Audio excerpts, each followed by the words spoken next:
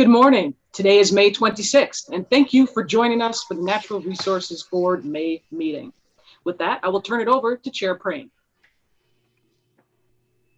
Good morning, everybody. I'd like to call the Zoom May 26th virtual meeting of the Natural Resource Board to order. Okay, good morning, everybody. I'd like to call the May 26th Zoom virtual meeting to order. Everybody can hear me? Yes, we can hear you. Okay, I just had a thing pop up. Please join me in saying the pledge to the flag of our American country.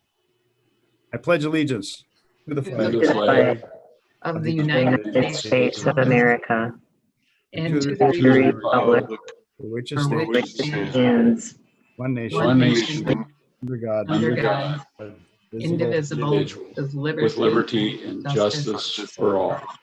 Thank you, everybody. And happy Memorial Day to all coming up. We're going to be covering our plants up here in northern Wisconsin. It's supposed to get a freeze or at least a frost tonight. Not typical, but not unexpected. On behalf of the Wisconsin Natural Resource Board, I welcome each of you today to our virtual meeting.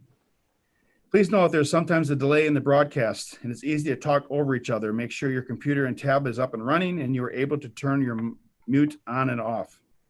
I'd ask you to mute if there's any background noise in your home or office. Board members, please ask for the floor when you want to speak and get recognized. Also, motions must be made slower so Lori can make sure who made them. Remember to state your name when doing so. Lori will also interrupt the meeting at any time if she's not uncertain who's making the motions, etc. Staff presenters, please make sure your Zoom is muted and your video is turned off until you announce your item. And please make sure your Zoom is muted and your video is off when you're finished. Our meetings are televised also on the World Wide Web via the NRB webpage, and especially want to welcome and thank our viewers for tuning in. Public testimony is welcome at each and every regularly scheduled NRB meeting. The transparent meetings and the ability for the public to testify and comment to us is the benchmark for how this board has operated for over 50 years. This meeting will have 25 appearances today via Zoom. I'd like to give special thanks to our technical and communications team, Christopher Tall for Zoom, Brent Alderman for live video webcasts, Jeff, Paul, Drew, and Ben for ensuring all board members' information is online for the public, and Sarah and Katie for media releases. Now that we got this all dialed in, I believe we're going to be face-to-face next month. But we can always fall back to this if something happens. Kari is a Wisconsin Conservation Congress liaison who helps us work with our longstanding partners dealing with the natural resources. I also thank Lori Ross, our NRB board liaison, providing the link between public staff and sometimes ourselves. The communication and historical continuity between the board and the department is unsurpassed with Lori's leadership. Law enforcement, Robin Barnhart, Chief Casey Krieger and his warden team. Well, as I say every month, and it's needs repeating, it goes without saying your staff's ability to protect our resources along with our board members, staff, and public's safety speaks for itself. With Memorial Day weekend coming up, I'll do a plug for the game wardens. Please be safe. This is the start of the summer season, and with it comes responsibility and the need to wear life jackets as much as possible. Every year we have drownings in the state that can be prevented if we would just use our common sense when boating. I'd also like to thank DNR Secretary Preston Coach, Deputy Secretary Todd Ames, Assistant Deputy Secretary Stephen Little, Chief Legal Counsel Cheryl Hyman, and the department staff for their participation in today's meeting. Your time is valuable and we respect that. Lastly, I'd like to thank the 2,200 permanent employees and 1,400 limited term employees of the DNR for their continued commitment and tireless work for the department and the citizens of this great state. Any questions for board members? Lori, please take roll. William Bruins. Sharon Adams. Sharon, can you unmute your mic, please? Maybe a little mute button with a line through it. Just hit that and it should unmute the microphone. But if Sharon, I'll tell you what, figure that out, Sharon. Until you do, just thumbs up that you're here. Sharon's Okay. Terry Hiltonberg. Good morning. Greg Kazmierski. Here. Marcy West. Here. William Smith. Here. Dr. Frederick Preen. Here, present. Full quorum today. Thank you. Is there a motion? So, Mr. Secretary, is there any changes to the agenda as posted? No changes to the agenda, Mr. Chair. Thank you. I'll give you the floor in a second. Is there a motion to approve the agenda as stated? I move approval. Smith. Second, Kaz. Second, Kaz. Any discussion on the agenda? All in favor, say aye. Aye. Aye. Opposed? Mr. Secretary, we have announcements. Absolutely. Thank you, Chair Preen, board members. What I will be doing is introducing our two newest nominees to the Natural Resources Board. And of course, for those individuals who are unfamiliar with the Natural Resources Board, this is a time-honored tradition where new members are nominated by sitting government. That nomination then moves to the Senate for confirmation. That said, let me first introduce Sharon Adams from Milwaukee County. And good to see Sharon. I've worked alongside and with Sharon all of my career in Wisconsin. And, you know, I would go on to say that what a wonderful jewel she is for the state of Wisconsin, certainly in the work that she's done relative to conservation, urban conservation, engagement, neighborhood stabilization. And again, the list goes on from urban farming to wellness in her neighborhood. So she's an icon in this part of Wisconsin. And with that, Sharon, why don't you have the floor, tell the folks a little bit about yourself, and then I'll pivot to Sandra D. Nas afterwards. Thank you so much. Good morning. I am absolutely delighted and honored to be here. I know it is a tremendous responsibility, and your history tells me that you are carrying it honor with absolute commitment. So it is my honor. As Secretary Cole has mentioned, it's been my life work and my living to be a part of natural resources. Whether it's listening to the memories of my father, who was a farmer, hunter, fisherman on 200 acres of land in Tennessee, or to my stench as a director of the Girl Scout Council of Greater New York and upstate New York, and over thousands of acres of land for 21,000 girls to understand nature. And then for the last 20 years, to be here in Milwaukee County, and a citizen of Wisconsin, ensuring that there is access and stewardship of our most precious resources. Thank you. Thank you, Sharon, and welcome to the board. Thank you, Sharon. Appreciate it. And well said. Sandra D. Nas is the second nominee. She will be filling the seat of Chair Preen, and Sharon will be filling the seat of Julie. And with that, let me turn it over to Sandra D. Nas from Ashland County. Good morning, and thank you, Mr. Chairman. Thank you, Secretary Cole and esteemed board members. I'm a teacher, so I'm going to take a little bit longer than Sharon did. That was really well said, Sharon. I can't wait to meet you in person. Appreciate the time to be able to introduce myself a little bit. I will not be sitting, I'll be listening in on the meeting today, but not be part of the meeting. As Preston said, I am Sandra D. is my first name, but I go by Sandy, so either one is fine. Noss is my last name, and I'm honored to be here today. I am a Bayfield County resident and have been so for more than 30 years. I'm originally from Waterford, Wisconsin, and gained a love of agriculture and natural resources in northern Wisconsin, visiting my parents' hometowns of Butternut and Park Falls. They left the area to find more opportunities for our family, but I couldn't wait to move back. I attended the University of Wisconsin-Stevens Point and quickly found myself in the College of Natural Resources. And I gravitated toward soil science, land and water conservation, and agriculture. After graduating in 1988, my desire to move north took me to Adams County as county conservationist, where I worked with the Farmland Preservation Program and CRP planning. And an opportunity came up to serve as county conservationist in Ashland, Bayfield, Douglas, and Iron County. It included all of those counties, so that was a unique situation there, and it was right on Lake Superior, which was perfect for me. I worked with farmland planning, forestry, recreation, the state's non-point program, prepared land and water resource management plans for the counties, and then also nutrient management planning. I went on my own and started a small consulting firm called Stable Solutions, and I focused on working with municipalities throughout doing grant writing for stormwater management projects through the Wisconsin Coastal Management Program, providing access for people, helping to provide access for people to natural resources, and then some wildlife projects with the Sharp-tailed Grouse Society. During this time, I've also worked with the Arrowhead to West Bend Powerline project, and actually worked for a 3-year period on that project, working as an environmental consultant for the contractors, which was kind of a unique situation that doesn't happen very often.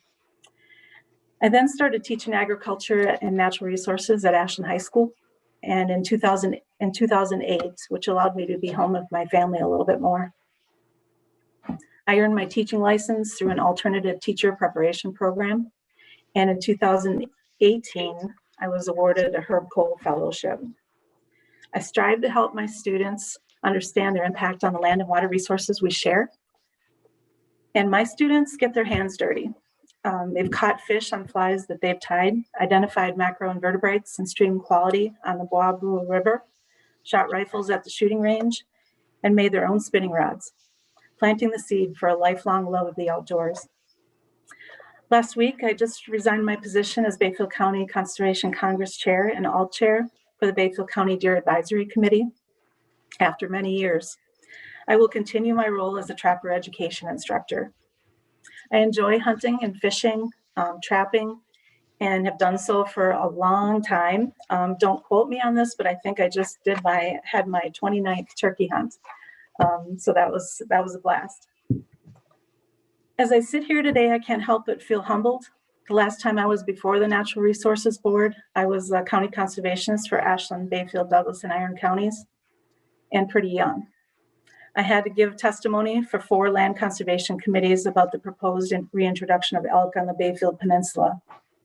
The committees wanted to have a plan in place to address wildlife damage, as the state couldn't cover the costs for deer and bear damage at that time. And that was a big concern for our farmers and fruit producers. They sent me to provide that testimony. To say I was nervous was an understatement. But I'll never forget, as I started to speak, looking at Secretary Buzz Besadny and seeing his encouragement and his smile and the nod of his head. He continued that throughout my presentation and gave me the confidence to do what was needed. That was a long time ago. Today, I'm honored to be sitting here with a chance to represent the people of far northern Wisconsin, to take what I've learned from those who came before me and taught me, Dean Dan Trainer and Professor Christine Thomas, both former board members, and what I've learned from people along the way, like Tribal Elder Joe Rose, and the many DNR, county, tribal, and agency staff I've worked with over my 30+ year career working in natural resources, is an awesome responsibility.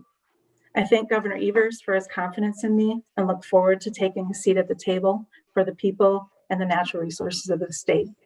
Thank you again, Mr. Chairman, and thank you, Preston Cole. Thank you, Sandy. Welcome. Both you and Sharon will continue to get briefings. Doc and I would like to think that we actually run this thing, but it's actually Lori Ross. Lori Ross will be your point of light as it relates to the natural board, the Natural Resources Board, and her history with doing her work as a liaison is far and wide. And so never be hesitant to reach out to her about travel arrangements, about moving around, about natural resources. But I will also tell you, in your work as a Natural Resources Board member, as we move into our Out of Madison meetings, you'll get reminded about the work that we do, who's impacted by the work of the DNR and Natural Resources Board. So with that, Dr. Green, I'll turn it back to you. Thank you. Thank you, Mr. Secretary. Okay, let's go to the consent agenda, please. It's a lengthy meeting today. That's some vibrant conversation and debate. We have a lot of business to attend to get accomplished. The consent agenda today is as follows. The approval of brief of action from April 14th, 2021. Second is the Little River Band of Ottawa Indians will donate equipment and service totaling $138,000. This donation will be used to install a Peshtigo and Milwaukee River PIT tag antenna system. The Dane County Conservation League, DCCL, will donate $25,725 to support several critical grassland habitat management projects on DCCL-owned lands within the Buena Vista Wildlife Area. This donation will also support hiring a student intern and purchase a rubber track for a DNR utility terrain vehicle, which will further facilitate the important work of conserving and managing public grasslands in Wisconsin. The Friends of Rock Island State Park will donate $25,000 to be used to help fund the inspection and potential repairs of the dock at Rock Island State Park. The Heritage Hill Corporation will donate $20,000 in the form of a sculpture entitled Voyagers at Heritage Hill State Historical Park in Brown County.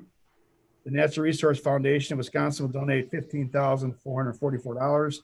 This donation will be used to support the Wisconsin Endangered Resource Fund that manages and conserves and monitors endangered species in state natural areas. And request that the board authorize a preliminary public hearing for revised statement of scope for emergency order WM0121E, board order WM0221, and board order WM03-21 for proposed rules affecting chapters NR 8, 10, 12, and 19 related to gray wolf harvest regulations. And lastly, request that the board authorize a preliminary public hearing and comment period for the statement of scope for board order DC 2220 for proposed rules affecting chapter NR 811 to update and correct and clarify existing code requirements and add requirements for new technologies related to the community drinking water system sources, source water quality, storage, treatment, and distribution. First of all, is there any item that any board members like taken out of consent for further debate on its own merit? If hearing none, I would take a motion for consent agenda. Hilgenberg, move. Moved by Terry. Is there a second? Well, second. By Marcy. Any debate on the consent agenda? All in favor, say aye. Aye. Aye. Opposed? Motion carries. Thank you. Next one, discussion and possible action concerning, as removed, there are none. Action items. First one, request that the board adopt board order AM 2018, proposed rules affecting chapters NR 400, 419, 421, 422, 423, 425, 439, and 484 related to implementing reasonable available control technology, RACT acronym, to limit volatile organic compounds, VOC acronym, emissions from miscellaneous metal and plastic parts, coatings, and miscellaneous industrial adhesives. Gail Good, you have the floor to tell the board what we're contemplating. Thank you and good morning, Chair Prane, members of the board, and Secretary Cole. My name is Gail Good and I'm the director of the Air Management Program. Next slide. Today I am requesting adoption of Board Order AM 2018. Next slide, please. The rule changes in AM 2018 are being proposed so that the state can meet Federal Clean Air Act requirements related to the control of volatile organic compounds or VOC emissions. The proposed rule updates Wisconsin's VOC content limits for metal and plastic parts coatings and industrial adhesives in ozone non-attainment areas that are classified as moderate or higher as required by federal rule. These include Sheboygan County and the area of Kenosha County, east of I-94, shown on the map. Next slide, please. Besides ensuring that the state meets applicable federal requirements, adoption of the proposed rule changes will help ozone non-attainment areas be redesignated more quickly when they are eligible. Redesignation ultimately results in less stringent air permitting requirements, so timely requests that can be acted upon by EPA are strongly desired by the applicable sources in these areas. If the proposed rule is not adopted, the state would still need to implement the rule's proposed VOC control measures to meet federal requirements. Federal requirements can alternatively be met through site-specific administrative orders, which are not preferred due to the legal and administrative burden it places on sources. Next slide, please. This slide lists the AIR program stakeholder outreach on the proposed rule. In addition to the public outreach required under the Wisconsin statutes, which include the solicitation of comments on the economic impact of the rule and the public hearing and comment period, the program provided multiple additional opportunities for stakeholder feedback on the proposed rule changes. Adverse comment was not received. All comments were of a clarifying nature and were addressed in the rule. And final slide, this concludes my presentation to the board. Thank you for your time, and I'm happy to answer any questions that you have. Thank you, Gail. Board members, is there a motion to put this on the floor for consideration? Move to approve. Move to approve. Is there a second? Second. Second on Terry. Debate. Any questions for Gail Good?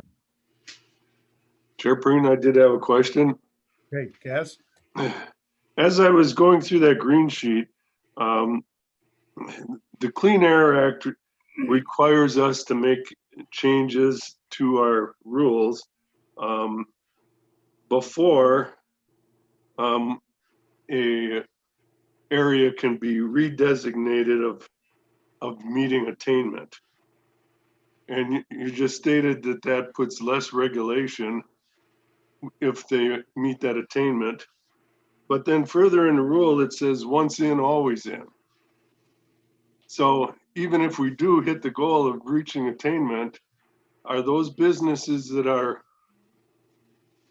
being required to have that $13,000 annualized expense going to have that for the rest of eternity, even though they hit attainment? Great, thank you for the questions.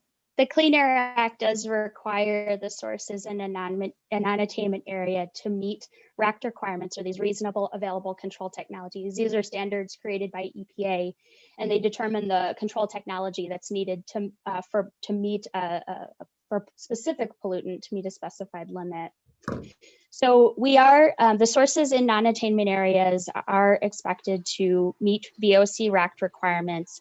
And in order to redesignate an area, when that area comes into attainment, we are required to show, to have these VOC RACT rules within our code and show that we're meeting that. And you're right, it is a once in, always in measure that is done to ensure that the area is able to maintain the standard. There are other permitting requirements, though, that are not applicable once an area does meet a standard and we are able to redesignate. So things like having to acquire offset emissions and other items that a permitted source would have to do in a non-attainment area, those type of requirements are no longer necessary when an area is redesignated. So while this VOC RACT requirement does remain in place for sources that are in a non-attainment area, moderate or above, and you're right, once and always in, they do remain in order to maintain the standard. It is those other requirements that that sources no longer have to meet once an area is redesignated to attainment.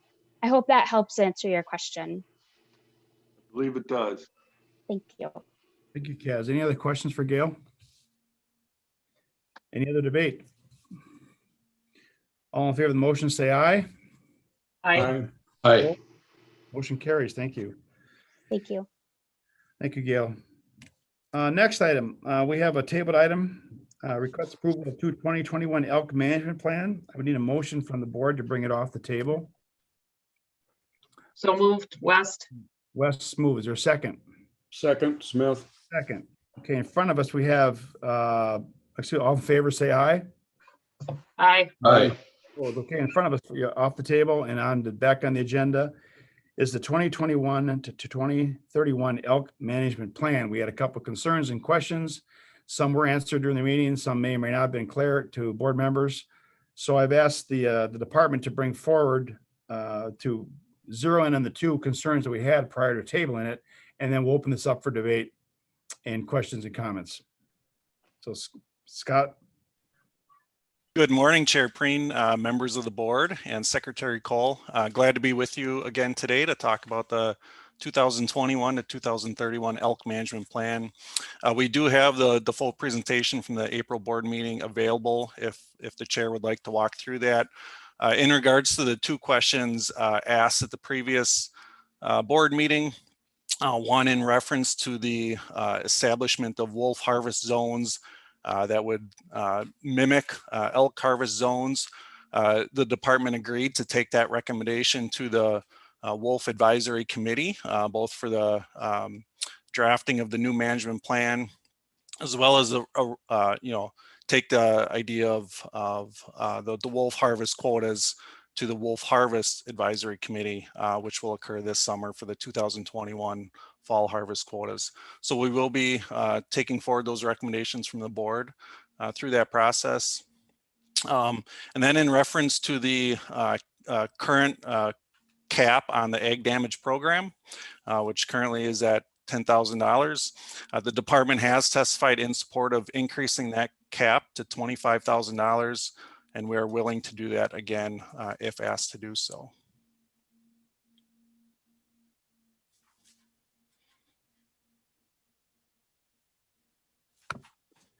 We have questions for Scott. Let's hold on it till we get the four public appearances, and then we'll bring questions back from the board members. First, we have Tony Blatter from Phillips, representing the Wisconsin Conservation Congress as chair. Good morning, Tony. Good morning, Chair Prayne, Secretary Cole, members of the board. In hopes of speeding things along, what I've tried to do here is we have information on 4B, 4C, and 4D. And of course, should the board have questions at any point, we'd be happy to answer them. Thank you for the opportunity to testify before you today on these matters related to elk management in Wisconsin. First, the Conservation Congress supports the approval and adoption of the 2021 to 2031 elk management plan presented here today. The elk management plan will serve as a guidance document for elk management and as an outreach and education tool to better inform and educate the public on elk ecology, history, and management for the next 10+ years. Members of the WCC participated in the development of these guidelines, and we are ready to work with the NRB and the DNR to utilize this plan to advance the management of elk in the state moving forward. We support the goal to maintain a healthy, robust, and sustainable elk population that provides the ecological, social, economic, and cultural benefits of elk while minimizing elk-human conflicts in Wisconsin. Further, the WCC supports the adoption of the proposed rule changes that have emerged as being necessary with the adoption of the aforementioned elk management plan. The change to establish 2 elk ranges and subsequent zones within those ranges will allow for the DNR to spread the hunting pressure out and may reduce the pressure on herd bulls in specific areas. The WCC also supports the change to eliminate the current closed period and offer a continuous open season and the update to the population goals for the new zones. And finally, the WCC supports the recommendation of an 8 bull quota presented to you today. This number will help meet the elk plan objectives that allow for the building of the herd by maintaining the cow-bull ratio, continuing the increase the bulls in the herd, and increasing the number of mature bulls to support breeding success of the population.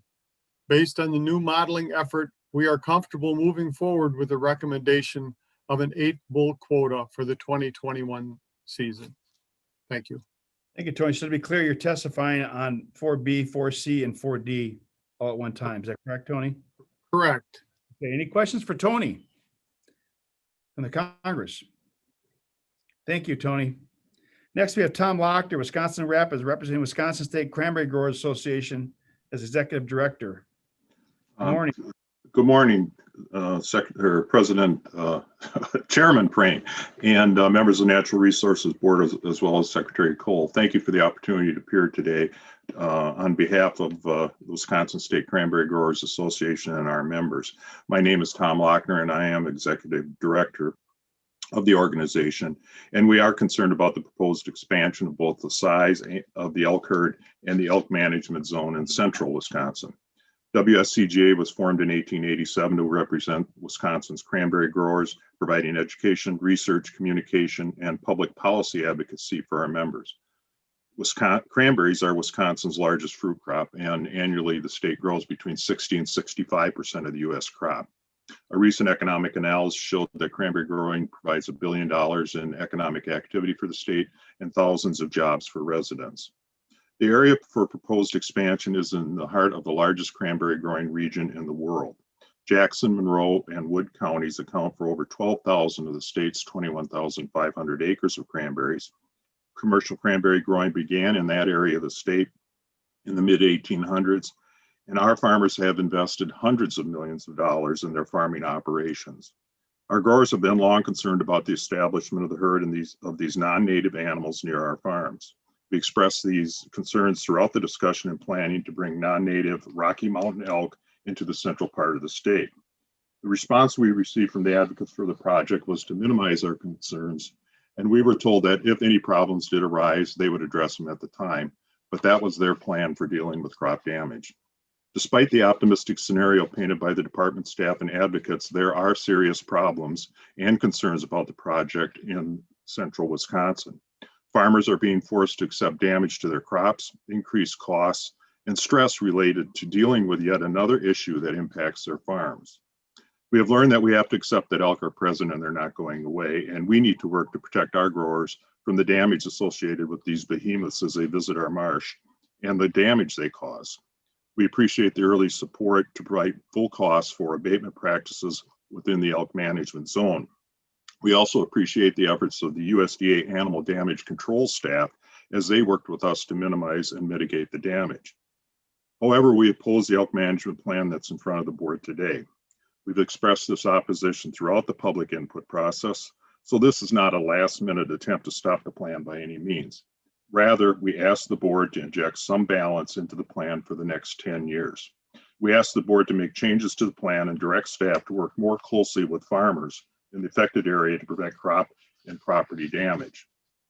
The proposed expansion of the elk management zone will increase the agricultural land base at risk for damage. We respectfully ask that the department provide an analysis of the land base in the proposed expansion area that would show that the herd will not cause crop damage.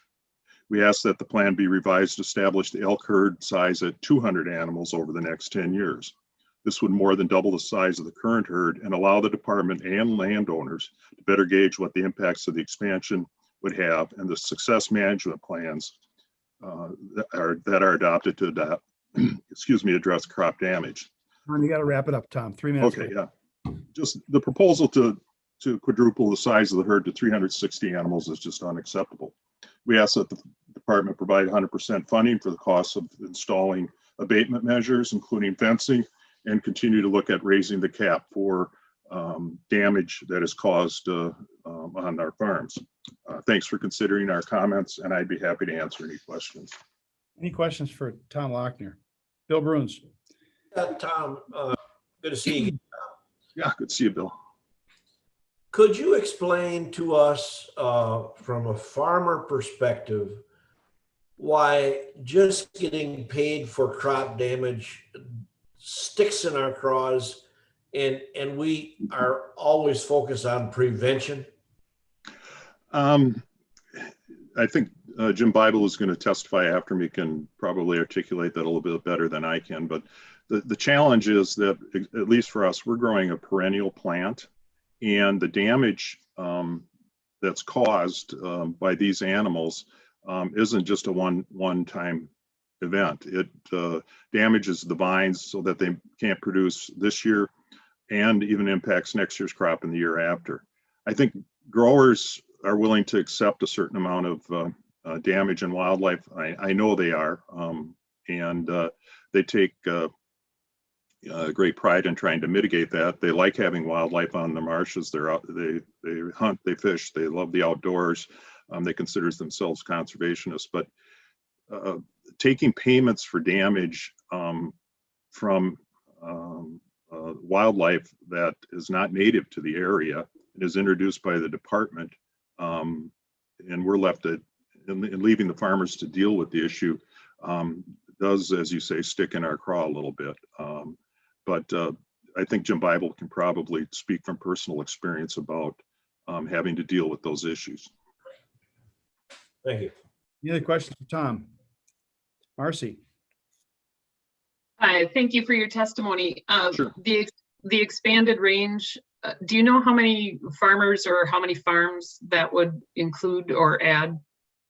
Well, I think that's the question, and that's what we'd ask the department to provide an analysis of. I think as I saw in the management plan, they talked about 8 additional cranberry marshes being brought into the area. The problem is that the elk don't pay attention to the lines that you draw on paper. They wander, and just east of the line that's being drawn is Wood County in the township of Cranmore, which is by far the largest and oldest growing region. And if the animals move into that area of the state, which they will, and if they move south into Monroe County, which they have, they're going to expand and certainly cause more damage. The more animals you add into there, the more damage you're going to see, because they do wander. They don't walk around individually. They move in packs, as we describe them, of anywhere from 12 to 18 to 24 animals, and coming through a farm and through a marsh, they cause substantial amounts of damage. I would answer the question by saying that, first of all, we don't know, and the department we're asking the department to provide that information. And secondly, for us, you have to look outside of that zone. As you expand that population, they're going to move. We know that already. They're not going to stay in the forest and eat trees. They're going to go eat corn, alfalfa, and cranberries. Thank you. Any other questions for Tom? Bill Smith? Thank you, Doc. Tom, thanks much for coming and appearing before the board and providing us a more complete perspective on the concerns. I can understand clearly your desire to be more conservative in numbers of elk as a department, and the growers and producers in that area learn in future years more about managing elk and about the repercussions of having elk on the land. I can appreciate the need to be conservative, and I can clearly understand your need and request for adequate funding for abatement and damage. The one issue that you raise about limiting the range of the elk is a little confusing to me. As you said, the elk are going to go where they want to go, and it's hard to prevent that. To me, a larger range boundary with the same number of elk would really open the door for other landowners and producers to be eligible for some of this enhanced compensation or management work. So in a way, this would almost work against the interests of some of the growers in that area. Could you comment on that, please? That's a valid point and a good question. And our position all along has been that whether you're in the management zone or outside of it, and you're experiencing damage caused by elk, you should be eligible for 100%. And that's how I would respond to that, regardless of where the lines are drawn. If you've got elk on your property causing that damage, you should be eligible for 100% cost share. I have a grower, for example, that sits right on the line, and part of his marsh is in, part of it is out. He has a sweet corn field that he grows, and that's out, and that gets devastated every year. So our argument and our position would be, regardless of where the lines are drawn, any producer that's having crop damage should be eligible for that enhanced abatement. Thank you, Tom. I can understand that clearly, but the location of the property relative to the boundary would affect the abatement funding. For example, 100% funding for fencing. And if you're outside that boundary or a distance from it, you're no longer eligible for that, the way I understand it. Have I got that wrong? No, that's accurate. And we would argue that that should be changed so that if you're outside of the zone and you've got elk causing damage, you should be eligible for 100% abatement costs. Okay. Thank you. I think it boils down to anytime you try to put an arbitrary line in the sand for wildlife, the wildlife don't read or follow directions, and that's the conundrum we're at today. Thank you, Tom. Okay, thank you. Jim Bible, Black River Falls, representing himself.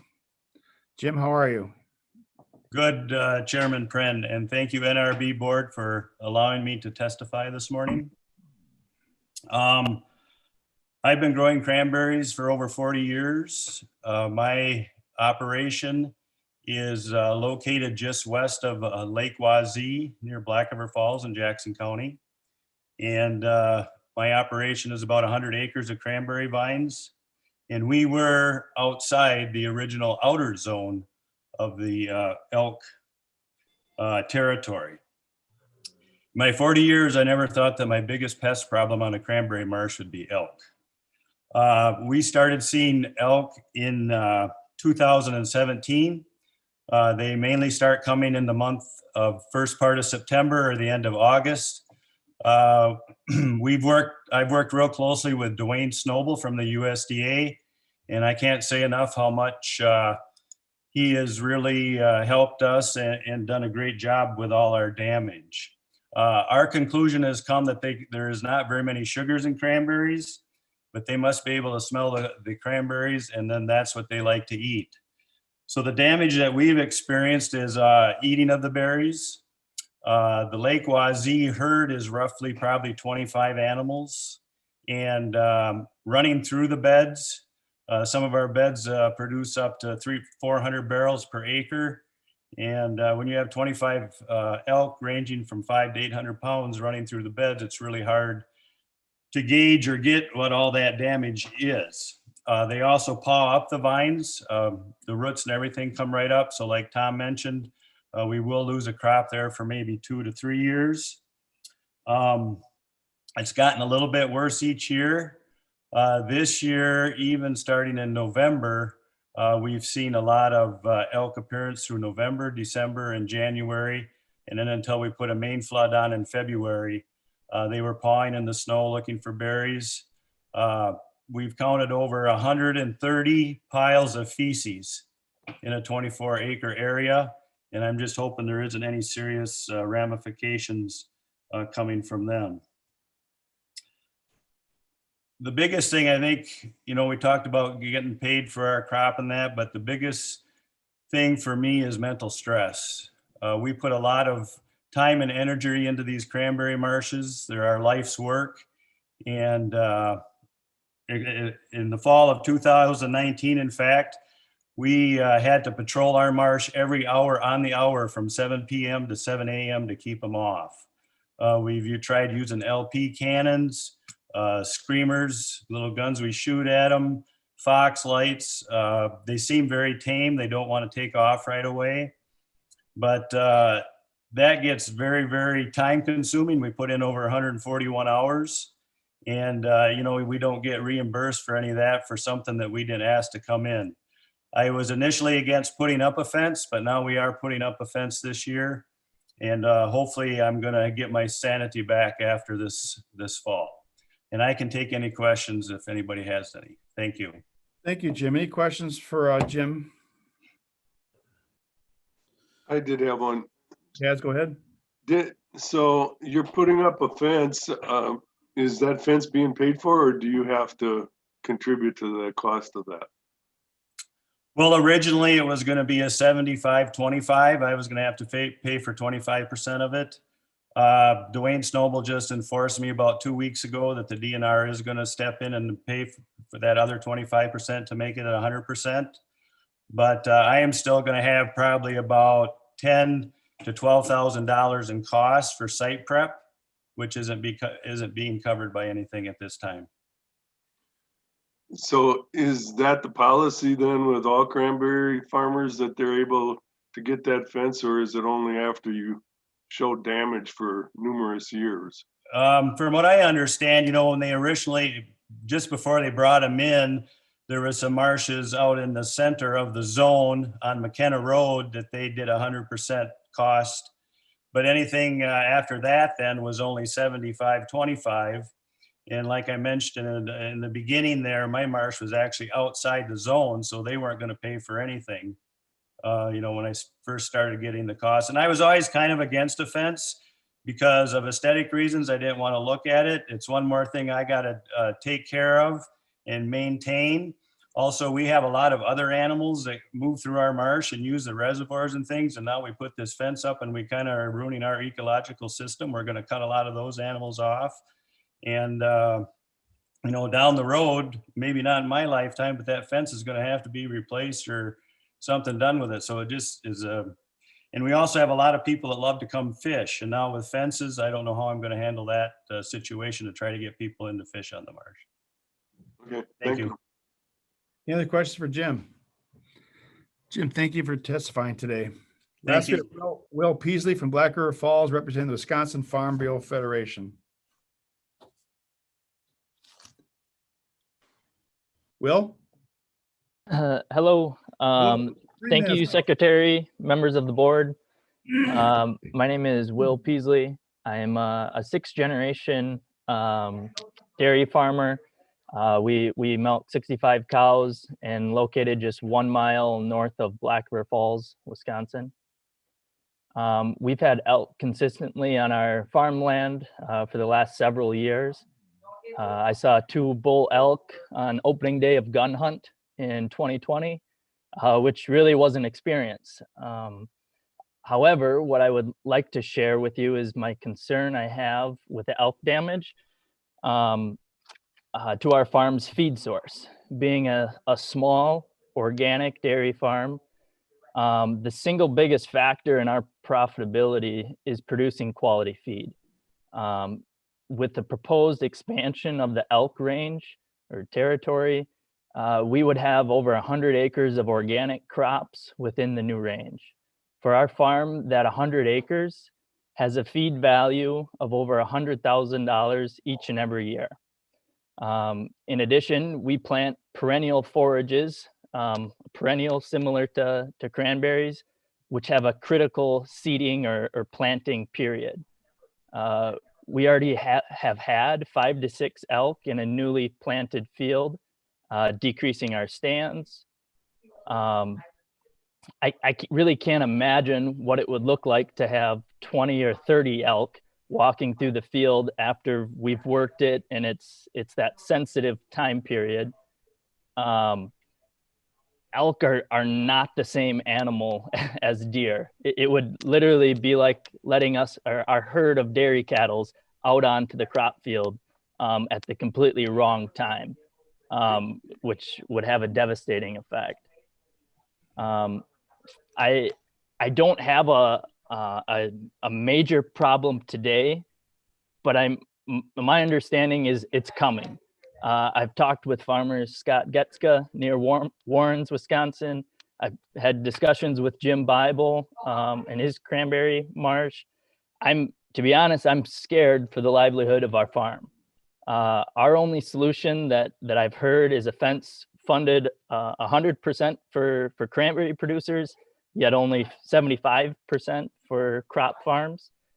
As it stands, our farm would have to make a decision to pay 25% of the fence costs around the fields that we own.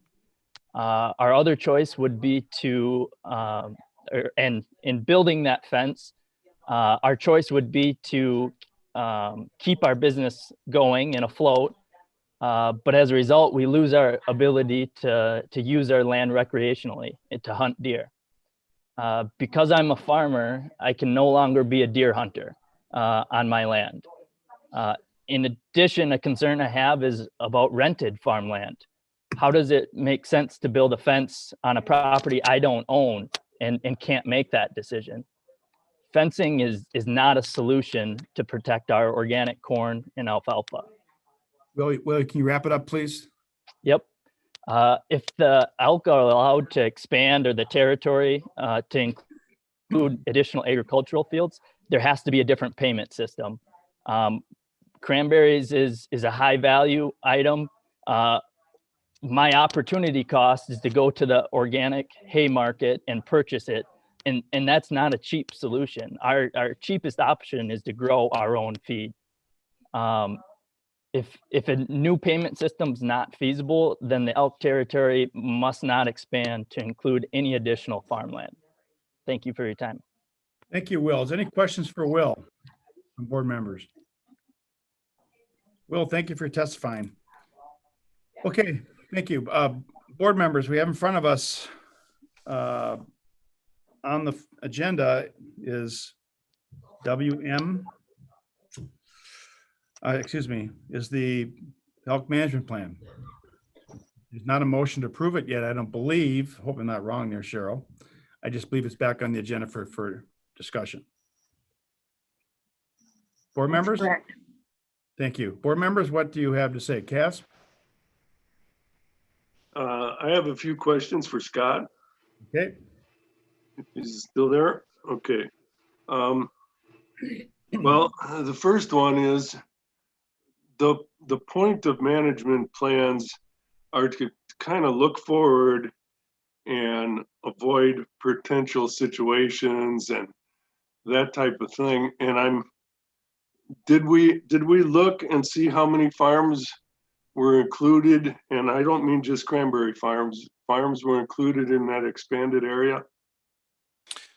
We did, Cass, specifically cranberry marshes, with the exception of traditional agricultural fields. There are 9 additional cranberry marshes or cranberry owners within that expanded area. And then there are 2 additional marshes in Wood County that would lie adjacent to the expanded area. So we did do that. Several of those marshes, I believe 2 of the 9 currently in Jackson County are currently fenced through our damage program from deer damage previously. So 7 of the 9 would be eligible for fencing, plus the 2 additional ones in Wood County. Okay, but how about crop farmers, like the gentleman that just testified? We have not. The biggest area where there are traditional ag fields would be in Will Peasley's area where he lives, which is kind of north of Black River Falls, between Black River Falls and Maryland. And there is a small area there that is primarily agriculture.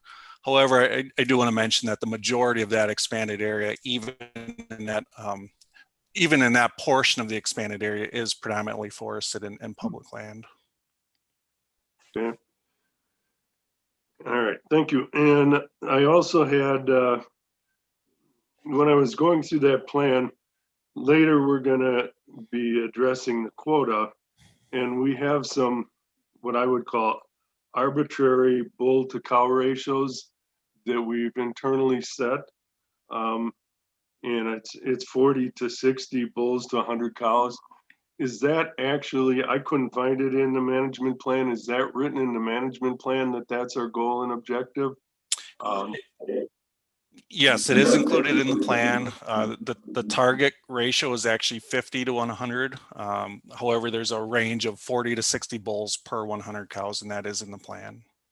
Okay, so by having that in the plan, then we could never authorize tags on the level that we would, that most of your western states that are running 25 bulls to 100 cows or anything, at least during that 10-year period. I think we would have flexibility there. I don't think we necessarily have to adhere to everything that's written in the plan. It's more of a guidance document. However, that would be our goal, to maintain a minimum bull to cow ratio of 40 to 100, which would reduce the harvest availability. And well, from my experiences, if it's in the plan, there's always going to be a case to be made. Well, it's in the plan, so we can't authorize tags. Any possibility we can drop that out of the plan here today? The board has the option to do anything to the plan they wish. They can change the boundaries. They can change the wording there, Kaz. The board has flexibility to do whatever they like to the plan, including turn it up and turn it down. And Mr. Chair, we would take all of those changes under advisement. Yep. Okay. It doesn't mean we're going to do it. We're just going to take it under advisement. Yeah, I got that. Kaz, you done? I had one last thing for him. So in the plan there, it states that the elk that we bought from Michigan at the time, and it had the sexes of those elk. And when we bought them from Michigan, or traded them or whatever we did. We brought them in at a 40 bull to 100 cow ratio. And the Kentucky elk were at a 45 bull to 100 cow ratio. So in the management plan, it states that they're born basically 1-to-1. So if we brought them in at that ratio, how do we ever expect to hit that 50 ratio unless we reduce the cow population? Mathematically, it just doesn't work out. Yeah, you're correct. Eventually, once the herd grows to a little bit higher population, we do certainly anticipate the issuance of cow permits to maintain that bull to cow ratio. Currently, the cow population is growing at a faster rate than the bull population. So cow harvest would certainly be part of the future conversations. Okay.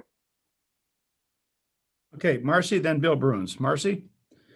Yes, just a quick clarification with your exchange with Cheryl. So this is off the table, but it is not an actionable item? No, that's not true, Marcy. It is off the table. It's an agenda item in front of us. There has not been a motion to approve it yet. We're just discussing it. And now I await the board's decision what to do with this agenda item, which is in front of us right now. So okay, thank you. It's open for whatever the board decides to do as an action item.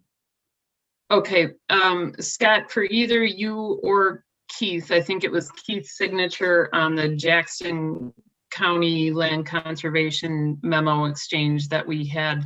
That 100% funding is from the elk management program, but it goes from the DNR to the USDA program.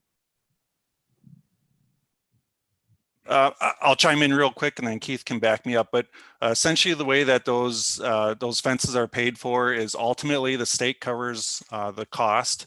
Initially, however, that compensation is paid by the counties and then the state reimburses the counties for those costs. Okay, so in their example, the fences are a significant dollar amounts. Correct. Yep. With the example I gave of the 11 additional marshes that would be included in there, based on our current cost estimates of what fencing would cost, that total cost could range anywhere from $400,000 to $700,000 to fence off those additional marshes. Thank you. Bill Bruins. Marcy, you done? Yes, thank you. Bill Bruins. You know, there's no way that I could support this management plan in the form it's in, but I'm just growing increasingly concerned with our challenges to keep this herd established in the central part of the state, the central zone herd. You know, we don't have any idea what the total cost would be to protect every farm field. And obviously elk are grazers, they're not browsers. So they're going to be looking for the next farm field for their source of food. I don't know how to resolve that. And the other concern I have with going through this plan is that it's pretty obvious one of the main goals of our establishing an elk herd in Wisconsin is for elk viewing, especially during the rut. Now, maybe what we ought to consider with a central herd is putting a fence around the herd so that the viewing becomes easier for all.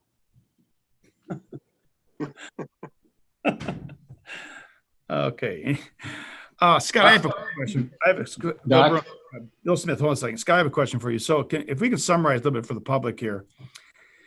Is it the acceptability of the department that farmers are going to take, the local farmers, whether it be organic farmers or cranberry growers, are going to take a share of the financial burden? Because we both have agreed that the statutory limit of compensation does not meet the actual damage in some of these areas, some of these like the organic farms he just testified to, it's capped out per acre of damage or per amount. Is that correct, Scott? That's correct. Elk damage is treated similar to damage caused by deer and bear and other species, where there is that $10,000 cap currently. So farmers are compensated up to $10,000 annually.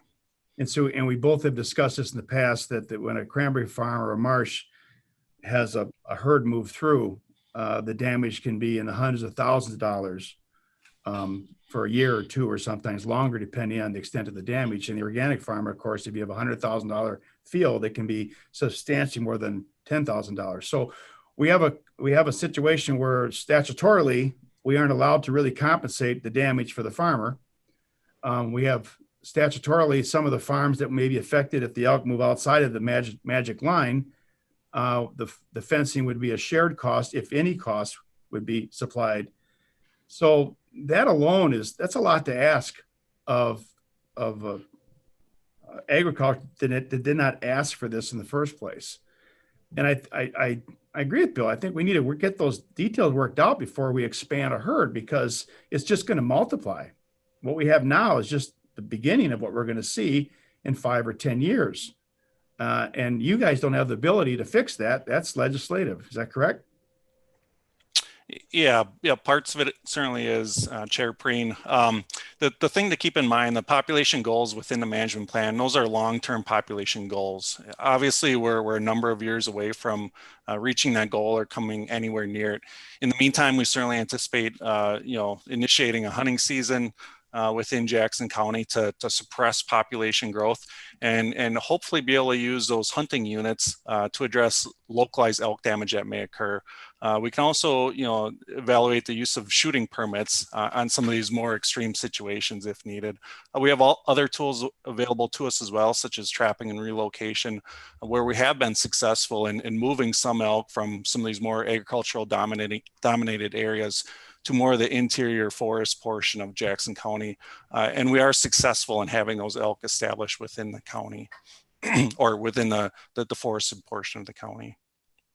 So board members, basically what we have in front of us, we can put the motion on the table to accept it and vote it, move it on. We could, as Preston said, give suggestions for them to consider to modify their plan based on our input today. What's the preview of the board? I mean, there's been some stuff discussed today, which I'm sure the department's already deliberated and discussed this internally, but it is being fleshed out today. Bill Smith, and now Bill Bruns. Thank you, Mr. Chair. I got a couple more questions of Scott as we deliberate or think about the question you posed to us. Scott, you mentioned that the herd numbers now are nowhere near where they might be at the end of this plan or for the present goal, which is set at 390.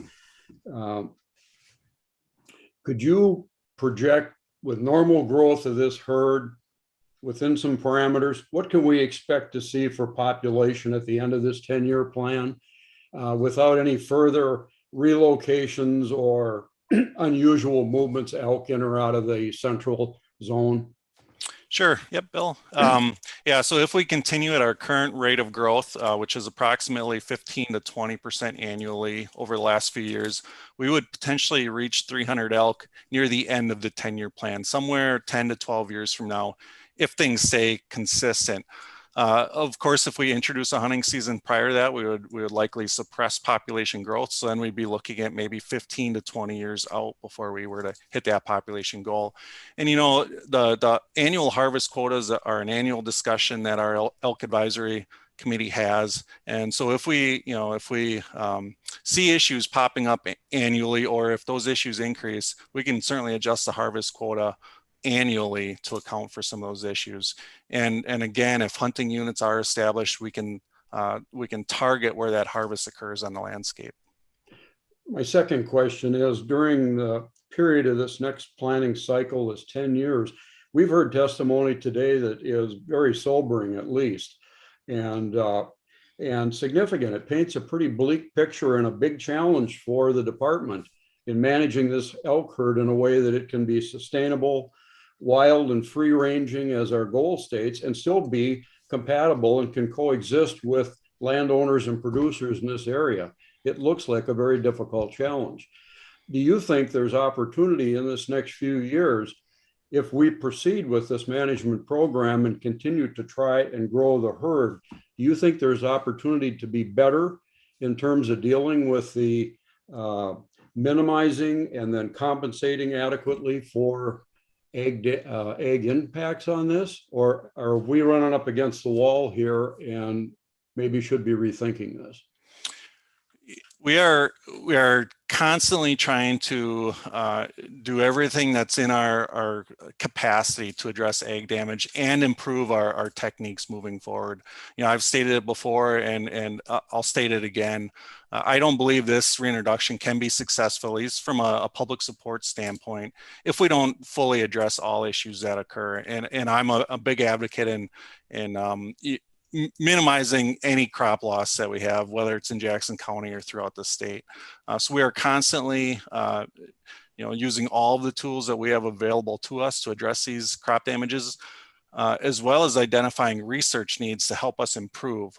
So one of the research items that we have in the plan is continuing to explore new abatement techniques. We've got a handful of tools that we currently use that are available to us. However, we are constantly looking for new tools. So currently we're teamed up with— Mute your phones, folks. Mute your phones. Just mute the computer, Sharon. Okay. Got it. Currently, we have a partnership with the University of Wisconsin-Stevens Point, evaluating the use of drones as a new hazing tool. So we anticipate the results from that research. And at the same time, we're always studying habitat use and habitat needs of the elk in both elk ranges.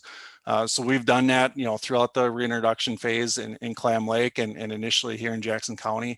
And we have current and ongoing research being conducted by UW-Madison to evaluate what elk are using, how effective our management efforts have been in terms of managing that habitat, and what else we need to do to really maintain those elk on the public lands where we want them to spend more of their time and less time on the private land. So Scott, I have a question to interject real quick here. What about the option of keeping the herd in central to 200, which would keep the damage down and keep it manageable? And if it exceeds that, relocate. Is this an animal you can pick up, 25 animals and take them up to Clam Lake? Are they going to make their way back down? Have you done any studies on that, or will they stay up in Clam Lake? Certainly trapping and relocation is an option, and it's something we've done on a regular basis in both herds. It is very effective. It's time sensitive. We can only really do it during the winter time. So when most of that crop damage may be occurring in the spring, summer, or fall, it's really difficult for us to capture a large number of elk during that time period. But if we can do it in the winter, we are successful in moving elk, and that could certainly be a tool to address localized damage that has occurred. So if the board desired to have the central herd goal at 200 instead of 300, but that's something the department would utilize, or how would that work? Potentially, yeah. If we were held to a population goal in either of the ranges, we would use multiple tools to maintain that population at the goal. Whether or not we would experience significant difference between a population of 200 and 300 is, it's kind of an unknown at this point. There may or may not be additional damage based on that extra 100 elk. And the population goal that's currently in the plan of 300 does include that range of plus or minus 20%, which would be 240 to 360. So that does give the department greater flexibility in maintaining that herd where it's appropriate based on conflict potential. Mr. Chair. Yes, sir. Scott, can you shape up what management strategies and tools that you have if the management of this animal begins to grow by leaps and bounds, and there are a significant amount of crop damage, car kills? Where is the tipping point to cause for an action? And the reason I ask that, it could be helpful for the board to hear what those metrics are, that if, this amount of damage occurs, this many car kills occur, and the like, what are the metrics that you would use to determine to shut that central herd down? Good question. We don't necessarily have any metrics currently identified. Certainly the plan, the current draft management plan does identify the need to establish those metrics moving forward. So those are action items that we hope to accomplish over the early life of this 10-year plan to identify what those tipping points are. Currently we treat it on a— Stop there. That's all I need. So, Mr. Chair, I would say if you folks want to move this item and have us come back to you in short order as to what those metrics look like, it would then be reinserted into the plan. I think we hear you loud and clear as to the efficacy of actions around, controlling the damage and the cost of the damage. But I need a tipping point to guide our decision making, and you need a tipping point that either those metrics are met or they're not. So short of having those before you, that's something that I would have Scott, Keith, and Todd work on together. Okay, thank you, Mr. Secretary. And there's been a desire from the Secretary to table this once again till the next meeting. But before we do that, Bill Smith, has got his hand raised. Yeah, I do too, Fred. Terry. Thank you. We've been spending a lot of time focused on the Central Wisconsin herd as part of this plan, which is really important to do. That's where the challenges are. But there are parts of this plan that would be very advantageous to help management of the northern herd in terms of some of the hunting units and some of the changes that have been recommended here. Is there a way to proceed with those positive changes where we're not running into any concerns at the same time of kind of taking a deep breath and taking a relook at the Central Wisconsin herd? Can we split this process to go forward with the positives? I think that, President, you may chime in, but I think the department wants to take a step back here and listen to the debate that we had. My hope is that it's not just focused on the Central 200. I want to make sure the department clearly understands is there any other concerns that we have with the plan, as long as they're going to go back and massage it a little bit. Correct. I think that today we've shed light on the possibility for that Central Sands group either being relocated or shut down in some way, fashion. But first, we have to know, and Scott says they have to do this work, they have yet to do it, is the metrics that would say, okay, it's over $1 million that people are paying for ag damage. There's been 5 car kills. There's been this, that, or the other thing. And so I think what you need is clarity or not around the impact of the ag damage in our decision-making as it evolves into moving and or keeping that herd. I mean, that's what you're looking at. Damn if you do, damn if you don't, but we need a little bit of science to make those decisions. Terry, you had your hand up? Yes, thank you, Fred. Thank you, Preston. Good to see all you folks here, and welcome to Sharon. I guess one of the things I would think that the public is kind of sitting back there thinking, didn't we anticipate any of these ag problems when we got started with this project? So I think it would be good for, Scott perhaps to be able to go back in history there and mention that. I think, there's some very, very good things, as Bill Smith mentioned, that are coming up as part of this proposal that I think we need to make sure that if they're time sensitive, that we can respond to them in a timely fashion. Perhaps at our next meeting that would allow us to take issue with those things. And I applaud the department on including some zones and tags in the management plan, and which many hunters have indicated they'd like back in the whitetail deer hunting plan, which would be kind of interesting, including back tags. So I just like to add that to our testimony here today, that there are some good things in there, and maybe the department will look at implementing some of those good things in our other hunting ventures that we participate in. Thank you. Thank you, Terry. Is that it for board members? Bill Bruins. That's a nice try, Terry. I see you. I see you coming. Thank you. Let me say, I'm in total agreement with the secretary on how to take a step back and re-examine this elk plan. But one of the things that I want to emphasize again, and it seems to be falling on deaf ears because there has been no language or thought, at least given to the board on habitat. I've mentioned several times that the elk is a grazer, not a browser, and you can't plunk an elk herd in a forest and expect them to stay in the forest. They're going to go where they want to go to find food. I need to hear a clear plan for how we create habitat, whether it's central or northern, that's going to be good habitat for the elk. Mr. Chair, thank you. Bill, I hear you loud and clear relative to that. I would say that our researchers are well suited to make those determinations. And if we have to have more tags to deal with the carrying capacity in the central part of the state that it should not exceed, that's what you're looking for as well.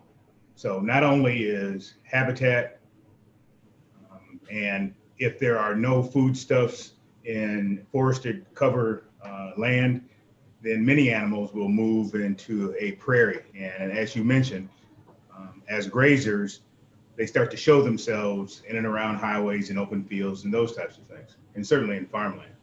So I'm well suited to bring it back in and get staff thinking about the tipping points and what causes action.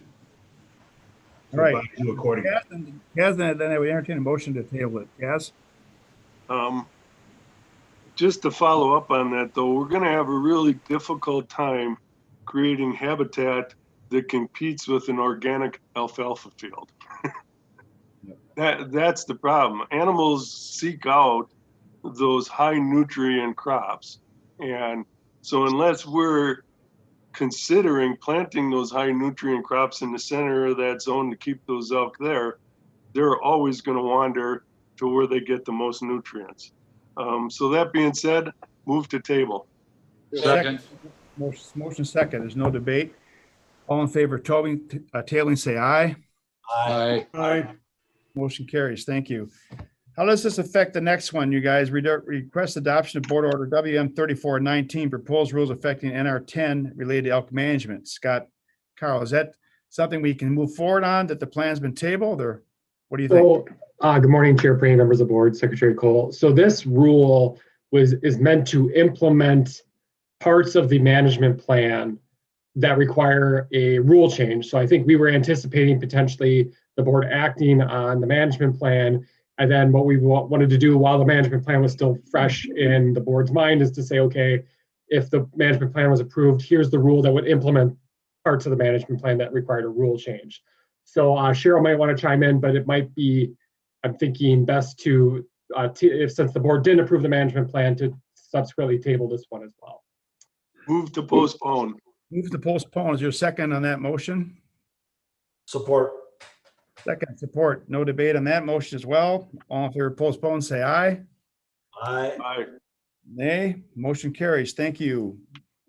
Next one, elk update and approval of the 2021 elk season quotas. This one I don't believe we can kick down the road, if I'm correct on that. Is that right, Scott? Yeah, yep. I think this one's back to me. We do have a presentation to share. Okay.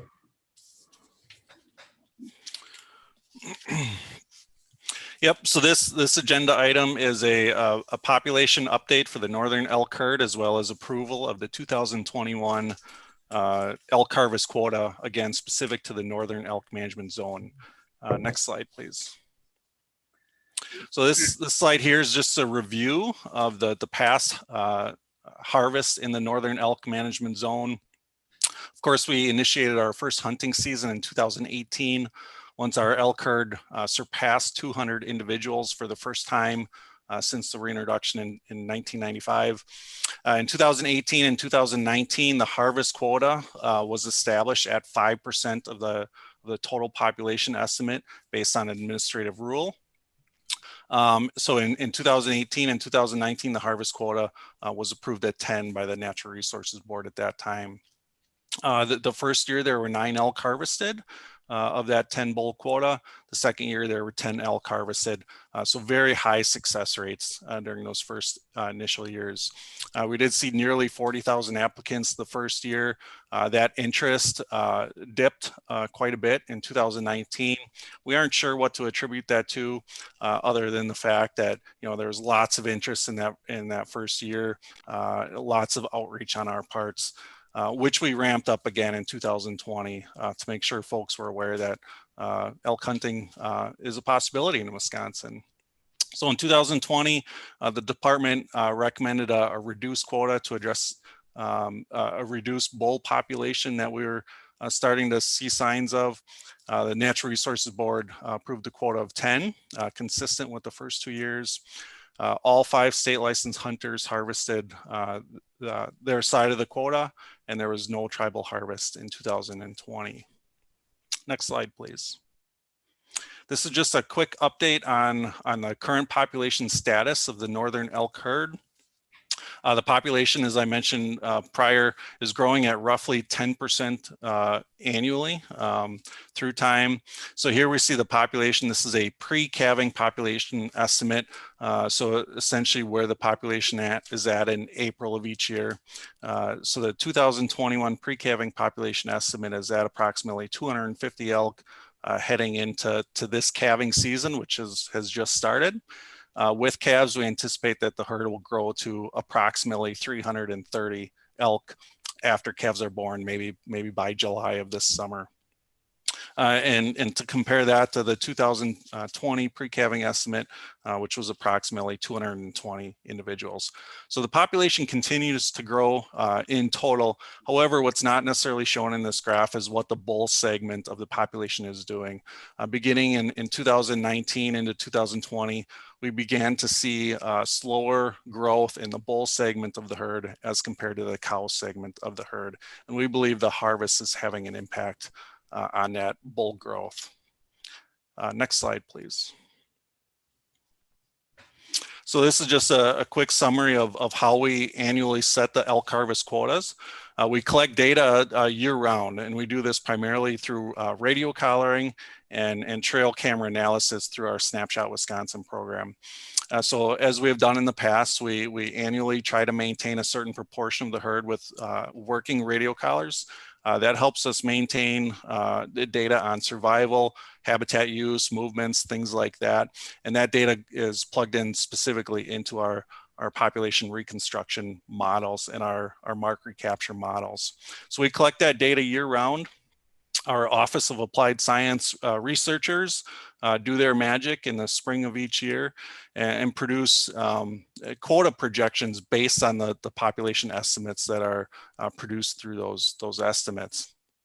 So the Elk Advisory Committee, similar to other species, recommend the initial harvest quota for the year, which is then ultimately approved by the wildlife leadership team and department at that point prior to coming to the board. So that's just a bit about the process. Typically that Elk Advisory Committee meets in April to try to get the quota to the board in May. The application period runs from March 1st through May 31st. So there's still a few days for folks left to apply for a permit if they'd like to do that. For the first time since 2018, when we initiated a hunting season, the Elk Advisory Committee established harvest objectives that they desired to meet through the harvest of bulls through these early hunting seasons. Prior to this, as I mentioned before, in 2018 and 2019, we didn't have much flexibility in what the harvest quota was. We were held by administrative rule to 5%. In 2019 or 2020, and again this year, we have greater flexibility in what that quota is. So the Elk Advisory Committee established these four harvest objectives in front of you. And we did this over the course of a 4-year period. So looking at what annual harvests of, for example, 10 bulls each year, what the impact would be by 2025 ultimately. Those 4 harvest objectives were maintain population growth of greater than 10% over the course of a 2-year period, recognizing that a population grows at different rates annually. So just trying to maintain population growth of 10% over 2 years, essentially 5% a year. Population is currently estimated at 332 after calves this summer. The second harvest objective was increase the total number of bulls in the herd. We've seen the total number of bulls essentially stagnate since the initiation of the harvest season. We'd like the number of bulls in the herd to increase, with the total population growth that we're seeing. So as the total population grows, we would also like to see the number of bulls within the herd grow. And similar to that objective, we'd also like to see the number of mature bulls grow in the herd. So the mean number of mature bulls estimated to be in the herd this summer is 38 bulls. And we'd also like to maintain a minimum bull to cow ratio of 40 bulls to 100 cows. This bull to cow ratio is something we've seen decreasing since 2018. We went into the initial 2018 hunting season with a near 1-to-1 bull to cow ratio, and that has dipped quite significantly since the initiation of the harvest season. So through our quota recommendation, we tried to achieve each of these 4 harvest objectives through the harvest quota and ultimately the harvest. Next slide, please. So the recommended harvest quota for 2021 from the department is 8 bulls. And similar to past years, this harvest quota would be split evenly between state licensed hunters and Ojibwe tribal hunters. And in addition to that, one of the state issued tags would be initially raffled off through a Rocky Mountain Elk Foundation raffle, essentially a fundraiser for elk management efforts. The 3 figures that you see on the slide here is a comparison of theoretical harvest quotas and harvest over that 4-year period that I mentioned. So if you look at the top of each figure, there's a set of 4 numbers, 6, 8, and 10. These are hypothetical quotas from 2021 through 2024, and what the projected impact of those harvests would be on the bull population by 2025. So if we take, we'll just take the quota level of 6 to start with. The very top line that you see, that'd be the total number of bulls in the herd. So you can see it starts at roughly 80 bulls in 2021, and it grows to over 100 bulls by 2025. That figure is further broken down by the number of immature bulls. Those are those that are 1 or 2 years old, as well as mature bulls, 3 or older. Mature bulls identified by the dark blue, immature bulls by the light blue. So here at this harvest quota of 6, you can see that if you look over the course of the 4-year projection, ultimately that the total number of bulls increases again from 80 to 100, as well as the number of mature bulls in the herd grows over that 4-year period. And we can look at the various impacts that a increasing quota would have, 8 or 10, for example. These are just displayed for reference purposes at this point. When we looked at these harvest projections, the Elk Advisory Committee quickly identified that harvest levels of 10 annually sustained over the next 4 years would ultimately have a negative impact on the bull population growth and ultimately result in at least one of those 4 harvest objectives not being met. Generally, 2 of those harvest objectives were not met. The bull to cow ratio fell below 40 to 100, as well as the number of mature bulls in the herd decreased below the starting value of 38. So if you look at the quota figure here for 10, you can see ultimately that the total bull population grows. However, the number of mature bulls in the herd is projected to decrease long-term at that harvest quota of 10. A harvest quota of 8 sustained over the next few years was identified as the maximum harvest rate that would still achieve all 4 of those harvest objectives. Ultimately, the Elk Advisory Committee recommended a harvest quota of 6 or 8, and the Wildlife Leadership Team approved a 2021 quota of 8. So that is the quota recommendation before the board. Again, this harvest quota would achieve all 4 of those objectives identified by the Elk Advisory Committee, and it is supported by our elk partners and members of the Elk Advisory Committee.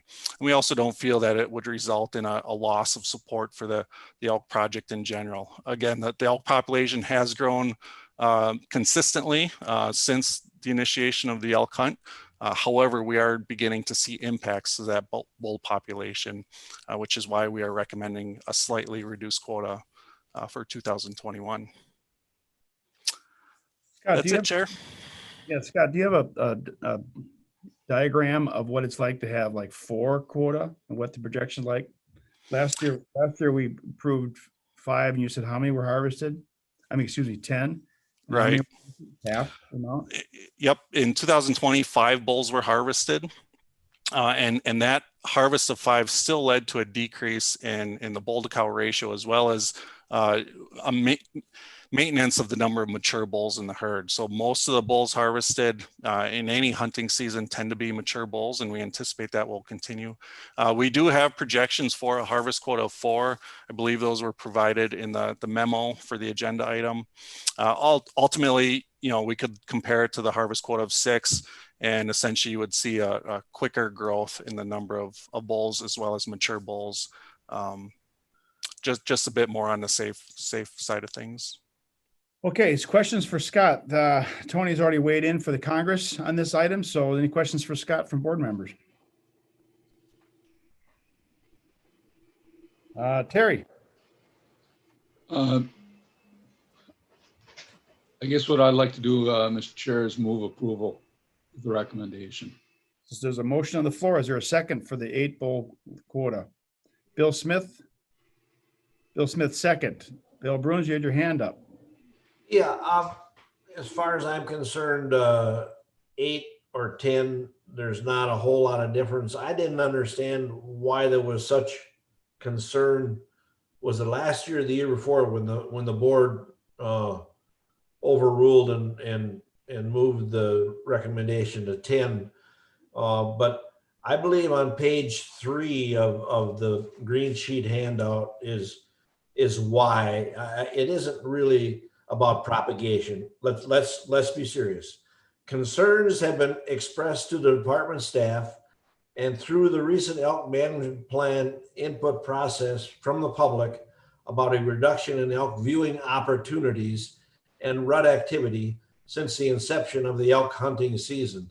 This is really about making sure that the viewers are getting satisfaction in viewing the big bull elk.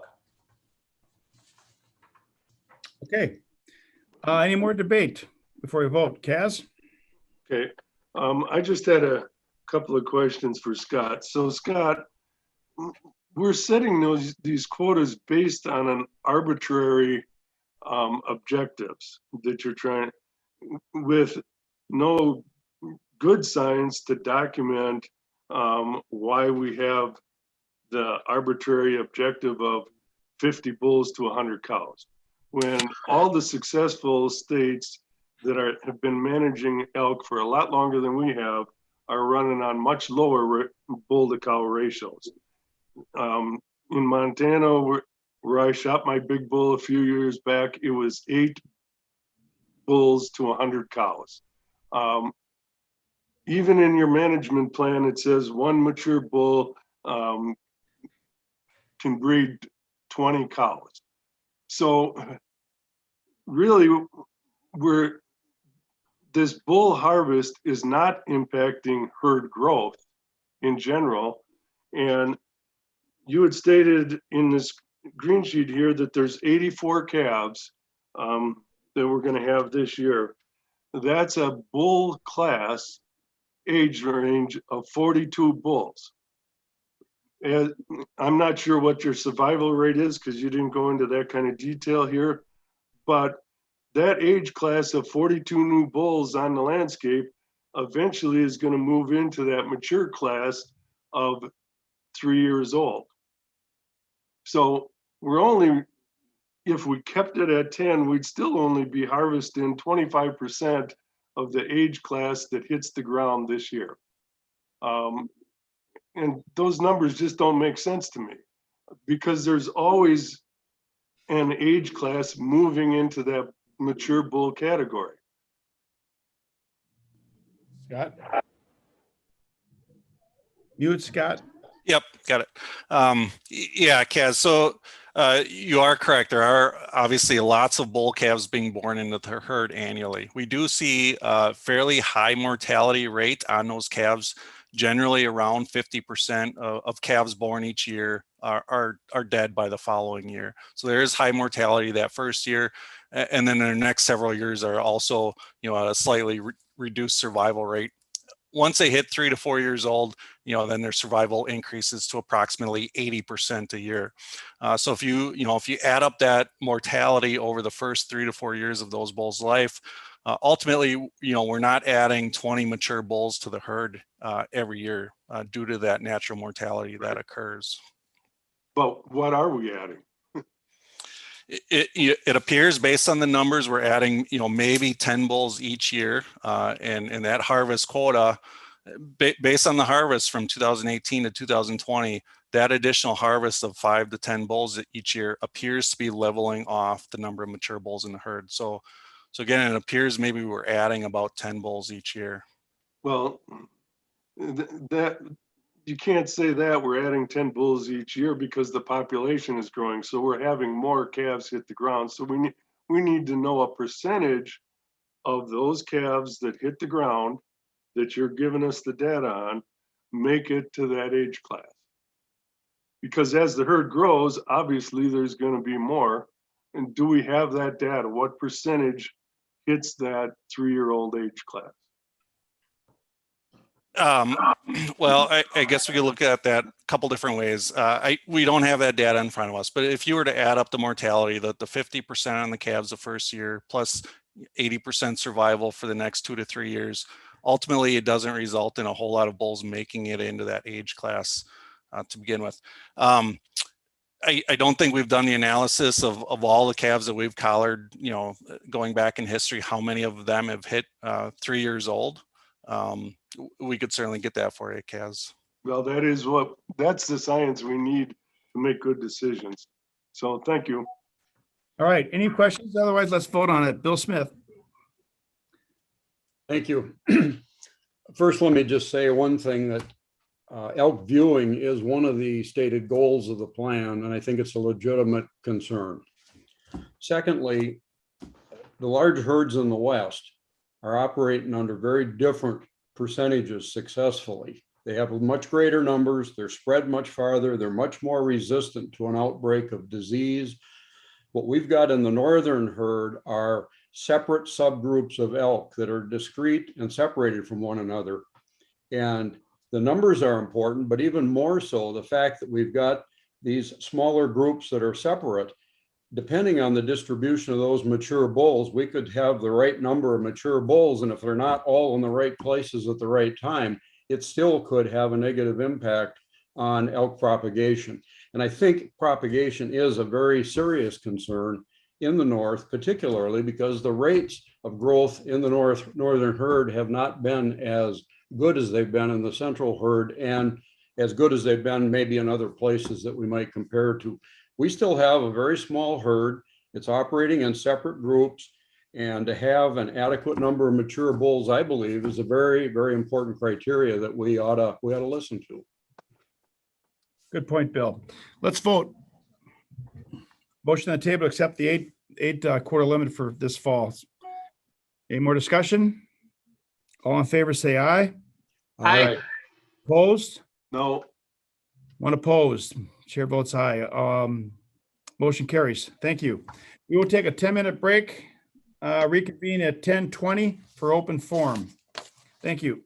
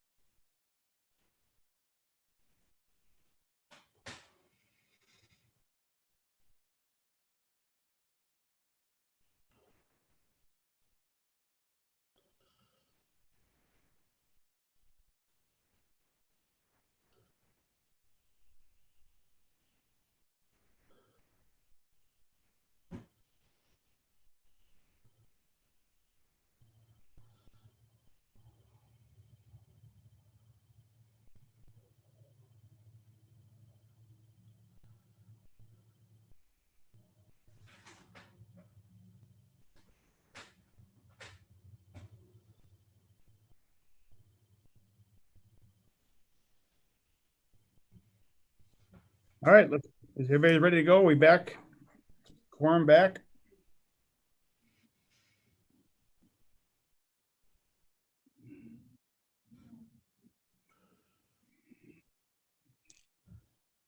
All right, we got 5. 2 more, Randy, huh? Waiting for 2 more. Marcy and Terry, if I look at it right. Marcy's here. Marcy's there. Oh, there you are, Marcy. Just popped Terry's the troublemaker. You know it. Come on, Terry.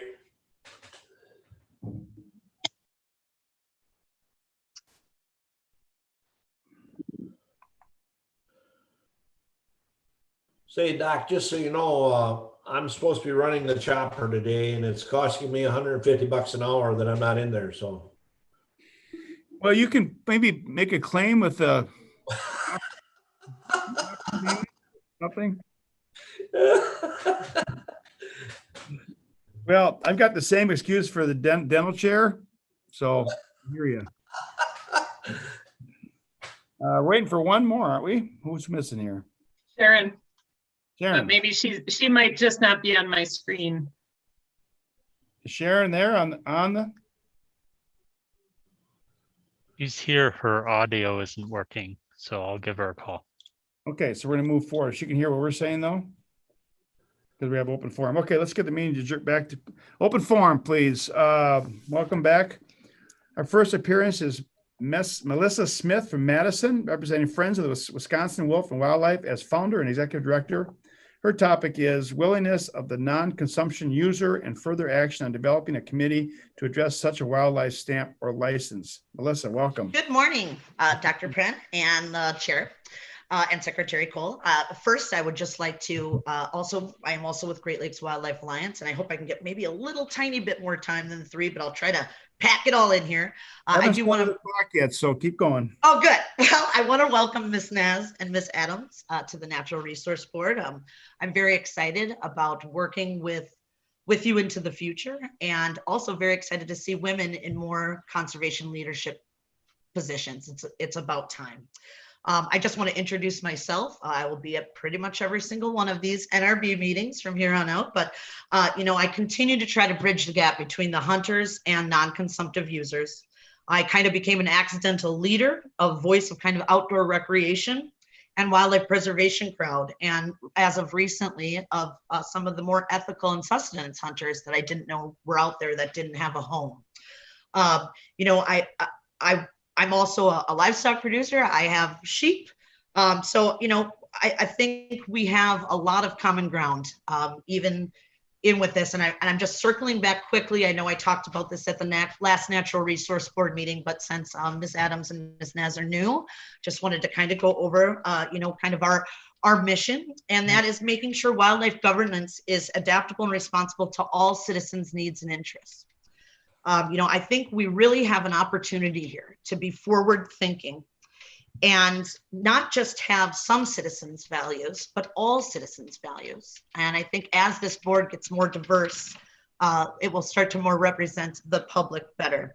And I hope to continue to bring you independent science and social science, and make sure that this Natural Resource Board into the future is more publicly accessible and transparent, and not just in the interests of very narrow interest minds or the loud vocal minority. The NRB must be publicly accountable to our citizens so we can be informed and continue to be engaged in decision making. Last month at this NRB meeting, I talked to Kaz about creating a wildlife stamp, and other ways we can really contribute meaningfully, not just our values and interests, but financially. I think we're sitting on a gold mine here and no one's picking up the axe. So it's very frustrating to come back every time, but I'm hoping that can really change into the future. There are a lot of people who want to contribute to wildlife that don't want to harvest. I'm just going to tell you a quick story. I guess I can make it in 3 minutes. You guys are lucky, so he doesn't lose any more money on his $150 an hour loss.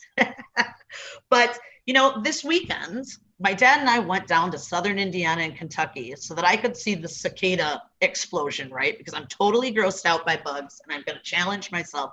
And it was amazing, all mostly so I could meme about it on the internet.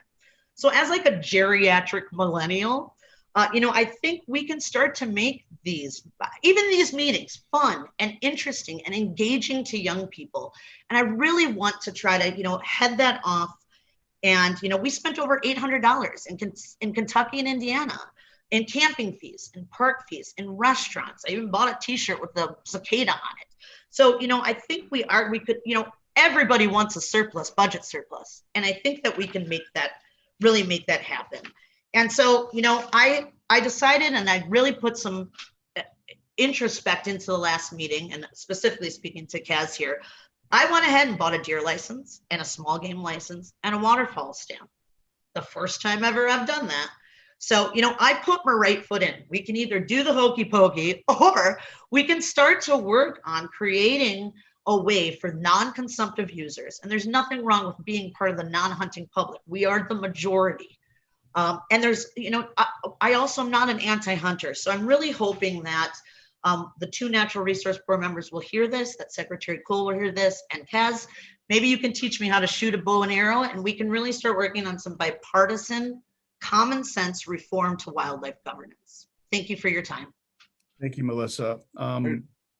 Just a second, Kaz, on a side note, Melissa, my son was married last weekend in central Indiana, and one of the fears the 17-year cicada, and it was just starting the day of the wedding, and fascinating.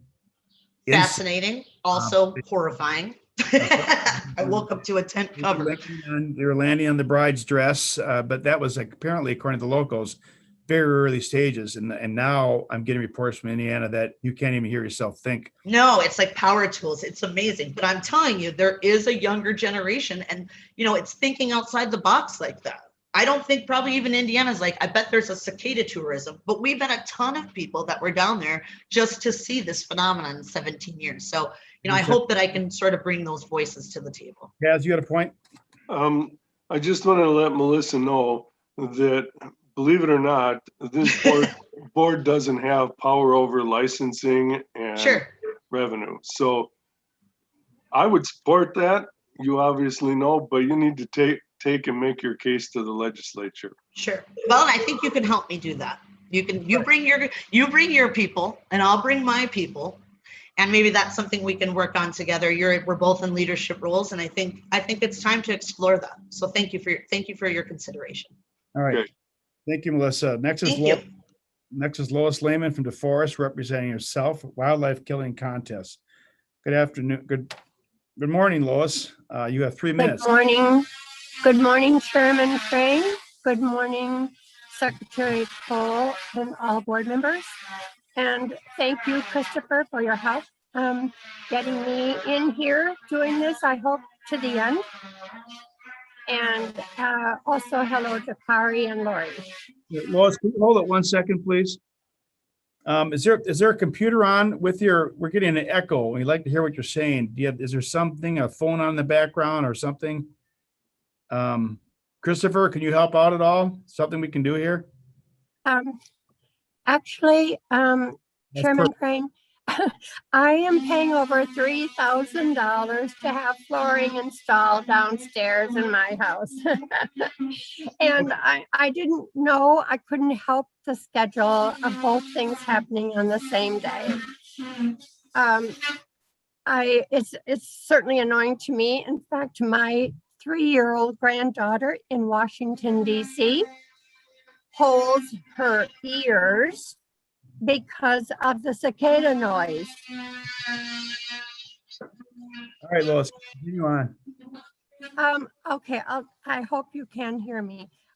This is an important issue to me. The title is Why the NRB and the DNR should develop a public statement opposing wildlife killing contests. Wildlife killing contests are not ethical hunting activities. These events invite participants to compete in the killing of target wildlife. Raccoons, coyotes, rabbits, fox, even crows and pigeons, for cash, guns, and other prizes. there is no limit in the number of animals killed. No hunting tag is needed. There are no regulations concerning fair chase and quotas. The carcasses of the targeted animals are not used, even though the pelt is at premium value when these events occur in the wintertime. Wisconsin has an estimated 40 such events. Some organizers use Facebook to announce the events while others operate in secret, usually at an annual event. Participants and proponents of killing contests falsely claim they are protecting deer, elk, and turkeys from these medium-sized predators, keeping the ecosystem in balance, they say. 7 states ban these unregulated contests, and 4 states are considering such bans. States with contest bans have not seen increased conflicts with wildlife and are safer places for all. And this is from Project Coyote that I'm quoting. The presence of coyotes and other native carnivores play key roles in a healthy ecosystem by controlling rodent and rabbit populations, keeping browsing deer moving in croplands and forests.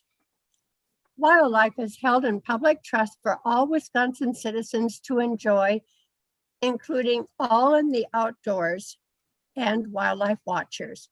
Animals are just trying to raise their young and live out their lives, as quoted by Professor Scott Craven on WPR. Lois, So Lois, can you wrap it up, please? We're well past 3 minutes. Oh, really? Okay, the most important part that I wanted to get to is the, that I searched hunter safety education in Wisconsin and the course objectives. Lieutenant John King, DNR Hunter Ed Administrator, explained that the North American model of wildlife conservation is not specifically taught in the hunter safety education course. However, in my search, I did find it under the Learn to Hunt program. I'll skip down to what John and I talked about. John addressed the taking of an animal and discarding it without use more than once in our telephone conversations. He gave permission to deliver this statement.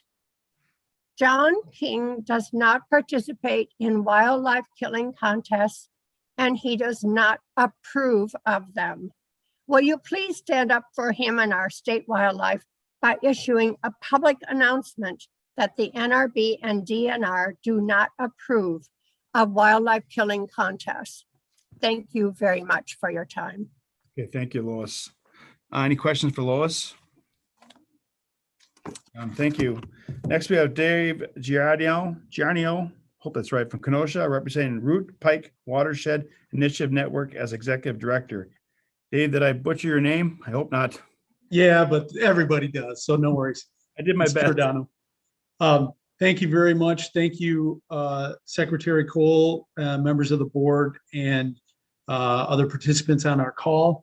I just want to give you a quick update of the great things that are going on down here in the Root Pike Basin, which is extreme kind of southeastern Wisconsin, all Lake Michigan tributaries.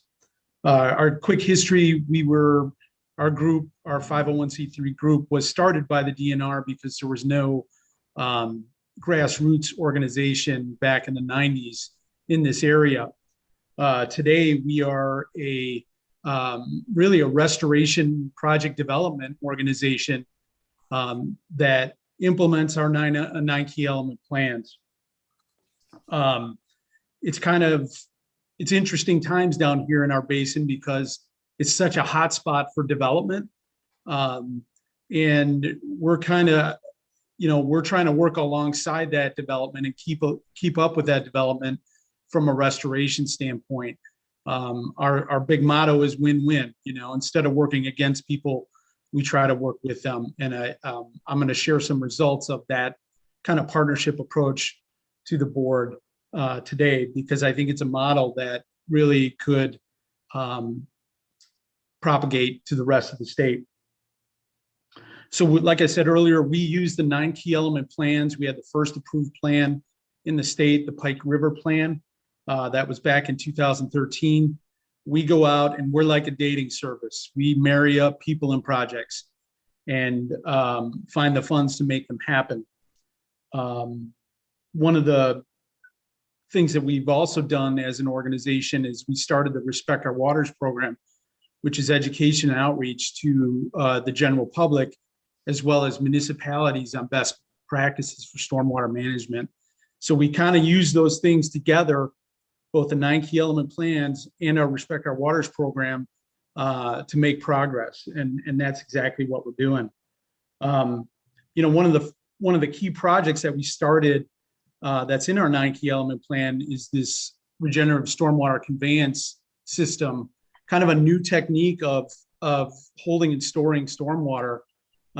This was used in a ravine restoration, and we then was able to apply that to the KR expansion project, working closely with the DNR representatives in our area, as well as WSDOT Kenosha County. So what we're able to do is decrease the size of the stormwater treatment footprint by about half. The RSC actually almost doubles the sediment reduction, and it doesn't typically hold water longer than 24 hours, so geese don't populate in the area, which is also good for stormwater treatment. So Dave, this is an example of working together. Dave, can you wrap up your thoughts, please, for us? Yeah, yes. So all this great work that's happening in our area is something that we're really proud of. And behind me is actually a northern pike. We found it the first time in the North Branch, which was restored about 3 years ago.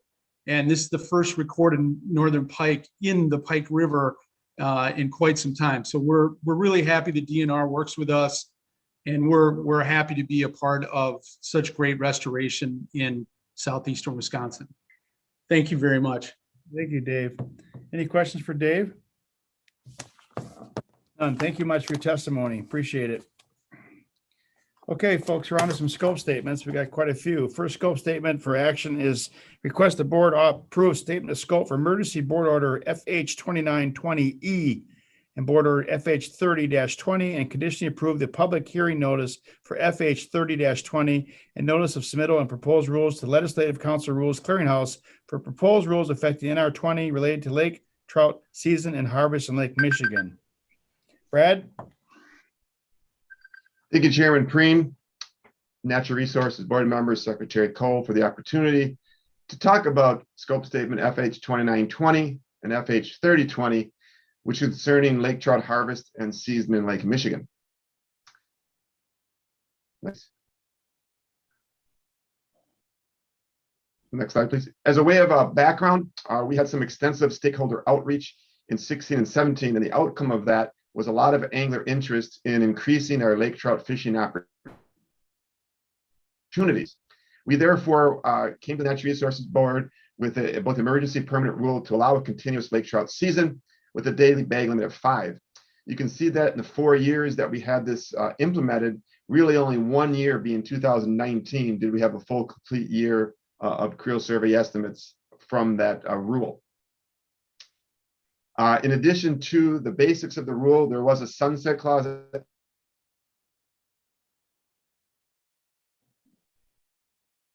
Brad's, is everybody else seeing Brad frozen up here? Kaz or Bill, is it just me or is it just? No, he's frozen on the screen too. Okay. Correct, he's froze. Can somebody else step in to continue Brad's presentation by chance?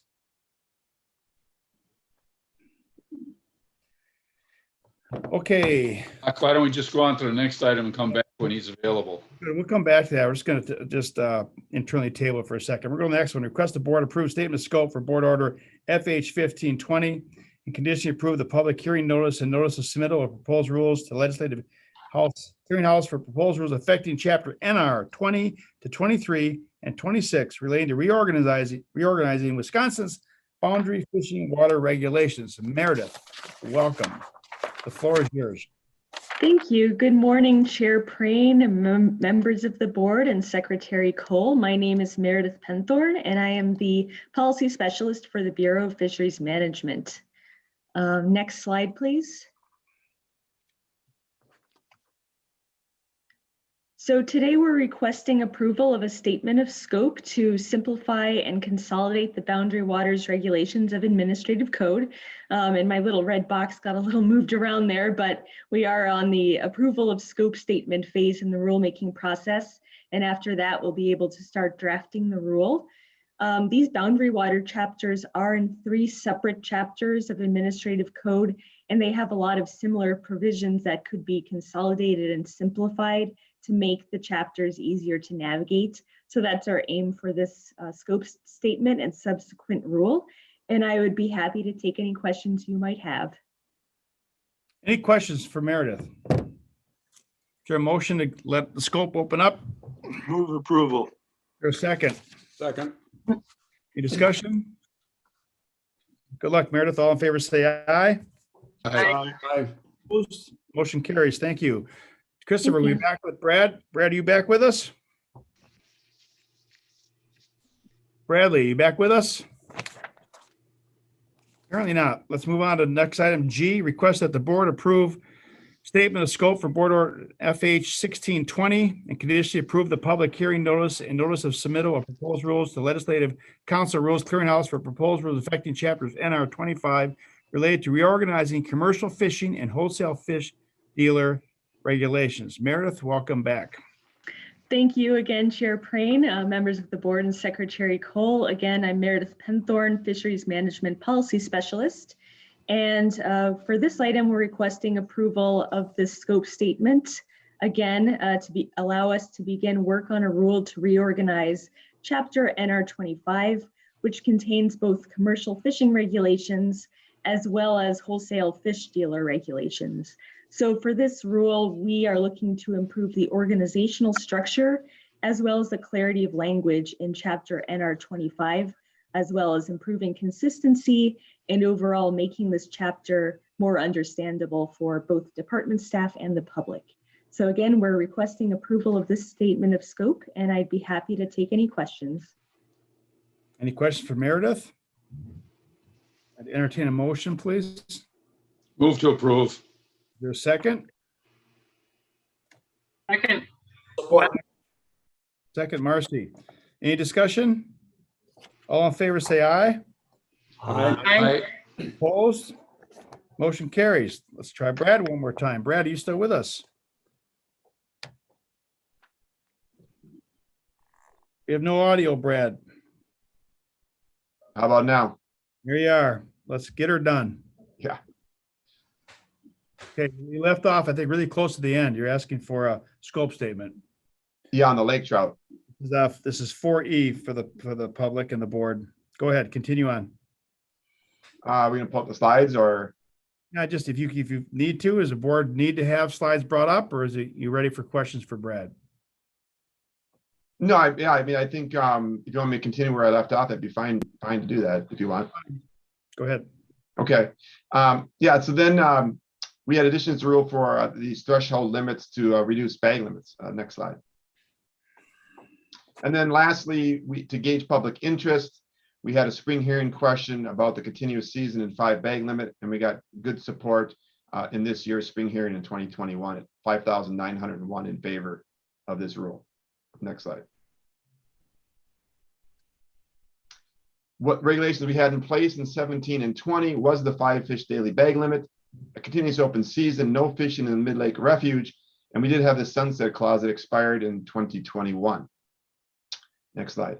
In addition, we had some thresholds that were put on in terms of the numbers, and if certain numbers were hit, a different bag limit would be assessed the following year. And as I'll show you that we did not get close to any of those numbers during this 4-year period.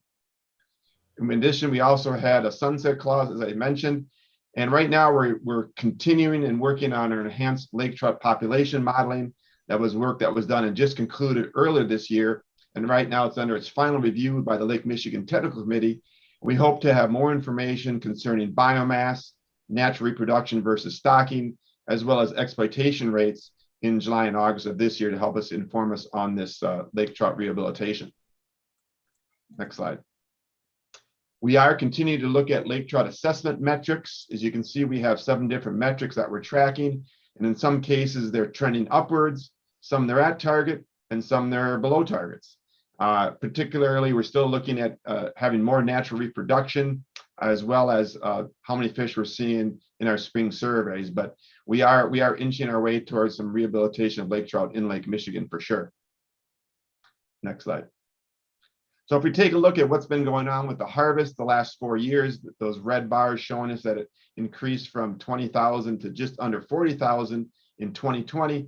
However, I will note that it's comfortably below the 82,000 limit that's shown there in the red line that was established in the late 1980s as a safe level for lake trout harvest for Wisconsin anglers. Next slide. To dig a little bit deeper into the season for 20, you can see from the charter information, about half the lake trout were harvested by the charter fleet on 11,353 trips. However, if we break that down, you will note that only 3% or less than 3% of the trips did anglers harvest more than 2 lake trout per person. If you look at that in terms of how many were harvested per person, it comes out to 0.4. And if you only include those trips that lake trout were harvested, it's only 0.74 fish per person. In addition, there were almost half the trips that were taken to not harvest a lake trout at all. So it's clearly about providing opportunity for not only charter anglers, but the regular anglers, should they encounter lake trout, they have the opportunity to harvest more than 2 fish per person. Next slide. We are right there, as Meredith said, in box 13, asking for the scope statement. And then next slide, we hope that we can come back to the board pending approval of this with a emergency permanent rule that will likely restore the continuous open season and this 5 lake trout per person bag limit. And with that, I could take any questions. Any questions for Brad? I'd entertain a motion, please. Move to approve. Second, Kaz. Second, Kaz. Any other debate? Very interesting statistics, Brad. Yes. All in favor, say aye. Aye. Opposed? Motion carries. Thank you. We're on to hearing authorization.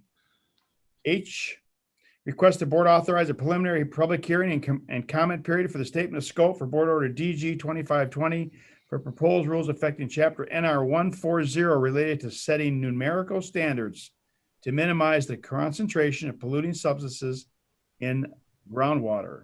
Stephen Elmore, floor is yours. Good morning, Chair Prane, Secretary Cole, and the members of the Natural Resources Board. I'm Steve Elmore. I am the Program Director for the Bureau of Drinking Water and Groundwater. And today I have an important item for your consideration. It's related to PFAS and other contaminants in groundwater in Wisconsin. Today I'm requesting to go to preliminary hearing for the scope statement for NR 140 groundwater standards. As you know, groundwater is used for drinking water in the case of drinking water for more than 2/3 of the people in Wisconsin. So it's an important item here. Next slide, please. So what we're asking to do here is revise NR 140 to establish numerical groundwater quality standards for the Cycle 11 list. This was a list of contaminants we sent over to Department of Health Services for their recommendation on potential new groundwater standards. And this includes, we did get a response back from DHS in November of last year. It includes 6 pesticides, 12 PFAS, and 4 combined PFAS that combine into one standard recommendation there. Next slide, please. So if this is approved today, we will go to preliminary hearing on the scope statement on June 4th. We'll have a 7-day open comment period. and we will review the comments and prepare the final scope statement for your consideration at the June meeting, as I hear, hopefully in person. DNR is required by law, Chapter 160 of the statutes, to propose rules establishing the DHS groundwater standard recommendations when we receive them. Next slide. And that's all I have. I'm available to take your questions, and thank you for your time. Any questions for Stephen? Big topic. I have one question. So the ramifications of this down the road, explain them to me as a homeowner, and my well doesn't meet one or multiple of those standards. What occurs down the road then? So as a homeowner with your own well, if one of these contaminants is found in your well, it will guide the department to take further action against, say, a responsible party that may have caused that contamination in your well. You as a homeowner, though, it's more like a guidance value that can tell you that, hey, that's higher than it should be, and maybe I should install treatment or consider drilling a new well. The department will not require you to, say, abandon your well, but we will take further action to find the source of that contamination and hopefully eliminate it from the groundwater so that it's not in your well. Does that answer your question, Greg? Very, very good. Thank you. Is it possible? I thought that they were like forever chemicals, Stephen. Is it something where that occurs that we can actually find the contaminant and remove it? Or is it possible to do that as a forever chemical? It is PFAS, which are some of the compounds included in this this scope statement in the Cycle 11. Some of them are PFAS, and they are considered forever chemicals. But if there's an ongoing source of contamination, we can address that. Like if someone is continuing to pollute groundwater, we can address that. And we are on the edge of the science on how to remove it from groundwater. You're right, that is hard, and there's limited ability right now, as we know it, to remove it from groundwater permanently. Okay, thank you. Any other questions for Steve? Bill Bruins. Yes. How many of these substances are newly considered to be contaminants?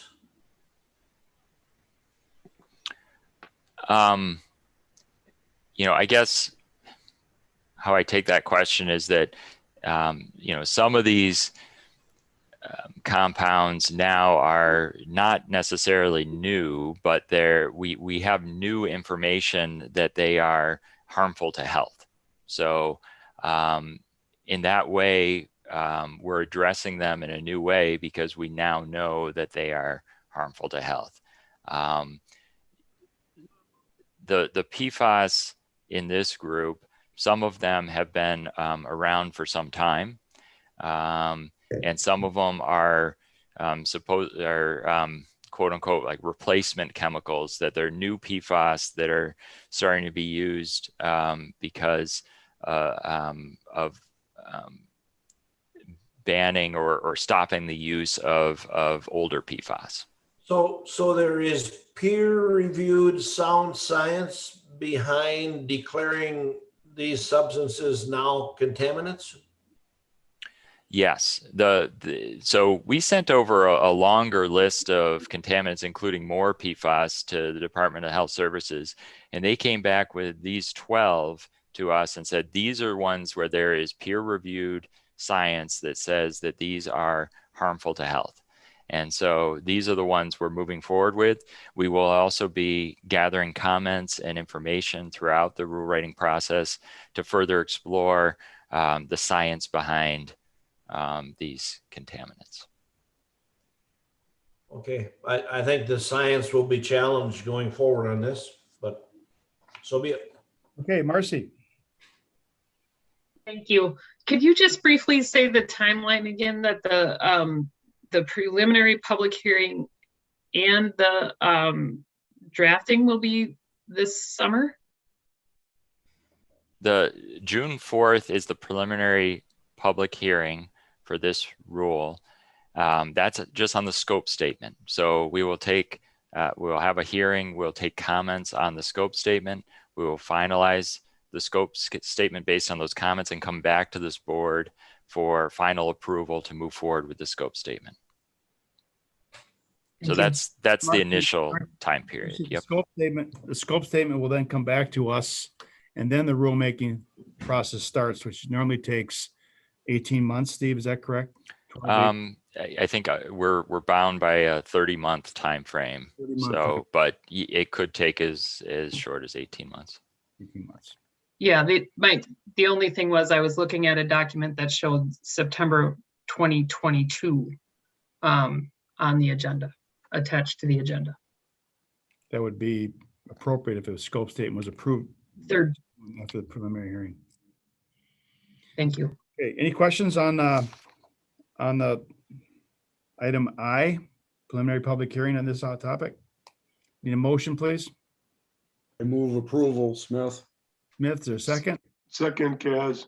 Second, Kaz. Discussion? All in favor, say aye. Aye. Opposed? Motion. Aye. Excuse me. Bill, is that opposed?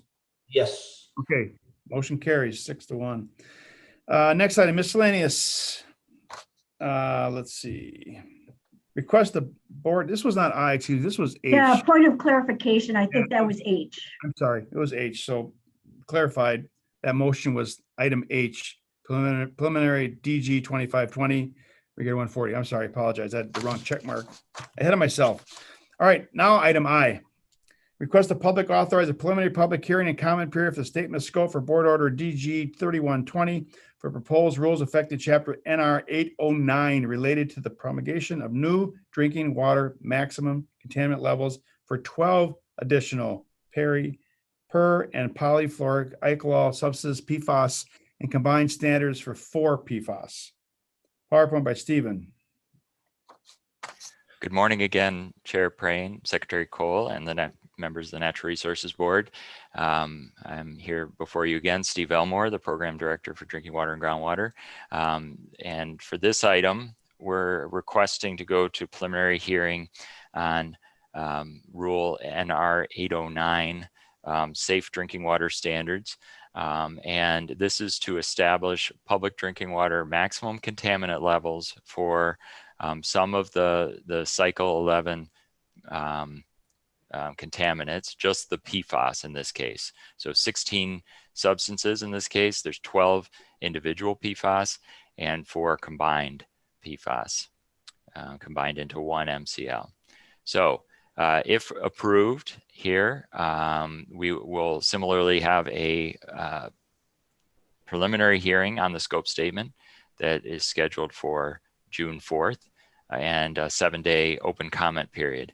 We will review the comments and prepare a scope statement for your consideration at the June meeting. So these proposed standards will be included in our safe drinking water, public drinking water standards for substances for the protection of public health. Any questions for Steve? I just have one. These look like the same thing to me. Can you explain that? Yeah, I absolutely. So previously you approved the scope statement preliminary hearing for groundwater standards. This is for drinking water standards. So this is a little different. This governs the levels of contaminants that are in our public drinking water supplies. So we regularly test for over 90 contaminants in public drinking water supplies. These are our city water supply wells, or some of our communities get water from Lake Michigan or Lake Superior as well, and Lake Winnebago. These are the standards that all those cities have to meet, as well as other businesses that serve more than 25 people year round. So they have to meet the public drinking water standards and test regularly for these contaminants. As a private well owner, Kaz, you're not required to test for contaminants. We do recommend bacteria, nitrates, and arsenic tests. But what this does is require tests of public drinking water systems. So it's a little different set of rules. Does that answer your question? So at whose cost would that testing be? Because I also have a well at my business. Okay. So this testing will be for community water systems and what we call non-transient, non-community water systems. And unless you have 25 employees at your business, these standards for PFAS would not apply, because we're concerned with ongoing consumption of these contaminants. They're chronic, what we call chronic contaminants. And so we wouldn't require the test at your business again, unless I'm not intimately familiar with your business, but I don't believe you have 25 employees, correct? Correct. So this would be, and the cost would be on the water supplier though. So municipal systems would have to budget and pay for the sampling for these businesses. Terry? Steve, thanks for bringing that up. In your hearing process then, are we safe to assume that you will have a fiscal note for what this is going to cost these municipalities? It's one that is a part of the process, is to do an economic impact analysis that comes after the rule writing starts. So it will not be at this hearing coming up in June, but we're willing to take comment on potential costs at that time, and there'll be a formal economic impact analysis that we will draft, and we will have that out for comment in draft form and take comments on economic impacts at that time. My second question, Steve, is you mentioned about private companies that have either 25 seating capacity or 25 employees. Did I read that? Hear you right? Yeah, that's in the definition of a public water system as part of the Safe Drinking Water Act. If you have more than 25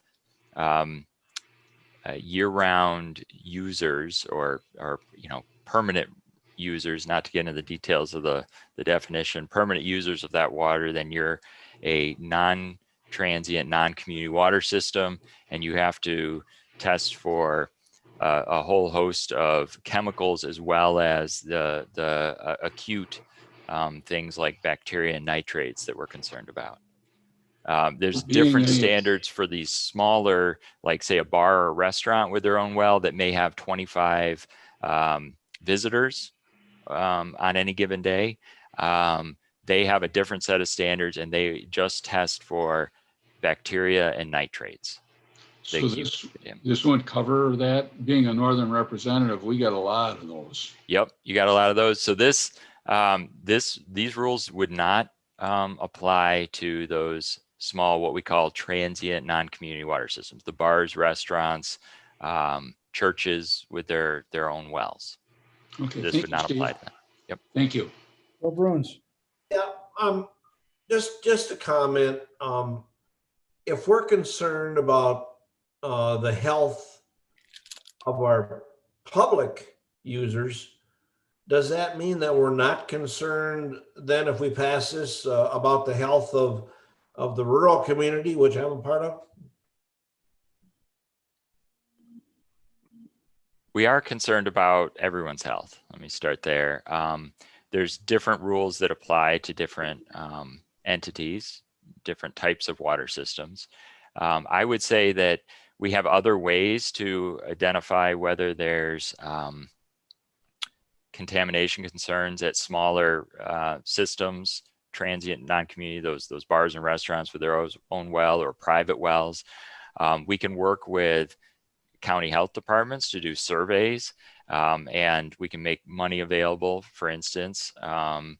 Although currently we don't have a distinct program for this, but we have worked through with the groundwater funds we do have available in the past to look for contaminants like PFAS. We've also recently done this for manganese, where we work with these smaller systems to get some representative samples in an area to see is there an impact.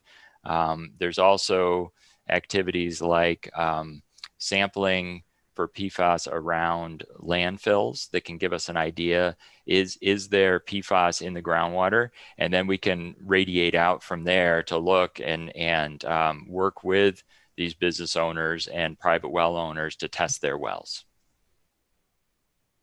Mr. Chair. Is it safe to say, Steve, that statutorily the 25 number is a defined statutory number that you're dealing with, or standard, or which is it? I mean, you got to draw the line somewhere. So either it's the whole state and all the wells in the state, or it's the high usage wells that we're focusing on. First of all, is that statutorily driven? And the second question I have for you is, I'd have to assume that the department, the institute, this regulation finds a very high perplexity of PFAS in areas they never dreamed it would be there, that they would initiate then further testing and or requirements on smaller wells. Is that a fair statement? Before you answer that, Steve, Mr. Chair, Stephen, is it true that in the state of Wisconsin and in the country that there's no regulatory scheme for private well owners that are not part of this 25? So if I had a private well, Bill has a private well, isn't it true that there's no regulatory system for those? Correct. There's no national regulations of private wells. Please continue. Yep. Okay. Any other questions for Steve? Be a motion then, please. Aye. Motion to approve, aye. Going to Second. preliminary public hearing. Second. Second. Second, Terry. All in favor, say aye. Aye. Opposed? Aye. One opposed. Motion carries. Next one, Wisconsin Sturgeon Management Plan. Brad, let's hope your internet's working well for this one.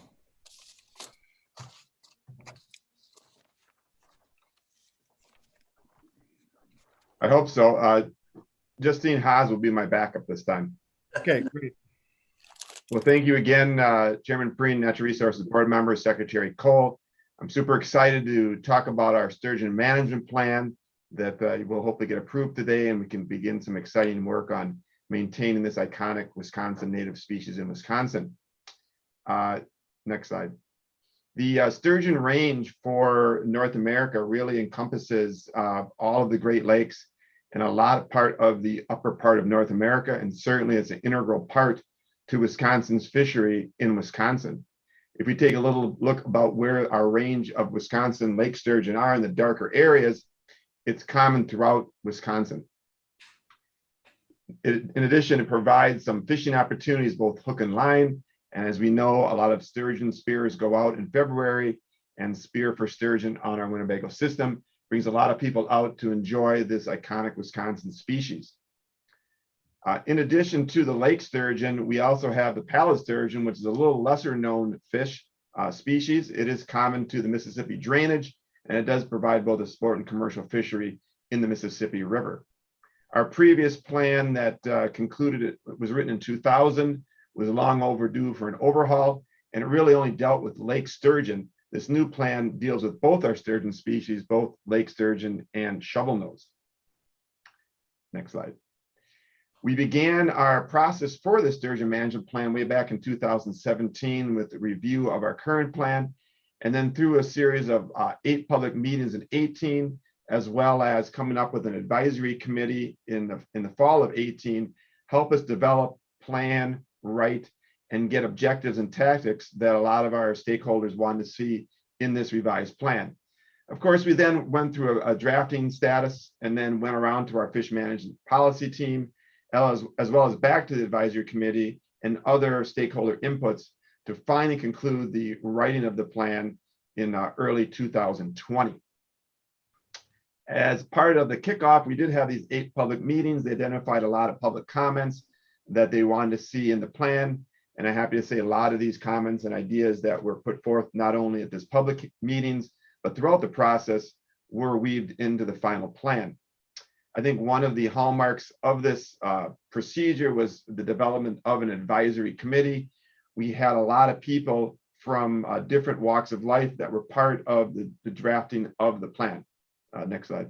And it comprised a lot of different stakeholders that attended 4 different meetings in late 2018 and really helped us come up with the plan, the objectives, and the tactics that they wanted to see in this revised sturgeon plan. Next slide. They worked on a great vision statement, which is maintain, protect, restore, and promote sturgeon populations and their habitats in Wisconsin using science-based research and balanced management for the benefit of the resource and all stakeholders. We then looked at this plan and delved into 6 different sections of the plan, as I'll show you shortly here. Next slide. So section 1 talks about population assessment and monitoring. We definitely wanted to keep up our core monitoring activities, looking at population abundance, size distribution, age of our current sturgeon populations, as well as identifying any gaps in distribution that we were unaware of. Section 2 deals with habitat protection and enhancement, and really looking at the connectivity of our river resources to enhance our sturgeon populations, as well as having the opportunity to enhance habitat in these rivers, and really what is the best habitat that we can install to further the species in Wisconsin. Next slide. Section 3 deals with genetics and propagation so that we can pursue rehabilitation efforts in areas of the state that need assistance using the right genetics and propagation to ensure we're putting the best product out that we can. Of course, a huge section of the plan dealt with harvest regulations and enforcement.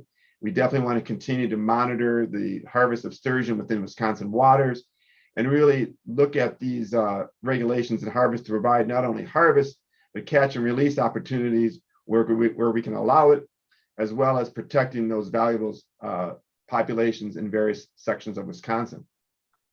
And then the last 2 sections dealing with public outreach and engagement, certainly working with the public as we did throughout this planning process, keeping them engaged on this iconic species in Wisconsin and getting a continued public support for management of sturgeon species in Wisconsin. And then a new section that appeared in the plan, this emerging threats, so we can look at contaminants and assess potential threats to sturgeon in Wisconsin. And you can see they're depicted as a lake sturgeon herpes virus that we became aware of in 2017. Luckily, it doesn't cause lethality, we don't think, in sturgeon, but it's definitely worth keeping track of over time.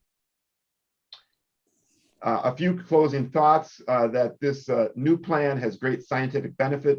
As we know from other plans in Wisconsin, once we publish it, will allow researchers and scientists around Wisconsin and the area to use this plan to obtain extra grant funding to help the department work on these important tactics. I will also note that this plan does not specifically address rules and regulations. For example, carp spearing or use of electronics during the sturgeon spearing is not in this plan. And these items and similar items will be dealt with outside of the plan, much like we had with our carp spearing question on this year's spring hearing. With that, I seek your approval of our newly revised sturgeon management plan. And with that, I'll take any questions. Thank you, Brad. Any questions for Brad? Well thought out plan. Terry, then Kaz. Brad, thanks. And we've talked about this, and you just kind of hit on it a little bit of the controversy relative to technology and spearing and cameras and televisions and all this other business. You just mentioned that you'd be looking at that under other areas. Can you give us an idea what the timeline is on that stuff? Because we've been being informed on these issues over the last year or so.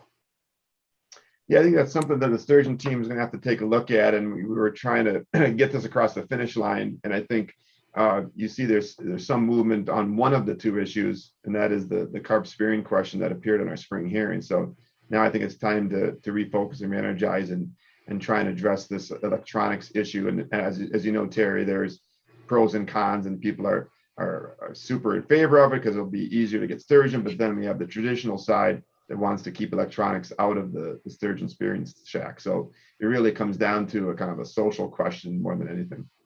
But certainly I think we have to turn our attention back to it. So what's your timeline for doing that? Good question. I don't know if I have an answer for you. I'll have to confer with the team and maybe get back to you on that. How about if we try to get it accomplished within the next year? Would that be a reasonable goal?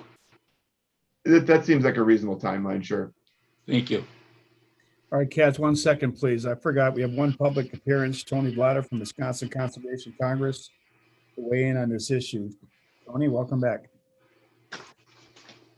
Thank you, Chair Prayne, Secretary Cole, members of the board. Thank you for the opportunity to testify in support of this sturgeon management plan before you today. This plan has been a long time coming, and the WCC is pleased to have been a part of the discussion surrounding the proper management of this iconic species and updating of the 20-year-old plan.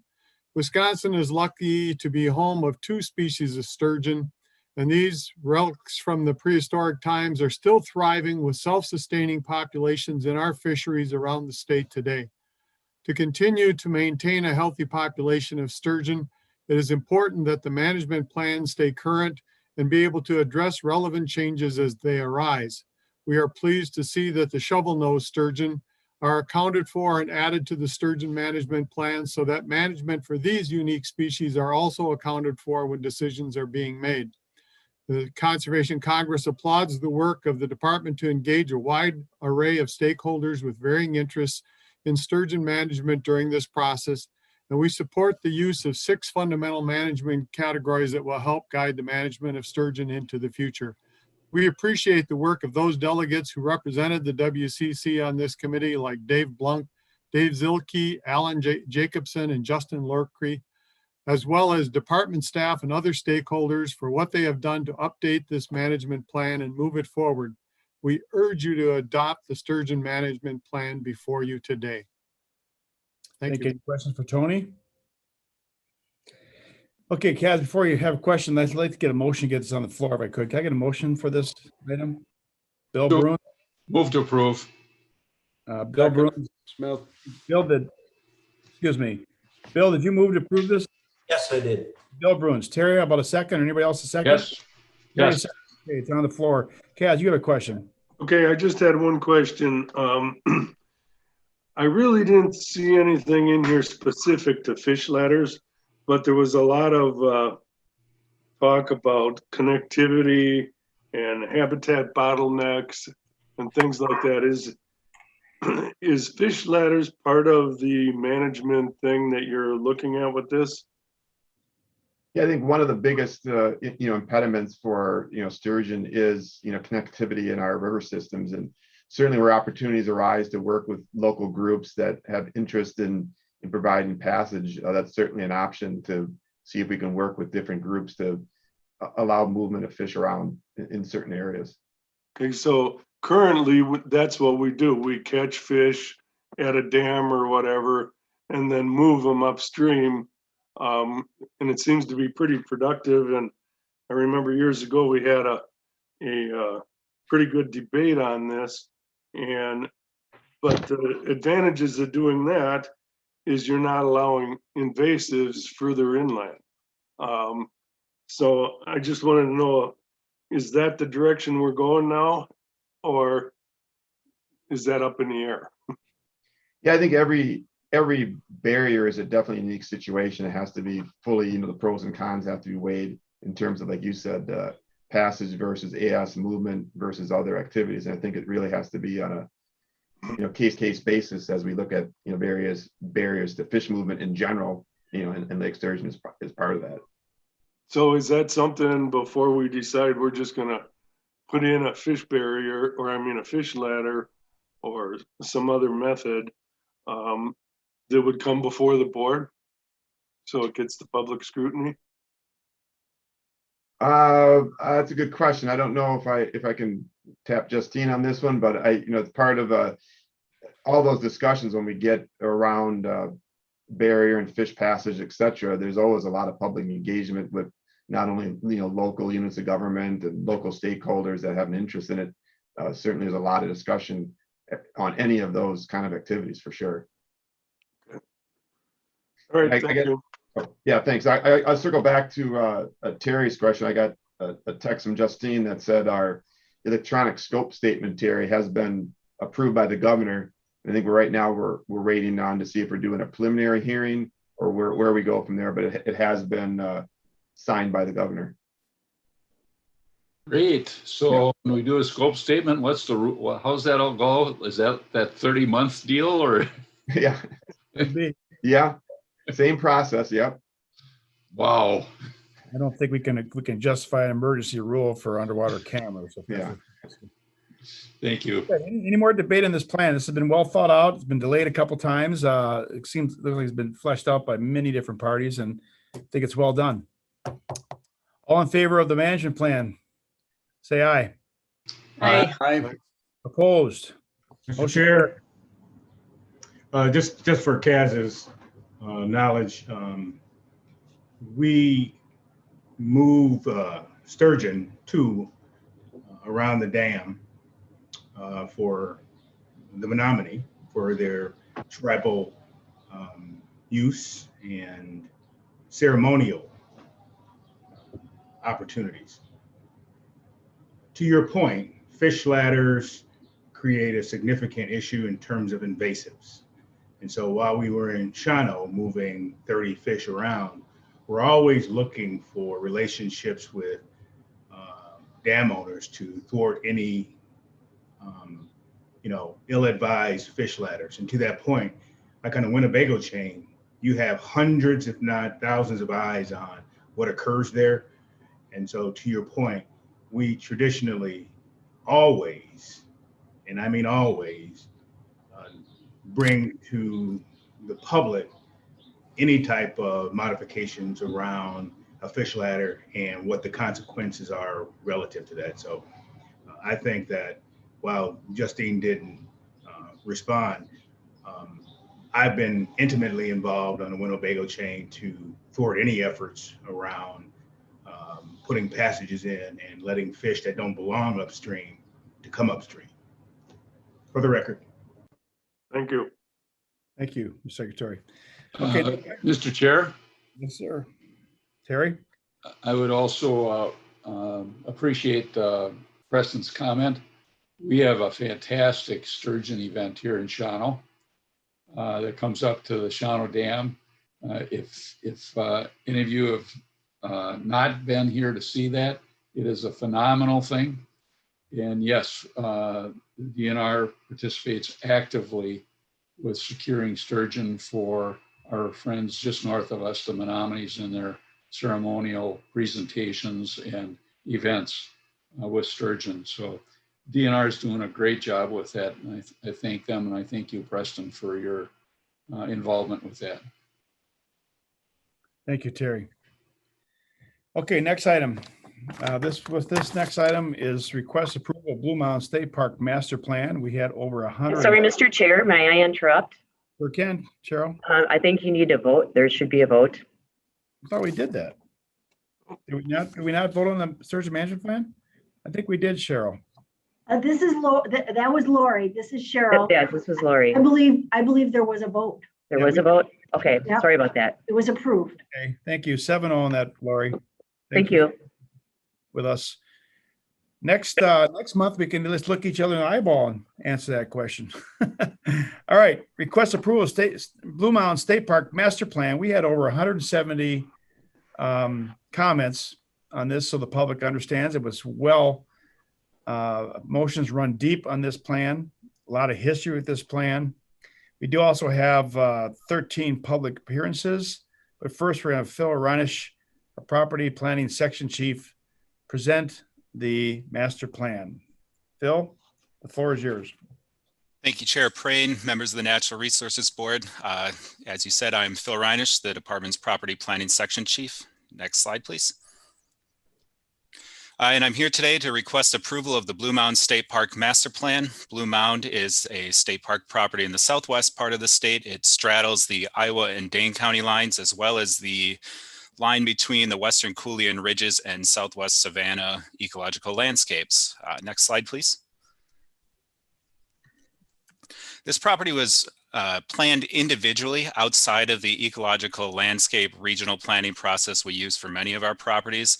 If approved, it will replace the 1984 Blue Mound State Park Master Plan concept element, and as all of our master plans do, it describes the future use and management of Blue Mound State Park. Next slide, please. As Chair Prayne mentioned, public interest in this project has been high. We held 3 formal public input periods: the initial public scoping period, a management alternatives public input period, which was an extra step we took in which the department presented options for management of the park for the public to review and comment on, and then a draft master plan public input period. Next slide, please. The plan proposes several changes in management for the in recreation management at the park, including a mountain bike trail system redesign to increase user days, an expansion of the family and bike and hike camping areas, as well as an establishment of a group camp, a snowmobile trail through the eastern portion of the park to help get snowmobilers off the Mounds Park and Ryan roadways, a small expansion of hunting and trapping areas. And then throughout this process, we heard how much people like the cross-country skiing trail system as it is now. So no changes in that cross-country skiing trail system are proposed. Next slide, please. The plan also proposes a project boundary expansion. As part of this process, the team took a look at areas that meet the objectives of the park outside of the current project boundary and is proposing an expansion. Again, these are areas that meet our objectives. They don't an expansion of the project boundary doesn't necessarily mean the department, excuse me, will expand to these areas. It means that the department could acquire land from willing sellers if it became available. Similarly, the team also looked at areas within the current project boundary that likely no longer meet those objectives and is proposing several small contractions. Next slide, please. In terms of natural resources management, the park is being classified in 5 management areas, each with a recreation management land management classification. That's a mouthful. I wanted to draw your attention to 2 of those, area 2 and 5. These are areas where the department's going to focus on that oak habitat that is very important within this region. Next slide, please. As part of this plan, that mountain bike trail system redesign that I mentioned, a portion of the Overload mountain bike trail is proposed to be relocated from an area, a 30-acre area between Ryan Road and Mounds Park Road and the property boundary shown in that blue and yellow hatched on this map. And as part of this, with the removal of that mountain bike trail, the department's going to recommend that the board votes to change the hunting and trapping areas within the park to open up that area to hunting and trapping after the mountain bike trail segment has been relocated. Next slide, please. As I mentioned, this has been a project with a lot of public interest. And several issues have really risen to the top of that public interest. The mountain bike trail system redesign, project boundary, and habitat management have all drawn a lot of comments with a lot of support, as has the snowmobile trail. The snowmobile trail issue has received more comments than any of the other items. So I wanted to take a second to narrow in on that issue just a little bit. So next slide, please. So this is a zoomed in version of where the proposed snowmobile trail is located. As I mentioned, right now snowmobiles use the ditches along Mounds Park and Ryan Roads to connect the Military Ridge State Trail to the county trail systems north of the park. The department is proposing that we establish a designated snowmobile trail, largely utilizing existing infrastructure on the former snowmobile trail that used to go through the portion of the park known as Pleasure Valley. As part of this, that'll include a Weeping Rock hiking and snowshoeing trail reroute. That's that purple line. That'll allow folks to continue to use the Weeping Rock trail in the winter and make that loop while being off of the snowmobile surface. This proposed trail also, while removing snowmobiles from the roadway, also eliminates any crossings with that popular cross-country skiing trail system that I mentioned. Next slide. So with that, we recommend approval of the Blue Mountain State Park Master Plan, and then following that, recommend that the board vote to change the hunting and trapping areas with that map change going into effect after the Overload Mountain Bike Trail segment has been relocated. So thank you, and I'm happy to take your questions. Are you looking, Phil, to have that done in two separate motions, or will one motion cover that? Maybe it's a question for Cheryl. Yeah, I'll yield to Cheryl, but. Cheryl, can that be done if we accept the master plan as presented? Would that take care of the two recommendations that they're making? Chairman Praying, Cheryl Heilman. I think that if the motion is clear that it's approval of both items, there could be one motion. Right. Please have the board take notes, whoever makes the motion, if that it comes to that both those items are covered. Thank you. All right, public appearances. Let's get at it. First one's Carl Heil from the town of Brigham, representing himself. Carl, I'm going to keep everybody 3 minutes, please. There's a lot of testimony. Sure. Can you hear me right now? Yep. Okay. Good morning. Carl Heil, retired Blue Mountain State Park Superintendent, 40-year area resident, Friends of Blue Mountain State Park board member. Please reject DNR's proposed snowmobile trail construction. The issue is well summed up in comments sent to you from a resident Blue Mountain snowmobiler and skier who wrote, quote, "Please note my opposition to the new snowmobile trail plan for Blue Mountain State Park. So few ecologically sensitive and remote areas can be found in southern Wisconsin that the DNR should be unrelenting in its effort to preserve them. Snowmobiles deserve a place to run, and it makes sense to connect to routes. However, short connecting routes should be developed as economically as possible. Disturbance of ecologically sensitive areas is not necessary or desirable when road right-of-ways are already available," end quote. NR 1.60 states master planning decisions shall be based on local and regional perspectives. This trail is being pushed solely by the snowmobile lobby. The locals only want continued passage through the park. In fact, Craig Kittleson from the Barneville Snow Eagles in an April 14th, 2013 email told Sam Landis that the road right-of-way trail is acceptable. Written comments show that locals overwhelmingly oppose construction of a new trail since the existing groomed road right-of-way trail, which has been deemed safe and legal by DNR, provides the desired trail connection through the park with the least impact to the park and other users. In January 2021, the Non-Motorized Trail Council told DNR, quote, "NRTCC is strongly recommending that as you make your final plans for the future of BMSP, you keep the snowmobile trail along the road right of way and don't undertake the building of new trail when not needed," end quote. In 2016, DNR rejected a snowmobile trail in the very same area they are now proposing to construct one, stating that, quote, "Water control measures, culverts, and flood management structures would be prohibitively expensive to maintain. Studies within this zone indicated a sensitive ecological landscape unique to the park.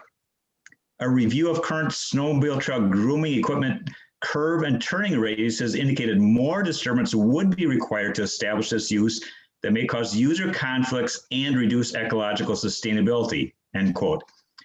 DNR's ecological assessment has identified this area as a primary site, stating, quote, "These sites warrant high protection and or restoration during the development of the property master plan," end quote, not construction of a snowmobile trail.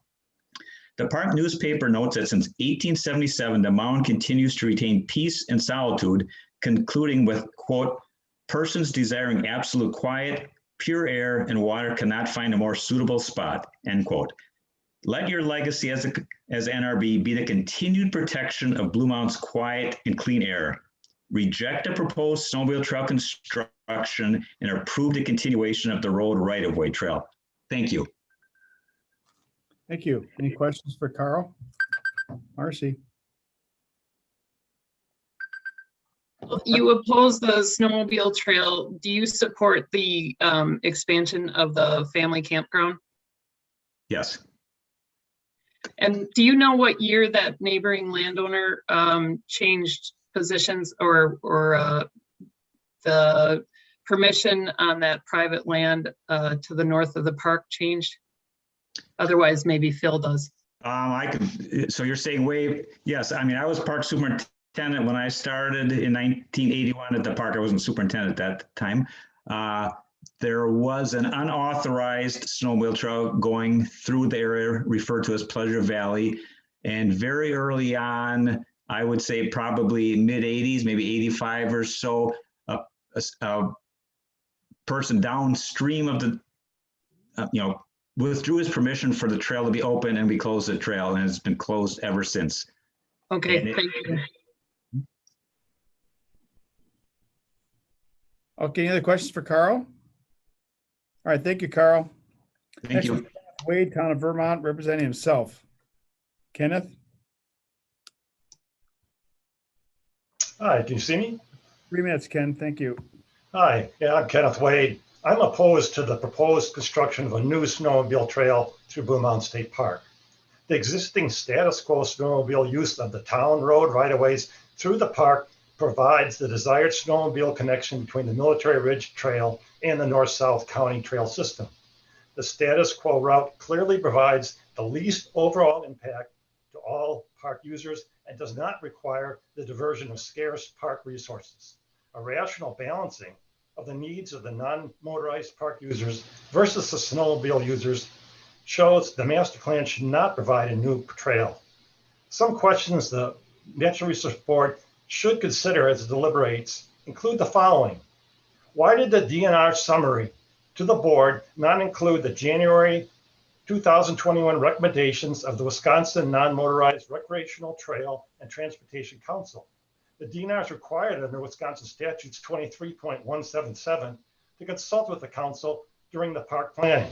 The council reviewed the proposed plan in their January 2021 meeting, strongly recommending that the snowmobile trail be kept along the existing road right-of-ways and not build a new snowmobile trail, which would displace an existing hiking and snowshoe trail and require an excess of $20,000 in park funds to reroute the hiking and snowshoe trail.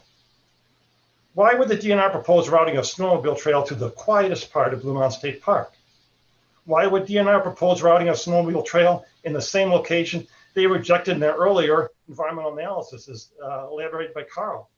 Why would DNR choose to divert resources and incur unnecessary impacts when the future of snowmobile use in the park is in doubt due to climate and snowmobile trail landowner changes that are likely to limit or eliminate the trail? Why would DNR propose a snowmobile trail that is opposed by the overwhelming portion of the non-motorized park users when the local snowmobile club has indicated the status quo roadway is acceptable?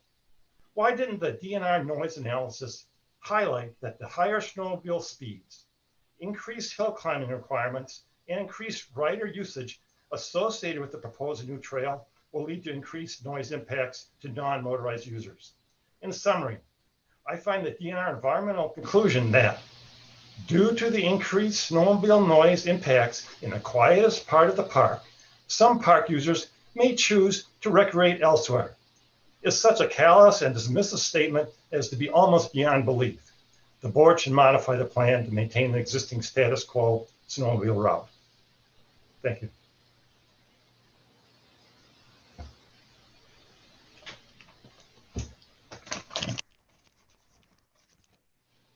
Doc, you're muted. I said, thank you, Ken. Any questions for Ken? All right, next one is Nancy Wiegand from Madison, representing herself. Hello, Nancy. Hi, Nancy Wiegand. I am opposed to the snowmobile trail at Blue Mountain State Park. Snowmobiles destroy the peace and quiet that currently exist in this very small park. So it's not like snowmobiles up north where you have lots of land and not very many people. Here you have a lot of people in a small amount of land. There is a quote on a sign at Rocky Mountain National Park that says, "One of the greatest sounds of them all is utter complete silence." So the National Park Service developed the Natural Sounds Program, recognizing that natural soundscapes need to be preserved just as well as the land. Birds and animals rely on quiet and natural sounds for survival. People need quiet for mental health and restoration. This is why I live in Madison, I drive 45 minutes to get out to the park to have that peace and quiet. The World Health Organization, WHO, states that quiet outdoor parks should be preserved and that governments should reduce noise as part of the environmental protection of the land. Quiet is integral to silent sports. The DNR sound study validates how disruptive snowmobile noise will be, as about a third of the ski trail will be in the impactful 700-foot noise zone or close to it. And it appears that more than half of the ski trail would be in the next level of noise. In fact, 63% of the park would have snowmobile noise exposure. And snowmobile exhaust is also a physical health issue. I personally get really sick, nauseated from the snowmobile exhaust, and I have to stop skiing. That's when there are snowmobiles on the Military Ridge Trail near the Blue Mountain Trail. But now the DNR plan is to have this new county snowmobile trail further impacting the skiers adjacent to or near the ski trail. So cross-country skiing is a healthy, clean air sport that should be promoted and not degraded by bad air quality. The Weeping Rock area, which includes the old, overgrown, and eroded service road, is the quietest and most ecologically sensitive area in the park, according to the DNR's own prior reports. And it has many winter users who would be displaced. I recommend classifying this area as NR 44 Type 2 or better, because it is an exceptional area that is unique, fragile, out of the way, and very beautiful. Even the DNR indicated in prior reports that it would be too destructive to put a motorized trail through there. The tree cutting, clearing, new bridges, erosion control, and surface rebuilding needed to accommodate the large size and weight of snowmobile groomers would destroy this amazing, steep-sloped, almost cathedral-like resource. I please ask that the NRB walk through this area themselves to clearly see what would be lost, rather than relying on words in a document. So I feel confident that if people saw the area, they would not approve a snowmobile trail there. So Blue Mountain State Park should be protected as a premier ski area and a quiet reprieve for all people. The master plan should focus on long-term preservation, preserving quiet, clean air, and a top-notch silent sports user experience, which it is now, rather than degrading the natural environment. Thank you. Any questions for Nancy? Thank you, Nancy. Next one is Sam Landis from Dane County Council of Snowmobile Clubs. Sam, how are you? And you have 3 minutes, Sam. Good morning, Mr. Chairman, Secretary Cole, members of the NR Natural Resources Board. My name is Sam Landis. I'm the longtime Association of Wisconsin Snowmobile Clubs Director for Dane County Snowmobilers. While it's sure taken a long time, it's our feeling overall that DNR planners and staff got it right with the Blue Mountain State Park Master Plan in front of you, including the listed snowmobile trail route. After all the research done, alternatives considered, and data reported by DNR planners, the location of the snowmobile trail in this plan on the service road in the eastern edge of the park is virtually in the same location as the original route was for nearly 20 years in the 70s and 80s. I'm told that that route was a cooperative effort between the local snowmobile club and DNR staff at the time. We agree that the plan's description that the snowmobile trail location on the service road is much safer for snowmobilers and has less interference with other users than the current route along the roads. This past February 7th, my son and I rode the trail from Black Earth to Blue Mountains. It included the current route along Mounds Park Road and Ryan Roads. As we'd encountered in the past, there were cars parked on both sides of the road at the Pleasure Valley cross-country ski trail location.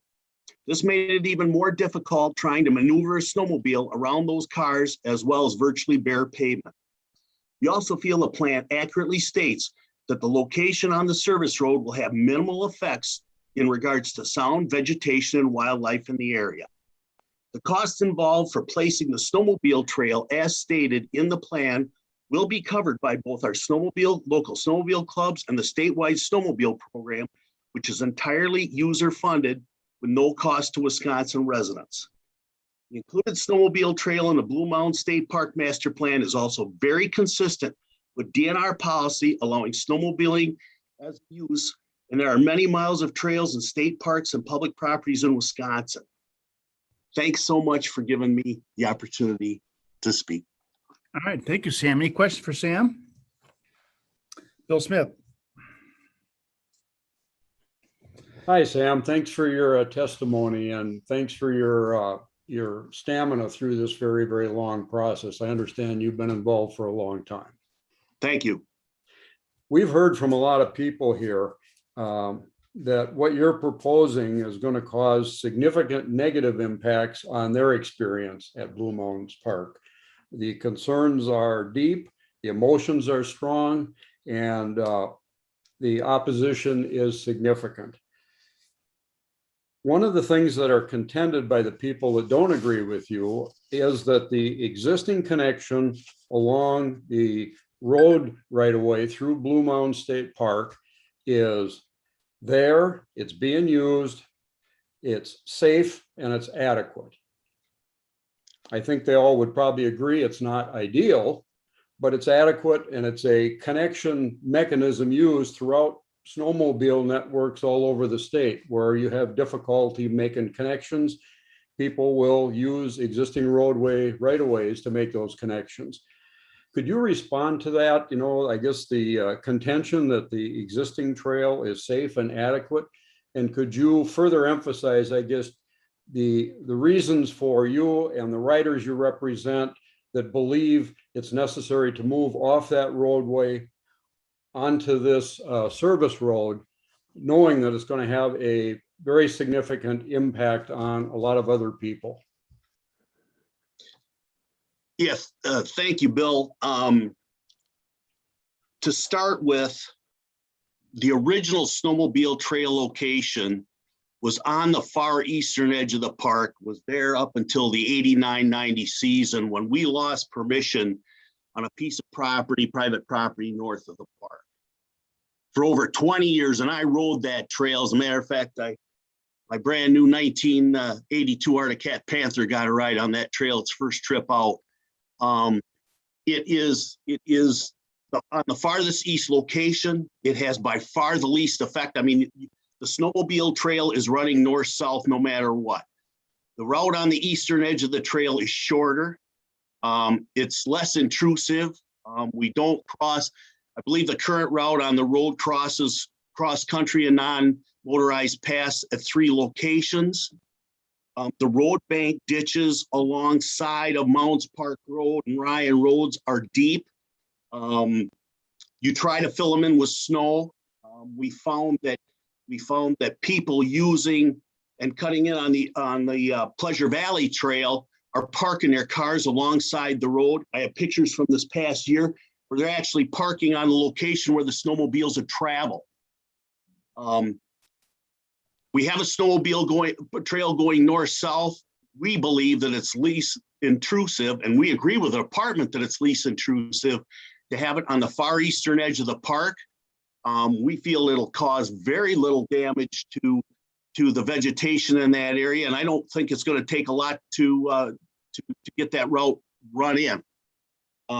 We were put in a position where, as you know, this whole process started in, I believe, 2010. We had a whole group of landowners from Blue Mountains to Black Earth to get approval for that trail. So we were kind of pushed into putting it alongside the road. It's legal, it's usable. I would beg to bring any of you along on a ride when you have to navigate roads versus on the eastern edge of the park. And the department did a great job of analyzing all that and came to the same conclusion that our originators in the Dane County Council Snowmobile Clubs came up with a trail back in the location where it originally was for a long time without event.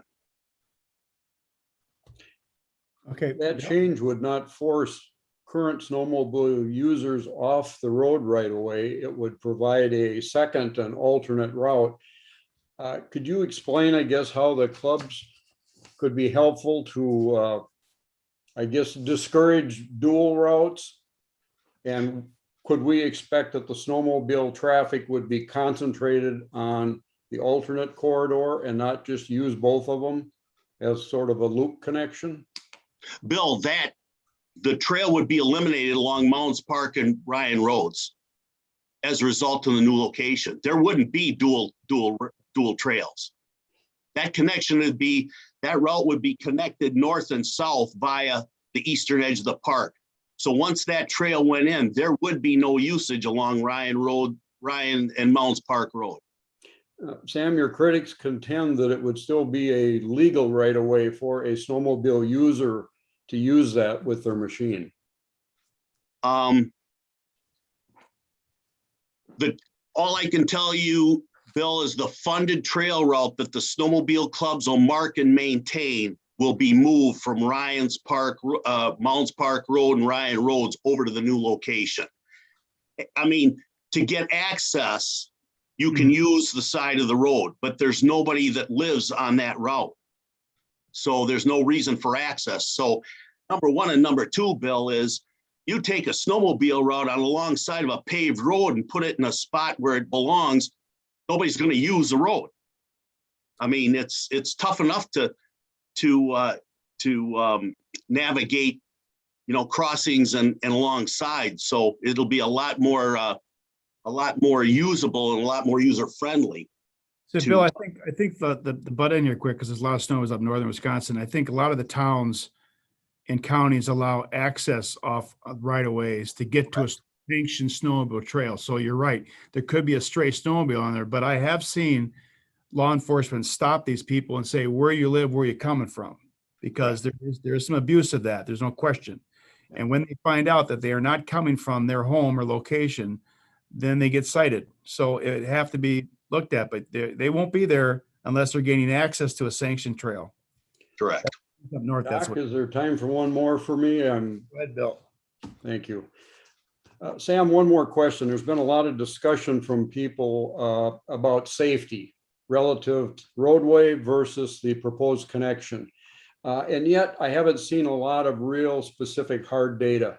Have you got hard safety data that would support moving the trail, or anecdotal data? You mentioned a couple things about you and your son maneuvering around cars. Sounded, you could imply some safety in there, sounded like a lot of inconvenience. I'm wondering how specific and how firm the safety data you have is in supporting the claim that this road connection somehow is less than safe. Bill, anytime you mix automobiles and recreationalists, whether they be motorized or non-motorized, you're increasing your opportunity. We've always felt that it's just safer to get that, to separate that. And there's more involved in that. Having, not only are we talking about the road route itself, but we're also with a proposed relocation of the trail, eliminating, I think, 3 crossings where we're crossing cross-country trails and other user trails. So there's multiple reasons to move that trail. Thank you. Okay, move on to the next speaker then, please. Brenda Baker from Ridgeway, represent yourself. Thank you, Sam. Thank you. Brenda Baker, are you on? Okay, we can come back possibly. Amy Grunwald Madison from Madison, represent herself. Hello, Amy. You're muted, Amy. If you can unmute, you got 3 minutes. All right. Thank you for the opportunity to testify before the board in opposition to the master plan with the inclusion of the snowmobile trail as now being proposed for Blue Mountain State Park. I have submitted written comments in 2014, 2017, and 2020, and now in 2021, opposing the additional snowmobile trail through the park. At the same time, I support increase safety for the current snowmobile trail, including prohibiting parking along the road so that snowmobiles can access other nearby trails. I first heard the term silent sports while reading a magazine by the same name when I was visiting my grandparents in Fifield, Wisconsin. In the mid-1970s, my grandparents sold their snowmobiles as they had noticed increased speeds in sleds and decreased interest in enjoying the Chequamegon National Forest by trail. Instead, they purchased 2 sets of handcrafted Norwegian cross-country skis. This purchase changed the trajectory of their lives, and as a result, that of my brother and me as well. Teaching us to cross-country ski instilled in us a lifelong love of the outdoors during the long Wisconsin winters. I now live in Madison. While Chequamegon is a weekend trip away, the Pleasure Valley Ski Trail at Blue Mountain State Park is just a short drive. This trail is largely prairie, but at the western edge, there's a stand of pine trees that reminds me of skiing at Wintergreen, just outside Fifield. The addition of a snowmobile trail impacts the use of this and other trails at Blue Mountain. If the pandemic has taught us anything, it is that human beings crave being in nature to heal, to build relationships, and to gain appreciation for the natural world. On a cold February day this winter, the parking lot at Blue Mountain was full of silent sports enthusiasts, mostly skiers, but some fat bikes and snowshoers as well. There were no snowmobiles the entire time I was there, which was over 3 hours. The snowmobile trail I did observe was along the road. The sight lines and size of the trail have been improved by decreasing vegetation along the road. These improvements address the concerns of the snowmobile community.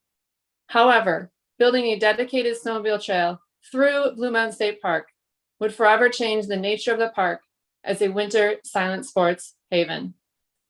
The addition of a snowmobile trail discounts the years of work by silent sports enthusiasts and by those who value being in nature. With the addition of the Friends Shelter, Blue Mountains is ideal for long distance skiing close to Madison. It is the only shelter open during the day in Dane County. To put a snowmobile trail directly through the park is disingenuous to the work that so many have put into this park. For years, we've been asked to be heard by the state, and yet we are overlooked again in favor of strong lobbying groups whose sport does not need the pristine quiet provided by Blue Mountain State Park. I am disappointed that once again, the thousands of miles of snowmobile trails in Wisconsin will be expanded while the small number of miles of cross-country ski trails are diminished. Furthermore, climate change is rapidly impacting winter sports. Blue Mountain State Park rests at an elevation that allows for more natural snow. Increasingly, cross-country skiers need human-made snow in order to ski. Blue Mountains is one of the few places that consistently has natural snow. As the president of the board of Blackhawk Ski Club, where we artificially make snow for our trails, I'm well aware of the decreased amounts of natural snow we are experiencing each year. To lose one of the few remaining natural snow ski trails in southern Wisconsin would be devastating to cross-country skiers. I urge the board to modify the plan to the status quo in terms of snowmobile use prior to consideration of the Blue Mountain Master Plan. Thank you. Any questions for Amy? Thank you, Amy. Next is Dave Newman for Unity, representing Association of Wisconsin Snowmobile Clubs. Hello, Dave. You have 3 minutes. Thank you. You're muted, Dave. There you go. Good morning, Mr. Chairman, board members, and Secretary Cole. My name is Dave Newman, and I'm president of the Association of Wisconsin Snowmobile Clubs. I represent 600 clubs and more than 40,000 family members.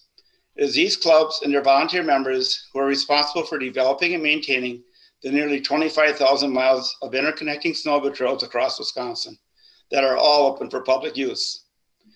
On behalf of the AWSC, I would like to ask that you approve the Blue Mountain State Park Master Plan, which includes the snowmobile trail connecting Military Ridge Trail to the established trail north of the park in a location where a former trail existed for years prior to 1990. This will provide a safe and enjoyable trail through the park When once established, there will be no need to continue to sign the roadway for snowmobile use. We are confident that the local club will work with the park to develop the trail and include all necessary signage.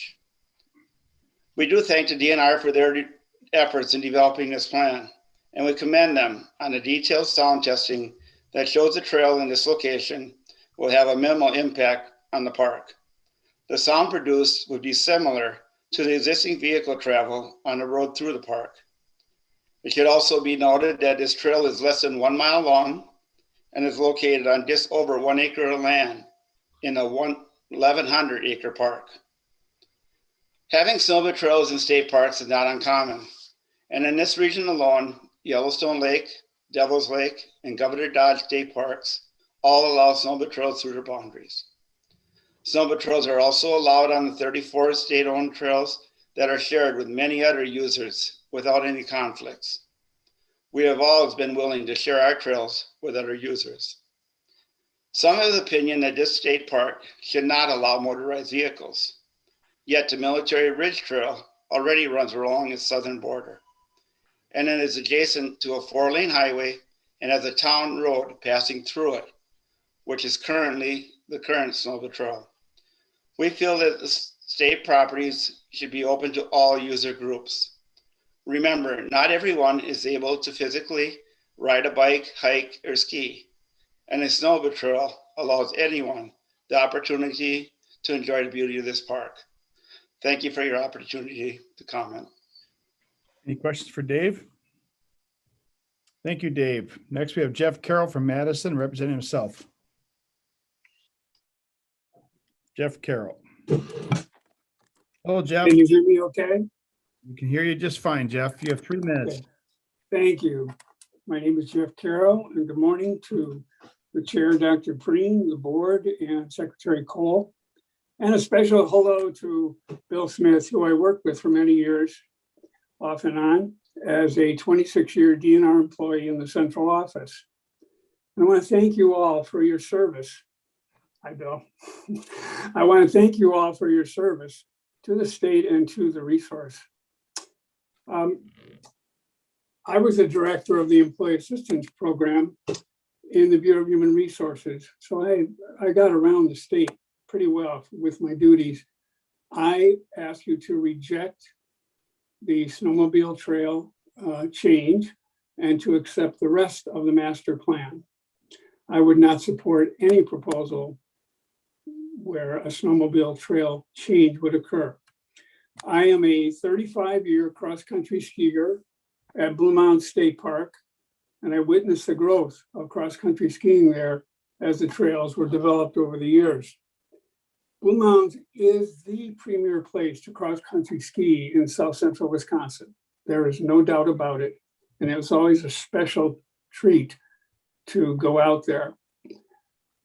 I am puzzled that once again, there's another proposal to build a snowmobile trail through the park, like there was about 5 years ago.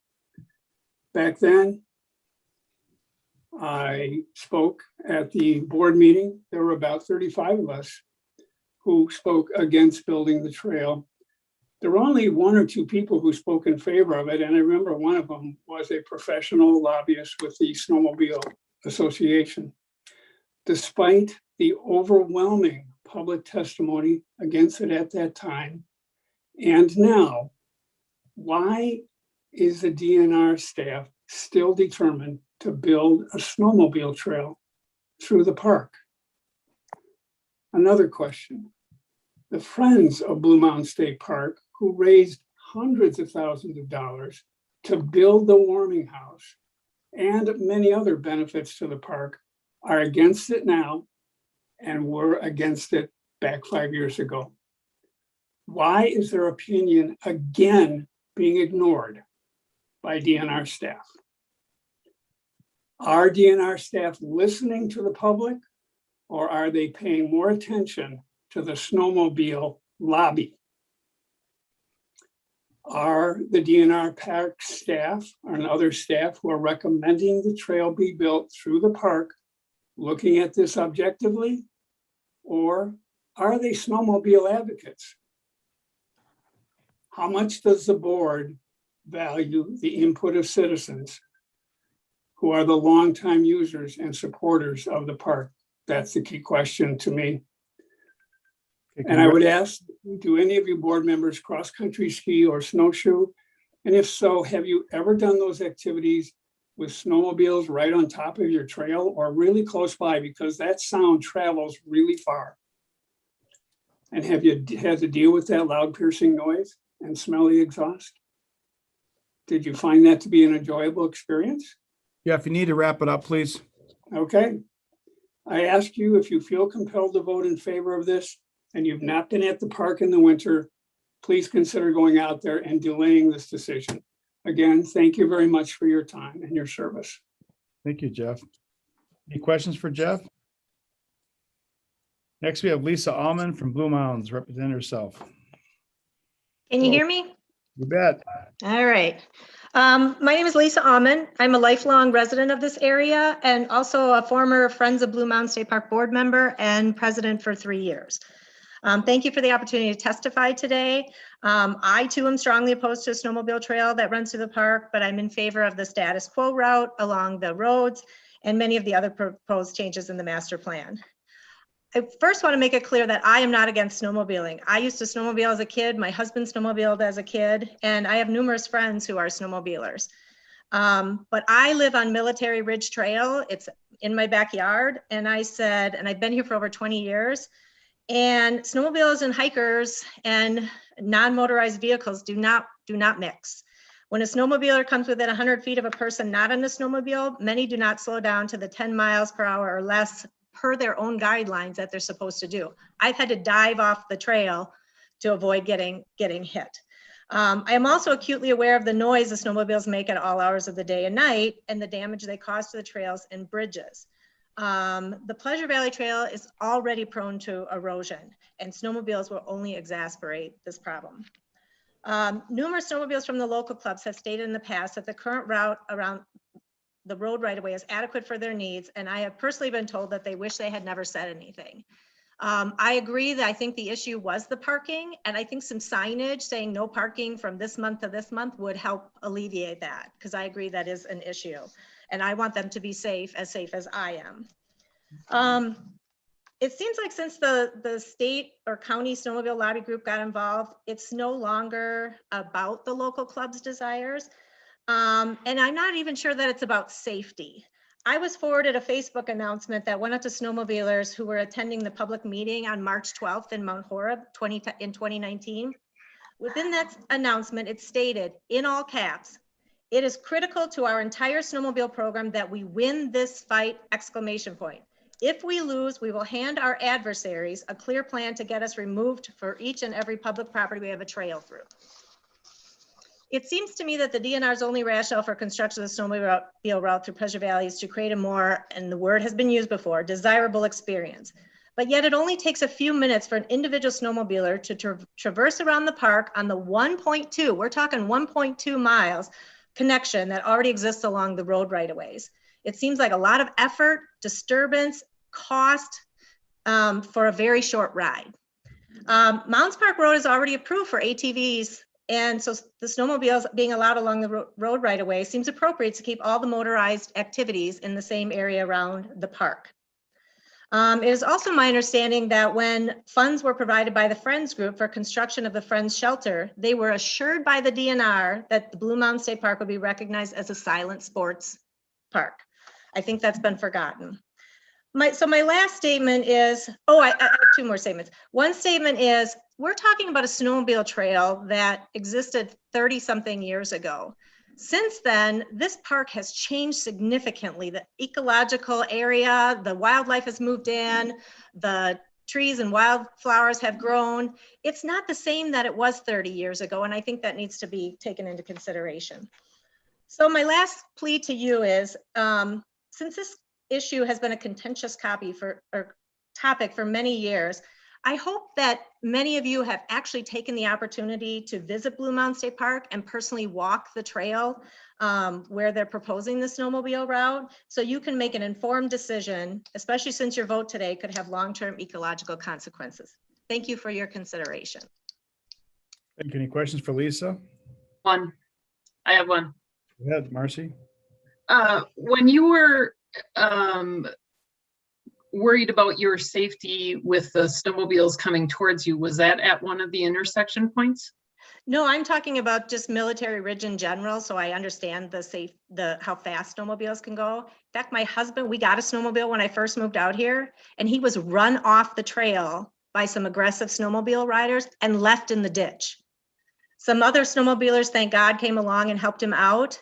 And we sold our snowmobile that day, and I've never snowmobiled ever since. And that was 20 years ago when we moved out here. Okay, but just to clarify, that wasn't in Blue Mountains.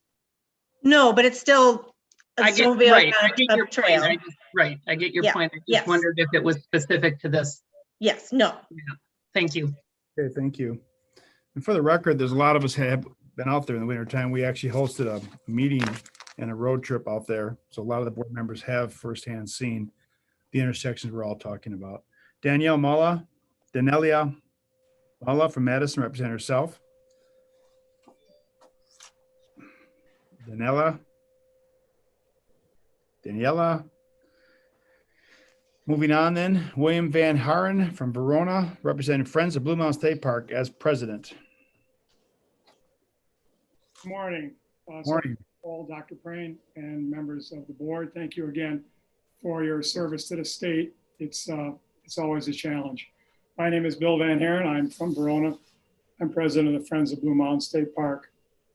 Friends have been involved in this master plan process since it began several years ago now, maybe 5 years ago. Friends' mission is to improve and protect the park visitors' experience. We do this through our volunteer hours and significant fundraising for park projects and maintenance. The opinions of the board reflect our close relationship with the park and its users. And we agree with the plan in all aspects except for the snowmobile route. Especially important to us are plans for park expansion to reflect the increasing use and population growth in the area. This represents good, solid, forward thinking by the DNR. As well as campground expansion, all that stuff is going to require more land to keep people's experience from being diluted and overcrowded. Our reasons for opposition to the Pleasure Valley Trail are numerous. You've heard them before. Some of them from previous board members or current board members. I want to speak for a minute about foot traffic. These day and family users, these hikers who come to the park, are really an underrepresented group in the planning process. Skiers speak up for themselves. Snowmobile group has its spokespeople. But the hikers and the casual day users whose use has been exponentially greater this year don't often get a say in the planning process. And hiking is being the most accessible activity. It's very popular in the Pleasure Valley area. It's fully open to hikers and snowshoers. And they must pass through that corridor, that snowmobile corridor, in order to get from one side to the other of it. The fact that the proposed trail was at one time a snowmobile route does not justify its revival. The park was once at a racetrack and a ski hill and a dairy farm. Times change, as Lisa said. We need to look at the current situation, not justify doing something because we did it in the past. The Blue Mountain State Park, with this trail is put through there, will compromise one of its most special areas to essentially provide a shortcut through the park. This isn't the best use of preciously scarce park property. You know, conflicts are a part of management. And this is one that really doesn't have to be. So we're asking that you please approve the plan without the inclusion of the snowmobile trail, leaving it as the status quo. Thank you very much. Thank you, Bill. Any questions for Bill? Yes, Mark? please. Thank you for your testimony. And I do think it's really important that the Friends Group was involved throughout the process. I do have a question on how the group came to the decision that they were not opposed to the change in the mountain bike trail, but they are opposed to this or the expansion of the campground. you know, when I look at a snowmobile trail, and others have said that there's limited use to that in very seasonal, and in the past few years, not very many days. So the rest of the year, I assume people are able to use that section of trail for bird watching and hiking the rest of the year. So I just wondered what the decision, or how the Friends group came to that decision, where they were supportive of other impacts, but not this one. Well, the mountain bike trails, the changes to the master plan are mostly improvements in water management and trail design to make the trails more stable and more friendly to intermediate and beginner users. So we were in favor of that because it's a growing park user segment, and we needed those trails to be better managed and more user friendly. And the campground expansion, I think, as I mentioned, the increase in park property is an important part of our campground expansion. Friends have dedicated some of our funds for group campground site once we get an approval to move forward. And that site already exists. There was some debate about whether more campsites are desirable or not without more park amenities to, as I said, you know, maintain the quality of the experience. We'd have the same pool, same trails, same park office, maybe the same park staff to manage another 30 or 40 or 50 campsites. This is something the DNR should be good at. So hopefully they will make the right decisions to site those and support those campsites with the right stuff. I mean, we have built already camp playgrounds, which if you built a playground, you know how expensive they are to support campers. And these are the kind of things that have to come along with that. And those are, you know, playgrounds are $40,000, $50,000, $60,000 tickets to sort of maintain the experience. And the board discusses these things and came to the conclusion of what we could support and what we didn't. That answer your question? Yes, thank you. You're welcome. All right, thank you, Bill. Next speaker is Ian Duncan from Madison Nordic Ski Club. Secretary Cole, Chair Preen, board members, I appreciate the opportunity to speak to you on behalf of the Madison Nordic Ski Club. We have over 300 members in Madison and Dane and surrounding counties. Blue Mountains is a prized destination for many of our members who treasure it as the premier single-track classic ski trail in southern Wisconsin. The emphasis on classic skiing in Blue Mountains as opposed to skate skiing makes it a unique resource that's enjoyed by skiers of all ages and abilities. The beauty of skiing through the woods in a cold January day at Blue Mountains is unsurpassed. This winter, in December, 13,000, in January, 19,000, and in February, 11,000 cars were recorded parking at the car park at Blue Mountains, according to figures that I received this morning, emphasizing, and most of these people were silent sports enthusiasts, the popularity of the park. We responded in detail to the DNR and our views on the potential alternative plans to modify the ski trails and develop a new trail at Blue Mountains. While our first choice was the development of a new trail west of the park, this was deemed to be impractical. Therefore, our proposed first choice is the status quo, as you've heard already, the current trail. I would like to add, based on some of what I've heard this morning, this trail is perfectly safe. There's been no evidence, and according to DNR figures and local police figures, of any accidents involving snowmobiles and skiers on the park. The snowmobile trail crosses the ski trail twice. And in the 39 years that I've skied at the park, I've never had a problem with snowmobiles crossing. It's always a very straightforward issue.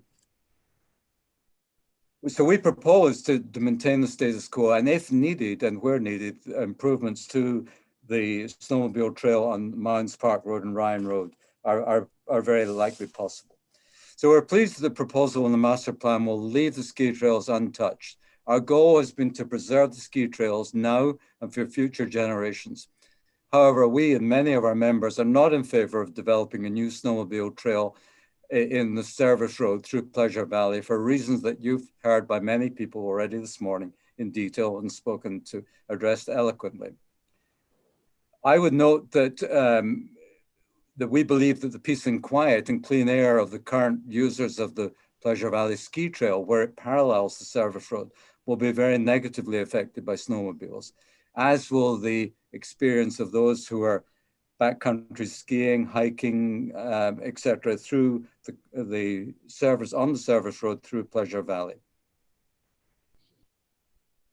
I would emphasize this, and I would like to make the point finally that I'm not sure that the snowmobilers, as they traverse the potential new trail, will be there to enjoy the aesthetic beauty of the trail through Pleasure Valley. Rather, they will be maintaining themselves and remaining on the trail at a high speed whilst not taking in, as it were, when I've said, the beauty of the trail.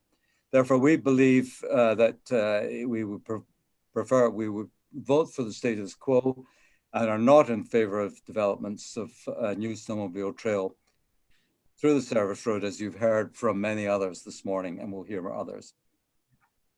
Thank you. Thank you, Ian. Any questions for Ian? Our last speaker is Harry Red from Madison. Mike Clark will not be speaking today. Harry Red. Harry Red. Thank you. Fine. Thank you. Here you are.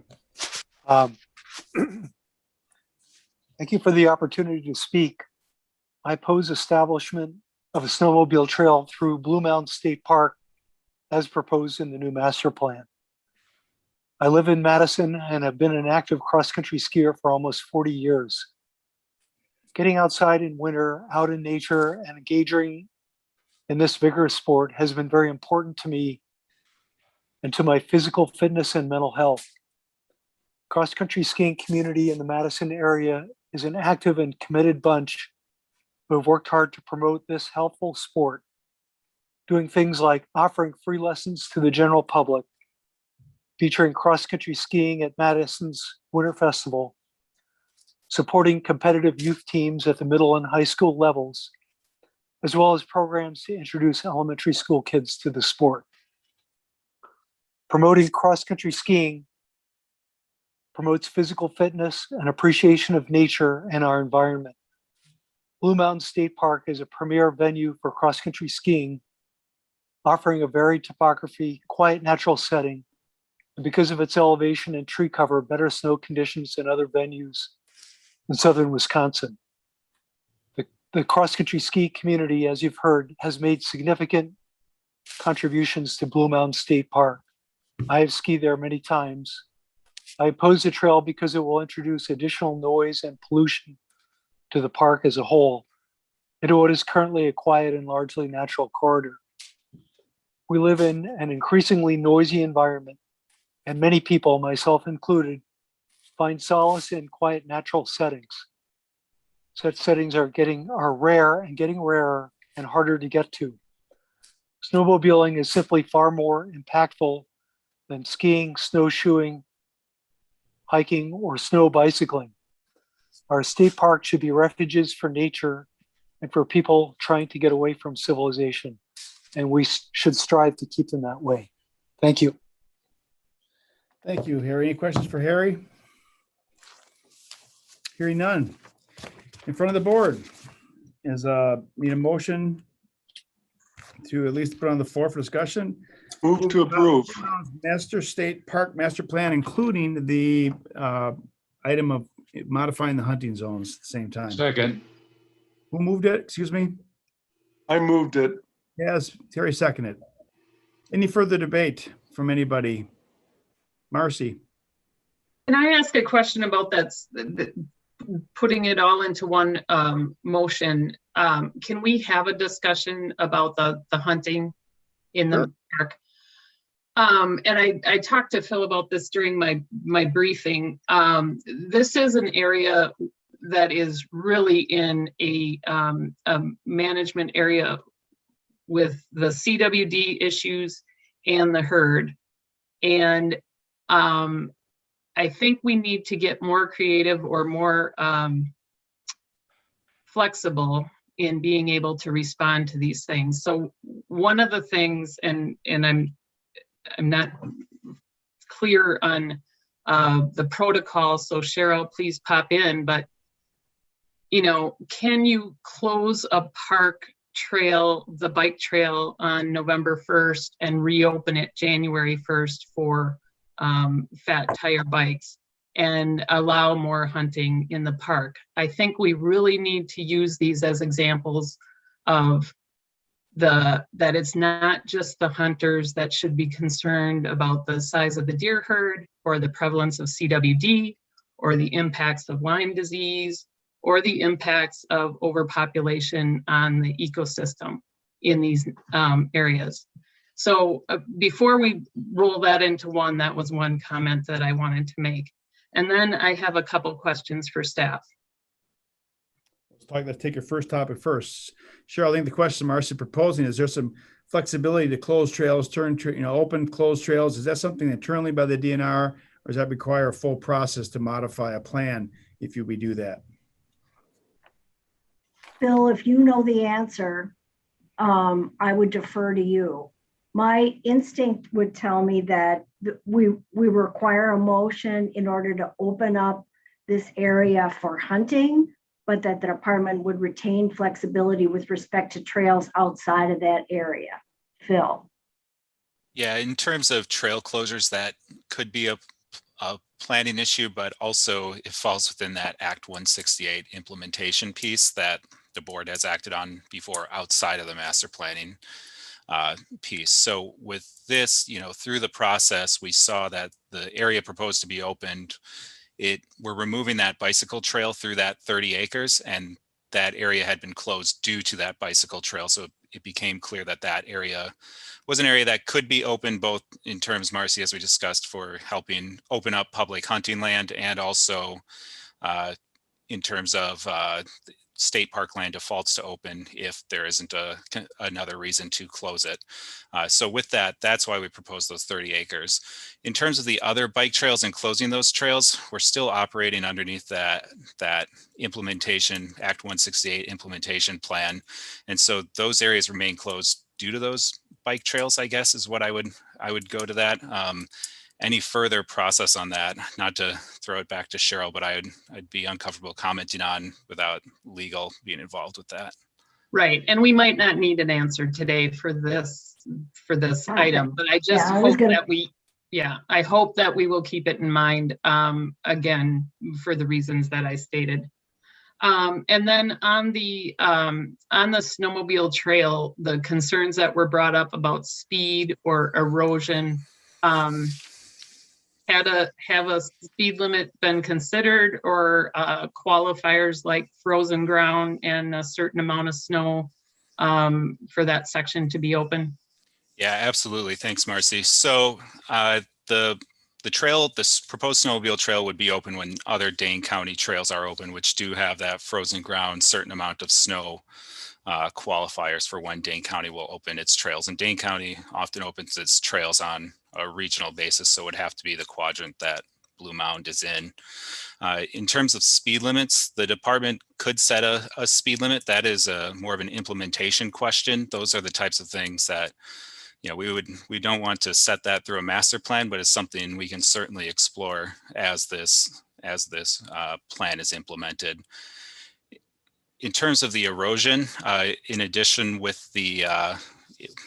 to the frozen ground and the Dane County requirements, we've heard these concerns, and some of those came up in the public testimony we just heard. And I just wanted to point out that on page 22 of the plan, where snowmobiling is discussed, we do say that we should ensure that any contract language with the with the clubs when we're implementing the snowmobile trail considers alternate or prohibits grooming on vulnerable trail sections, especially if those water management structures might be impacted. So that is something the department considered in bringing forward this proposal, and something we're certainly cognizant of and want to consider as we implement the plan.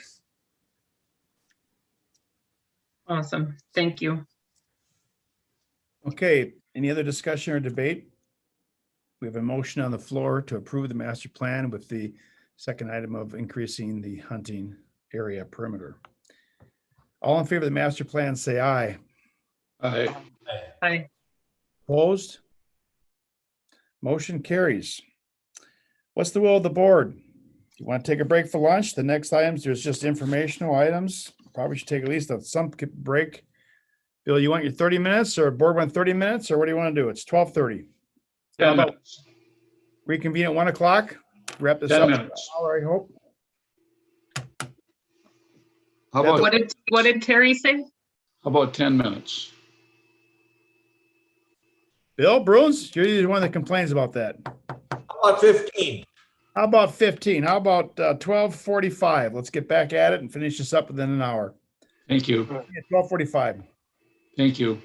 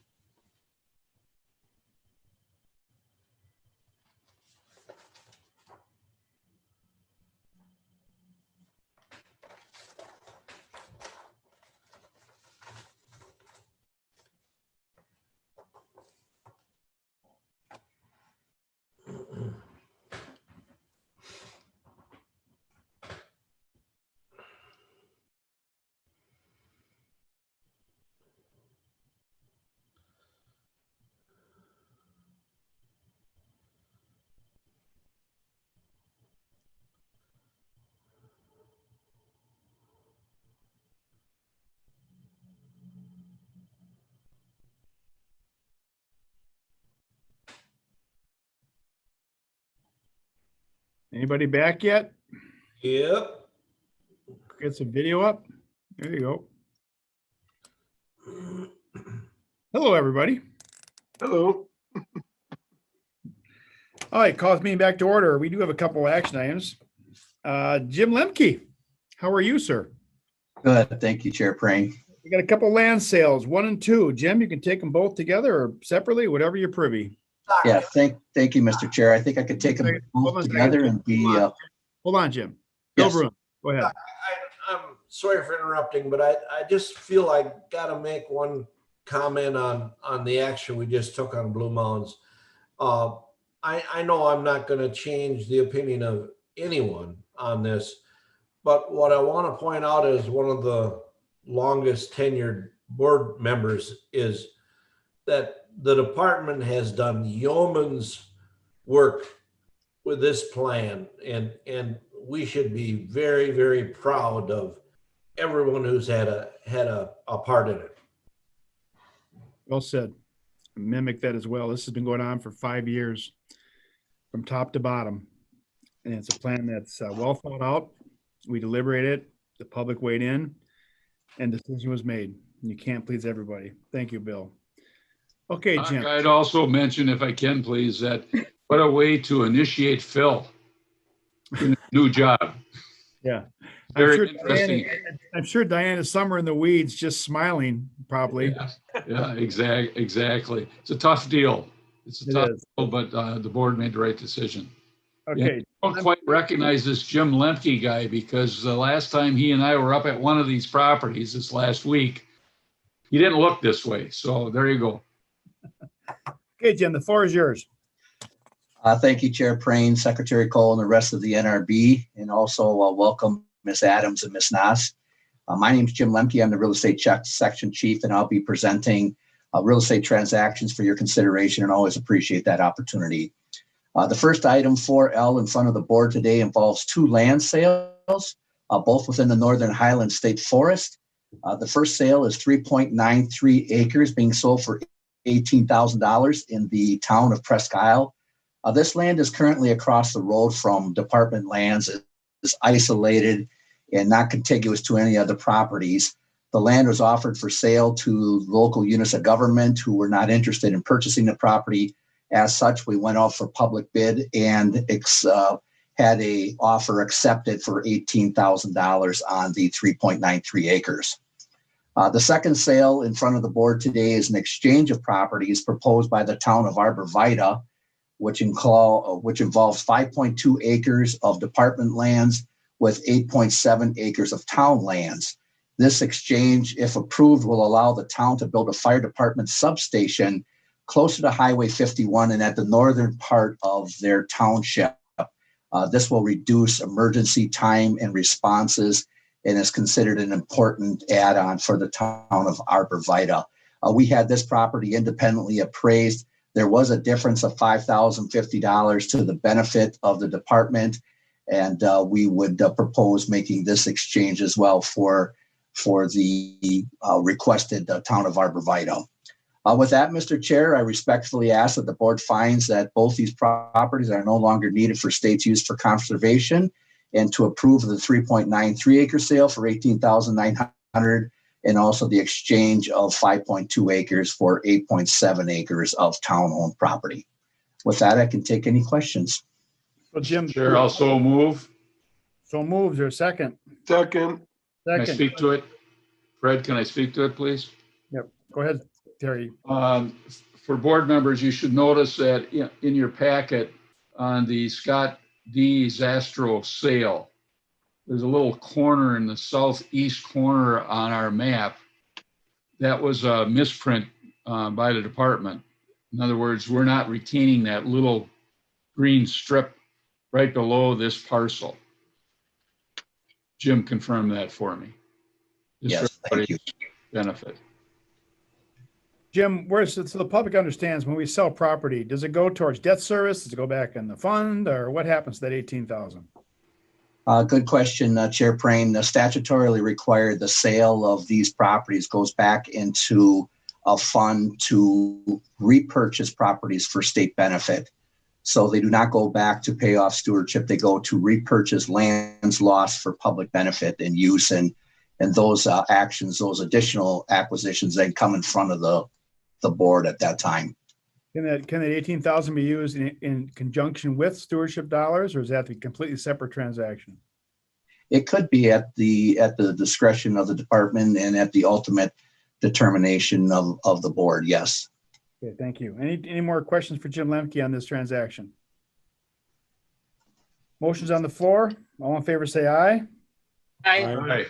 Opposed, motion carries. Thank you. Next to transactions. Jim, you have a couple more? Yes. Thank you, Chair Prane and members of the board and Secretary Cole. We do have two acquisitions in 4M also in front of the board today. The first is a typical transaction involving 80 acres within the project boundary of the Van Loon Wildlife Area in La Crosse County. This is being purchased at the appraised value of $169,500. The property, as typical of many of our acquisitions, is surrounded on all sides by department-owned land, so it is an in-holding and includes 1,000 feet of frontage on the branch of the Black River. The property will be open to all 5 MBOAs, and the McGilvery Seven Bridges Road Trail, tough to say, is just 200 feet north of this property. It's a popular trail in that area, and acquiring this land will allow for further public access within this general area. The second part of this ask, Chair Prane, the second acquisition involves 52 acres of land within the project boundary of the Pike River in Marinette County. This also is surrounded by 3 sides by department land, and the 4th side is a town road, so it's basically another in-holding for the department. The acquisition features over 3,500 feet of 2-bank shoreline, which will also be open to all 5 MBOAs. This is a rare opportunity to complete a 3-mile stretch of continuous department ownership on a designated state wild river, which there are only 5 of these in the entire state of Wisconsin. The property was listed for sale for $257,800. It appraised at $211,500. We extensively negotiated the sale of this important acquisition, and we came up with a acceptable offer through the landowner at $226,500. So in full disclosure to the board, this is something I haven't personally done before, but we're asking for approval of this property at $15,000 over appraised value.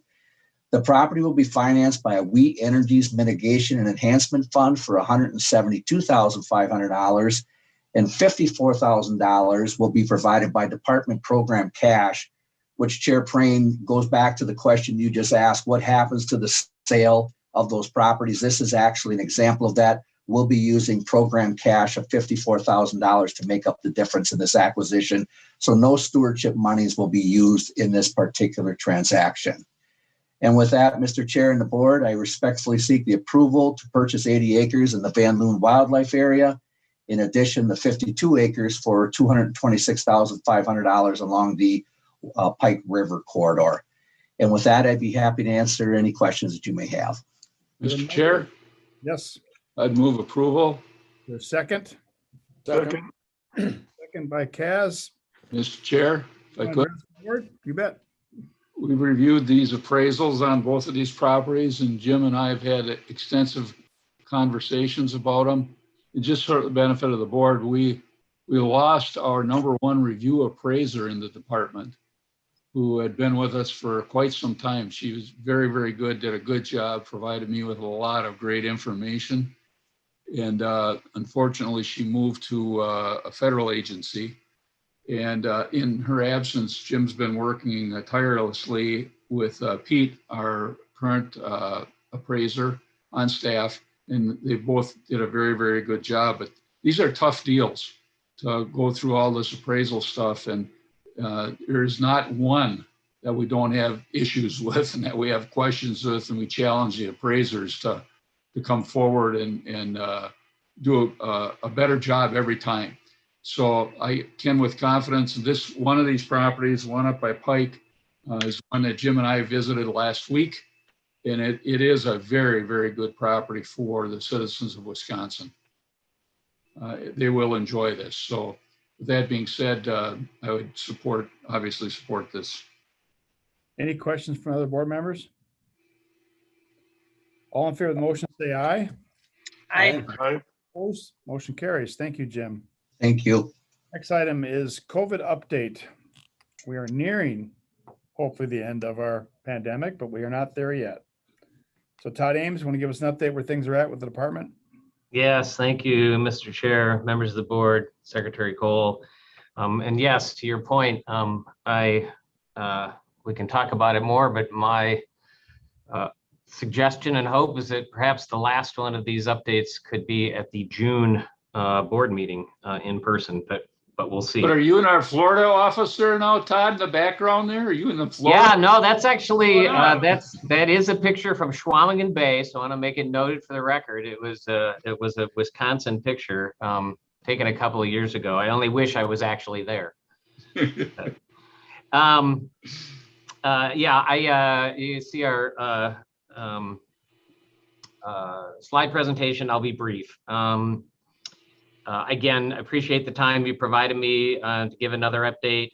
It's hard to believe in our 14th month of operation under COVID conditions. We've continued to provide core services under our modifications, and our staff has embraced them and keeps the DNR going without missing a beat. Next slide.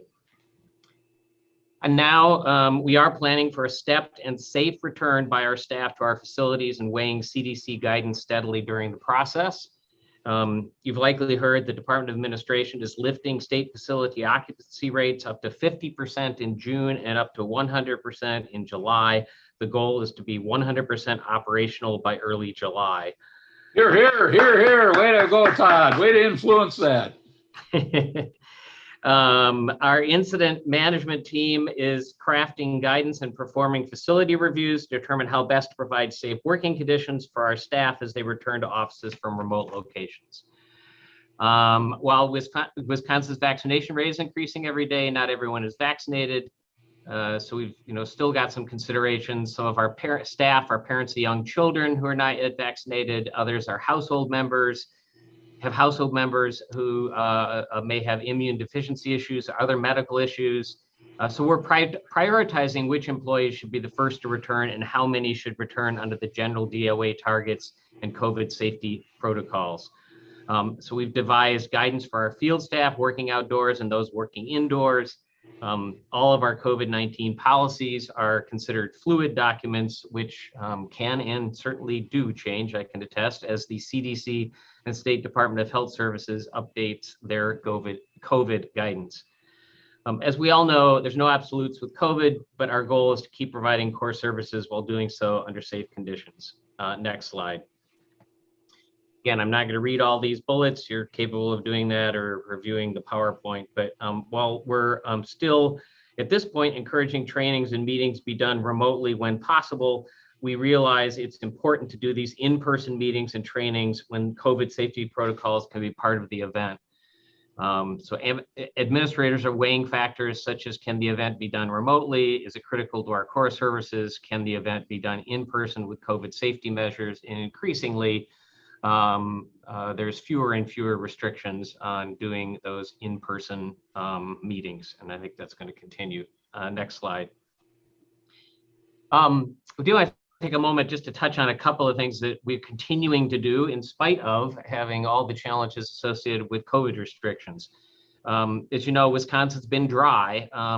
This week, finally, thanks to some rain and green up, is probably the first week in many where we haven't had extreme conditions for at least some portion of the state. So far this calendar year, the DNR's responded to fires totaling in more than 600 that have burned nearly 1,900 acres. The Office of Communications has led the charge on alerting the public of fire danger across all channels throughout the season. Forestry is fighting those fires under COVID-19 safety protocols. And we've also done, as usually happens in the springtime, a number of prescribed burns that, as I think all of you know, are really vital to do to improve habitat for things like grassland birds, game birds, waterfowl. Next slide. The DNR has had staff working at the vaccine distribution hub at Eau Claire since December of last year. As I've mentioned before, staffers have helped process and ship at least 160,000 doses of vaccine throughout Western Wisconsin.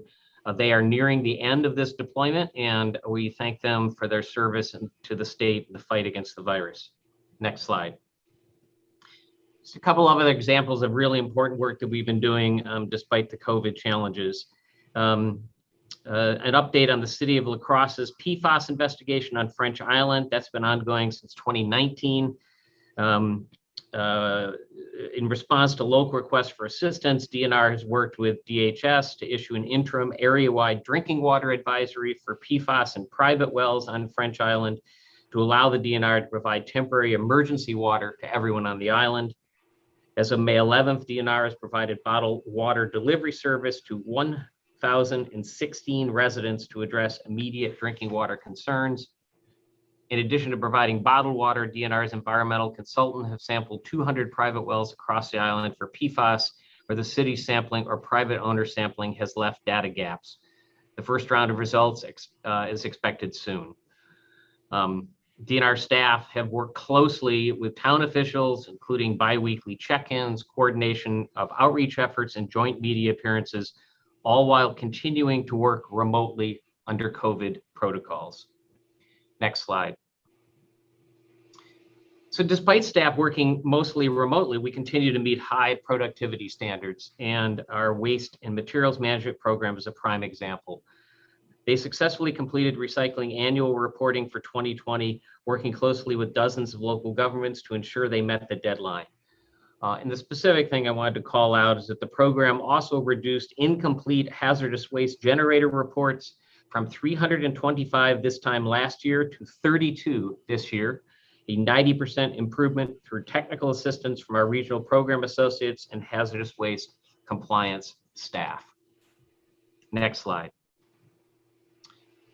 Just this week, Governor Evers announced that we are still leading the country in getting available shots in arms, and we've now hit 5 million shots of COVID vaccine administered in Wisconsin. In addition, 55% of vaccine eligible population in Wisconsin has received 1 shot, 47% have received 2 shots, and even more impressive, 83% of Wisconsin residents 65 and older are now fully vaccinated. At the end of the day, the way through to the other side of the pandemic is vaccinations. Our IMT continues to provide useful links to unbiased fact-based information about the vaccine and how an individual can go about scheduling his or her appointment. Next slide.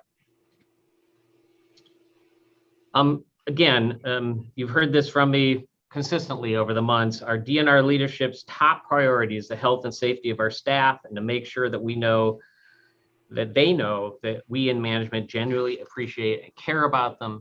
In the meantime, we'll continue our work as we have been since the pandemic arrived.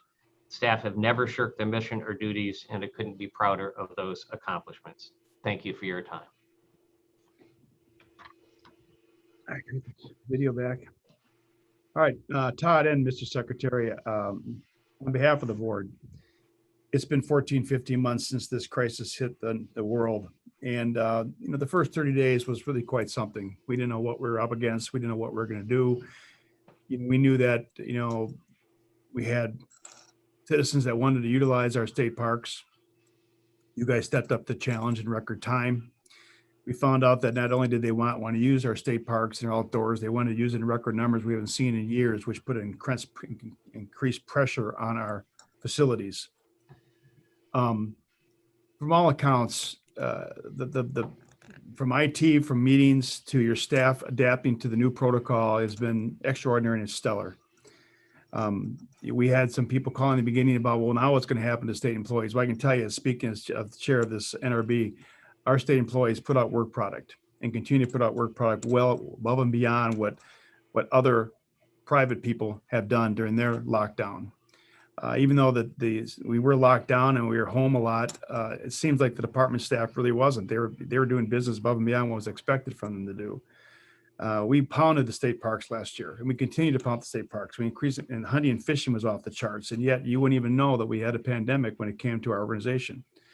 A lot of that was a metamorphosis because we had to, but I'll tell you what, a lot of that, Preston, was because of Go Wild and the internet, the transparency, a little bit of testing we did with how we can do remote access with people.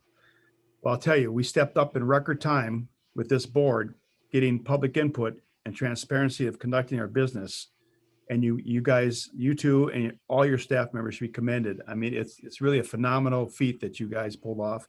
Not you guys, but all you gals and girls pulled this off. And it's going to be interesting to see what the end result's going to be. There's a hybrid that's occurring across the country, and I'm sure you would be no different. Efficiency of scales. Some people really should not come into the office to GH2, GF2. They should be out in the field and checking in. And so I applaud the department. Kudos. And I think the rest of the board members do. You would never even know that a pandemic hit us by the way the organization, the department kept on their business, which was necessary for our citizens. So thank you both, and thank all your staff members. Bill Bruce. Thank you, Mr. Chair. We'll certainly pass that on. Appreciate it. Yes, thank you very much. I have one question for Todd. And I don't know, Mr. Chair, I might be permanently scarred by all of the Zoom meetings I've attended in the last 14 months. Amen. But anyway, the new ruling on assemblies in our parks is 350 people. Is that correct? Yeah, for right now, yes. Okay, so that's what I was hoping to hear you say, because I know in July, things are going to be changing again. Our ball stadiums are going to be at full capacity. So the notice that came out was, 350 for the season. So that's not accurate, correct? Yeah, we continue to, for things like that, we continue to look at it and adjust as needed and as health, dictates warrant. So, and frankly, Bill, at 350, I think there's only, don't quote me on this, but there's a handful of facilities in our state parks that anything above 350 even applies. So. Okay, I have not talked to Preston or to Todd about how Zoom will fit into our meetings going forward. We'll have discussions this next week on that. We are going to meet face-to-face in Madison on Wednesday. This has worked well for testimony for citizens. Before we had people go to regional offices and kind of bounce it off. There might be some change with that. I think I just asked the public to be patient to exactly see how we will continue our transparency of government, utilizing the best technology we can. Okay, thank you. Next item, chronic wasting disease, CWD, response plan implementation, 2020 CWD surveillance plan and review of 2020 TB surveillance. Amanda Camps, the floor is yours. Informational item. Great. Yes, thank you. Good afternoon, Chair Preen, members of the board, and Secretary Cole. I am Amanda Camps. I'm the Wildlife Health Conservation Specialist with Wildlife Management, and today I'm just providing you our annual update on chronic wasting disease surveillance from this last deer season. I also have a slide in here as an annual update for our CWD response plan implementation plan. And then finally, one slide as a summary for tuberculosis surveillance from this last season as well. So next slide, please. So this is a map of our CWD surveillance plan for the 2020 season. The counties and areas, or the counties, I should say, colored in blue, indicate areas of the state where increased sampling happens on an annual basis. That's of course, in the southern part of the state and the central counties as well. The orange colored counties represent portions of a district sweep. So back in 2018, we started a statewide sweep focusing on a few other districts of the state. And at that point, it started with our West Central district. During our surveillance plan last year, we had a few counties remaining in the Northern district where we had conducted enhanced sampling efforts. And then the entire Northeast district began its district sweep. The other areas in circles or different kind of shapes that are colored in blue, those are existing CWD surveillance areas. because those locations have had a wild deer or farm raised deer test positive for CWD. And in those locations, we do include that in our surveillance plan and conduct enhanced surveillance in those areas as well. And then lastly, throughout the state, we do provide hunter request testing. So any hunter that is interested in having their deer tested or adult deer tested for CWD can absolutely do that.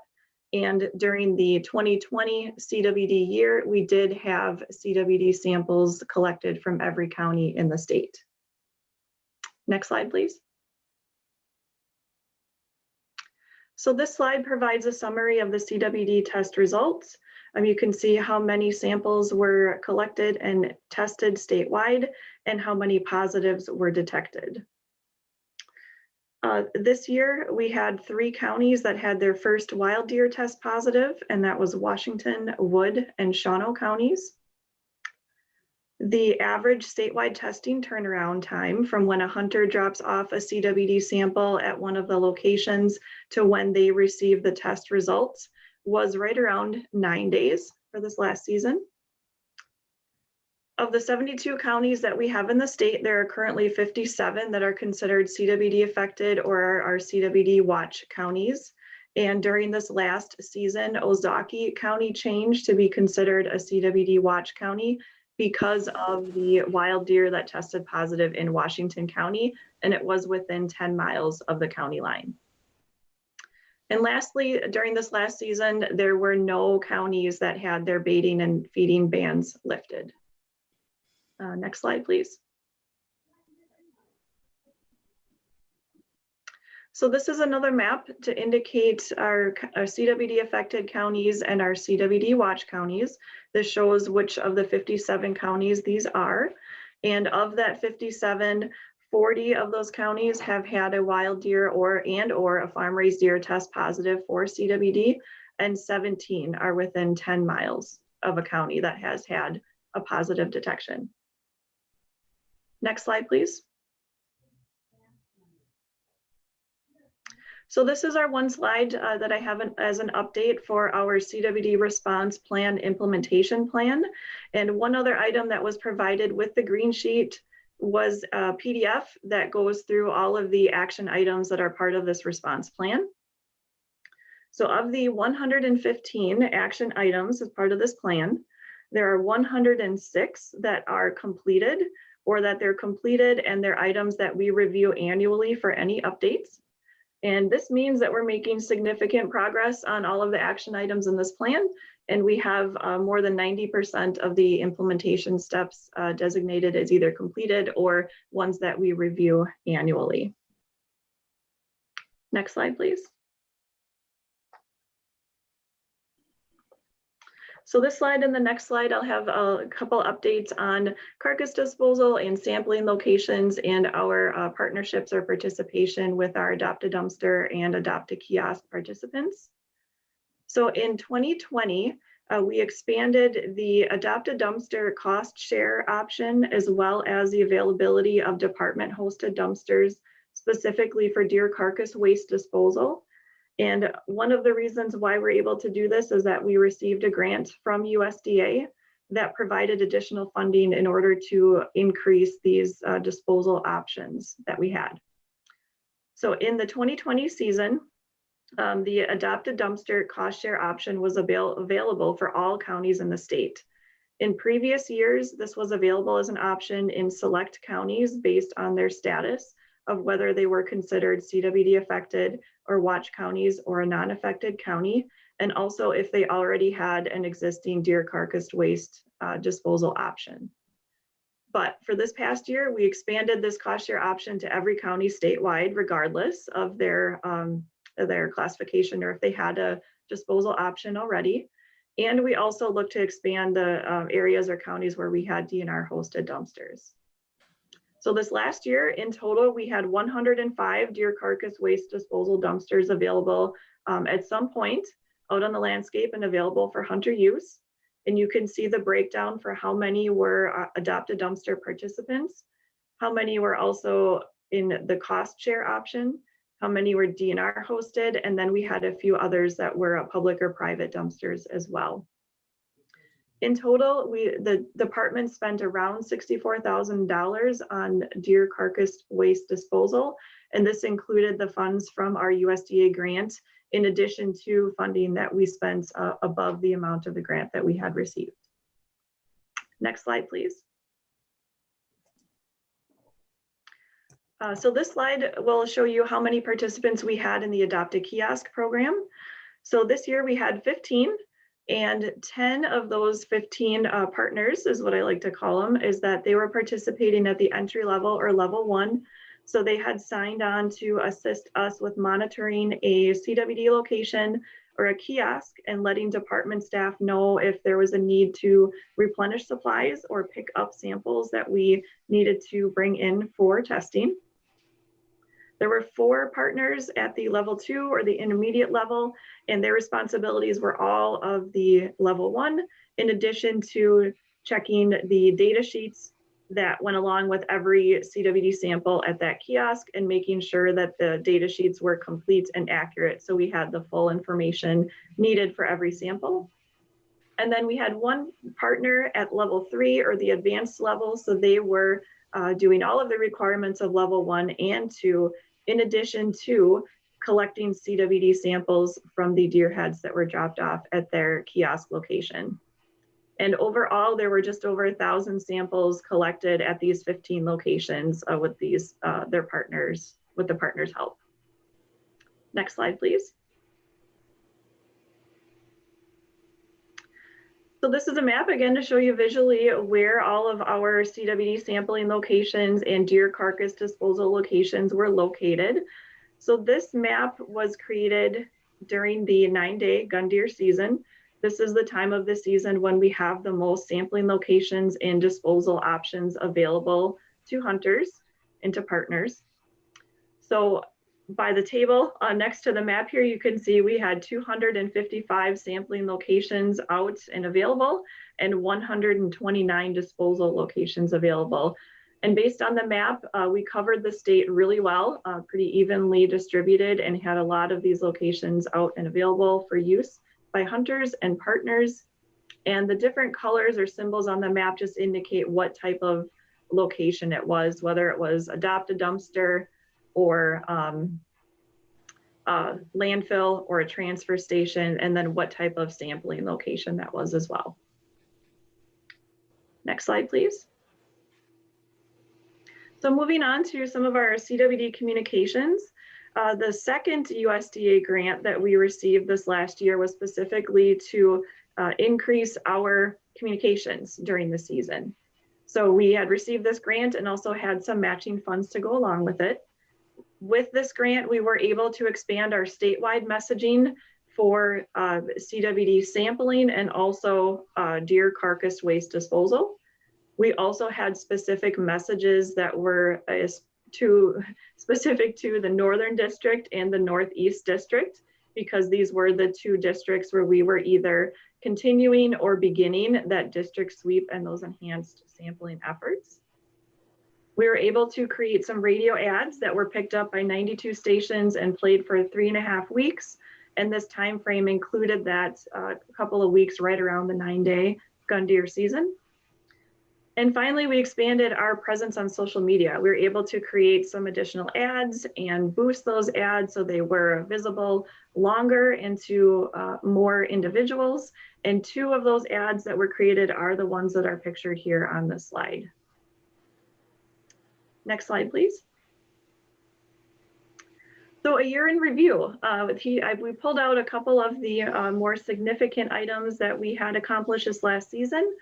Some of these I've already gone through. So I've already talked a little bit about expanding our Adopt a Dumpster cost share option to statewide.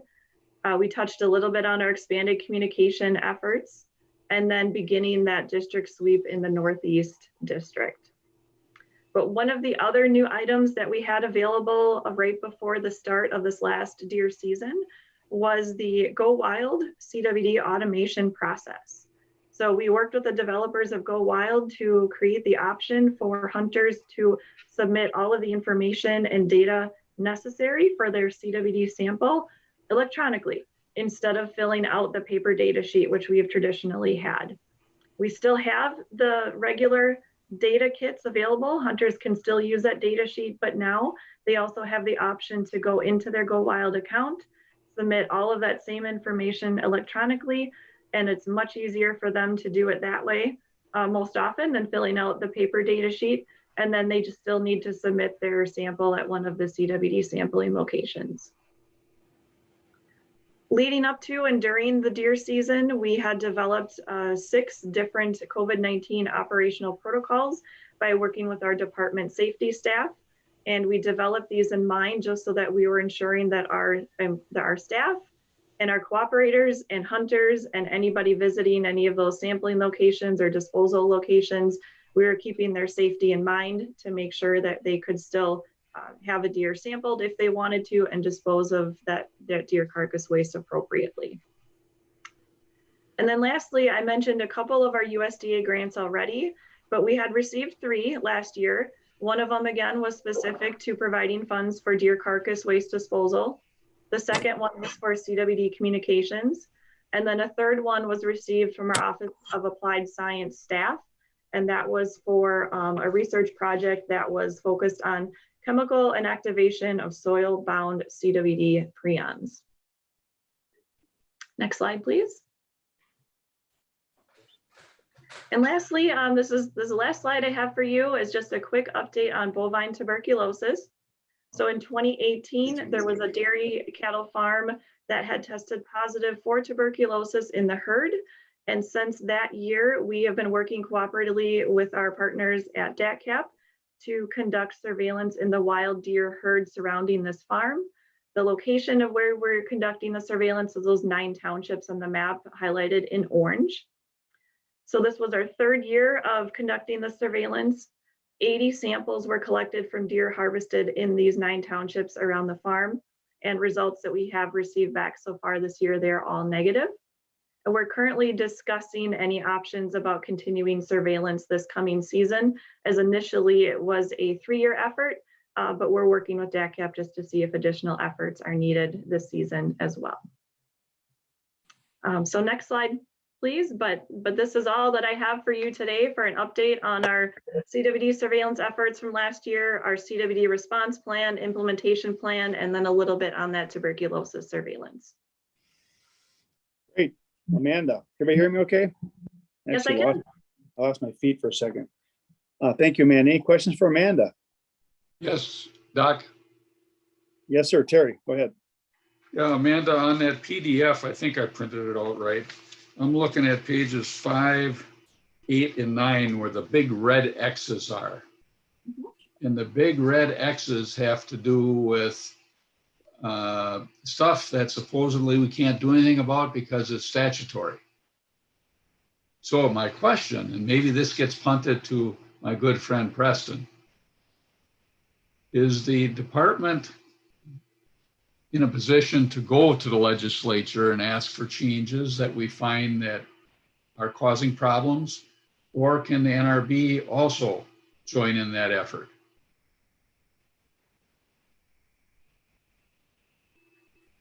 Well, who's going to answer it? Traditionally, if staff advises through our legislative, Sean Kennedy and Stephen advise there's a there based on feedback from the staff, no matter which program, from the water side to wildlife to fisheries, you name it.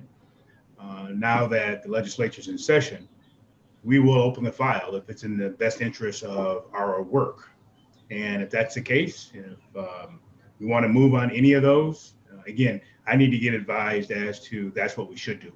At this point, I haven't been advised that we haven't contemplated, not that staff isn't contemplating, but I have yet to be briefed on any additional legislative action. Would you ask staff to check pages 5, 8, and 9 where the red X's are and see if they're available to make a recommendation to you? Absolutely. I think everybody who needs to know is on the line, so I appreciate it. Okay, very good. Thank you. We'll report back, Terry, for sure. Okay, thanks, Press. Any other questions? Yes. Hey, Adam. Very good presentation, Amanda, and welcome aboard. In this current news cycle that's around biosecurity has become kind of important. And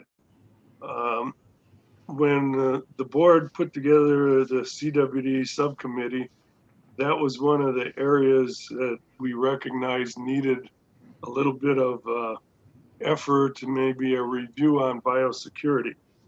Since that time, I've received several photos of dumpsters that were far from biosecure. And I understand the problem you have there, but have we even done any look at our biosecurity measures and tried to tighten them up a little bit, not just with dumpsters, but it would even be at the CWD testing facility and things like that? Sure. So with our Adopt a Dumpster program, we do have program guidance that our partners that need to review and make sure that they are in compliance with. And I know there are certain circumstances that can happen at locations that may delay things like exchanging a dumpster and other unintended reasons why there may be some delay there. So I think I can picture some of the pictures that you may have seen as well with some of those dumpster locations. We do annually look at the program guidance that goes along with these agreements with Adopt a Dumpster, and we will look to see if there's places for improvements as we do that annual review. And with our processing center, we do have our new facility in Poinet right now, and biosecurity has been a major component of our operating protocols at the facility itself, starting with the design of the facility and while staff are there and visiting it. So we are looking at and making sure that we have that appropriate biosecurity at the new facility. Well, sometime down the road, I'd appreciate a report to the board on what we've done to kind of step up biosecurity. So, sure. Okay. Thank you. Thank you. Any other questions? Bill Smith, go ahead. Amanda, thanks very much. Very useful information and a lot of progress. One of the data points that's used to track CWD is prevalence within the areas of the state that are presently contaminated. In future reports, could you add that item to the board, please? So that we could see what the current prevalence is and what the trends are? Sure. So we can add some of that information into the annual updates. As far as actually calculating prevalence of the disease, that's really something that we can do if there is a continued sampling or surveillance effort in an area where we have the data to be able to make those calculations. So when we do portions of our surveillance plan, such as rotating by district, where we have a year or two of enhanced efforts, and then we may not be as enhanced in that area, just depending on whether or not positives were detected. There may not be enough data in those areas to actually calculate prevalence. The best places of the state right now where we can do that is the Southwest core, or at least the area of the state where positives have been detected the longest. And we have that strong sampling history in those areas where we can calculate prevalence. But we could incorporate more looking at prevalence in that area of the state, or incorporating more data about the positives that are detected, and doing some of the calculations that at least we can do in some of those other surveillance areas. Yeah, I don't expect the nitty gritty on all the data, but just to be able to comment on any current information you have on trends and what prevalence we're seeing out there. Very helpful. Right now, the information you give allows us to evaluate the spread with new counties in or out, but I'd also like to know status of the areas that are already infected. Are they getting worse? Are they getting better? Are they staying the same? Yeah, we can incorporate that. Thank you. Yeah, thank you. Thank you, Bill. Any other questions? Thank you. Nice presentation. Well done. Thank you. Okay, Secretary Matters. Mr. Secretary, floor is yours. Thank you, Mr. Chair. I have 3 retirement resolutions. Mia Maka, 35 years. Lynn B. Tomlinson, 24 years. Michael T. Zach Meister, 30 years. And I would like for you folks to entertain a motion for these three. Move to approve. For a second, Second, any discussion? All in favor, say aye. aye. Aye. And congratulations. Yep, fantastic service again. Outstanding. Also in your packet are the acts of the department secretary, which are our real estate transactions. And for our new members, these are transactions that do not rise above a dollar amount threshold. And we can handle those on our own without having to go back to joint finance for those. With that, Mr. Chair, I am finished. Thank you, Preston. Board members matters. We'll run the table, see if something's on your mind. If so, for future agenda items, or just a comment you want to make. Let's go around the room. Bill Bruins, anything? I have nothing pressing, and I'm going to bid adieu. All right, Sharon. This is the time that we go around, Sharon, and we ask if you have any questions on what's going on and or topics of interest for you or stuff like that. I know it's your first meeting, but this is when we do that. All good. Okay. Terry Hildenberg. I have two things. One is, again, I need to welcome Sharon. And at our June meeting, it appears as if she's going to be the rose between two thorns. She may want to consult with Julie to see how she can operate under those circumstances. Another item, a little more serious. I'm extremely concerned that the administration has abandoned one of their main missions of overseeing and managing our natural resources with the proposed wolf management plan process. The unbalanced appointments to the committee sends a message to the public, our trusted hunters, and our board that the administration is more concerned with protecting wolves than managing wolves. This is critical, and I trust the administration will understand that if we get presented with a plan that does not address managing wolves, this board will be questioning it. Thank you. Okay, Terry. Thank you. Move on. Greg Kazmersky. Kaz? No, I just also wanted to welcome Sharon aboard. And that's it for me today. And thank you. Thank you. Marcy West? Anything? Yes, please. I'd like to know why Terry thinks Sharon's going to be placed between those two instead of me, but that's okay. A concern on process with management plans. The elk management plan has now been before us twice. And the groups that are concerned, I would hope we would be bending over backwards to make sure that everybody's involved in the process so that we don't get these at the end when the board's ready to approve. And I would, the elk management plan is just one. There's been others where one group or another comes in. Second, I just want to explain to anyone still listening on the Blue Mounds that I probably surprised some of my friends, and I am a skier, but I look at these on the whole, and it was one of those that was very tough. We did not ignore public comment.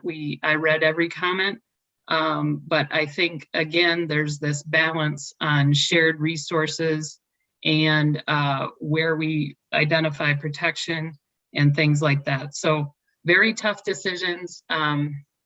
Like I said, I know we won't be making everybody happy, but procedure was followed, and it has to be looked at on a whole when you're dealing with a management plan like that. So that's all I have. Thank you. So Marcy, for what it's worth, that won't be your last time you're put in a position that's difficult. Decisions you make affect everybody, and there's always angst when you make some decisions that are very controversial. And it wasn't my first either. But all right, so Sharon, congratulations. Yes. Welcome to the board. This is the time that most people grab a chance to grab the floor and make a motion to adjourn, but I'm gonna give you the golden opportunity to do that if you so desire. This is when we'd like to have a motion for adjournment. I so move. Sharon so moves. Is there a second on the motion? I will second that. The second. All right, all in favor of adjournment, say aye. Aye. Aye. Opposed? Motion carries. Thank you, everybody. See you in a month.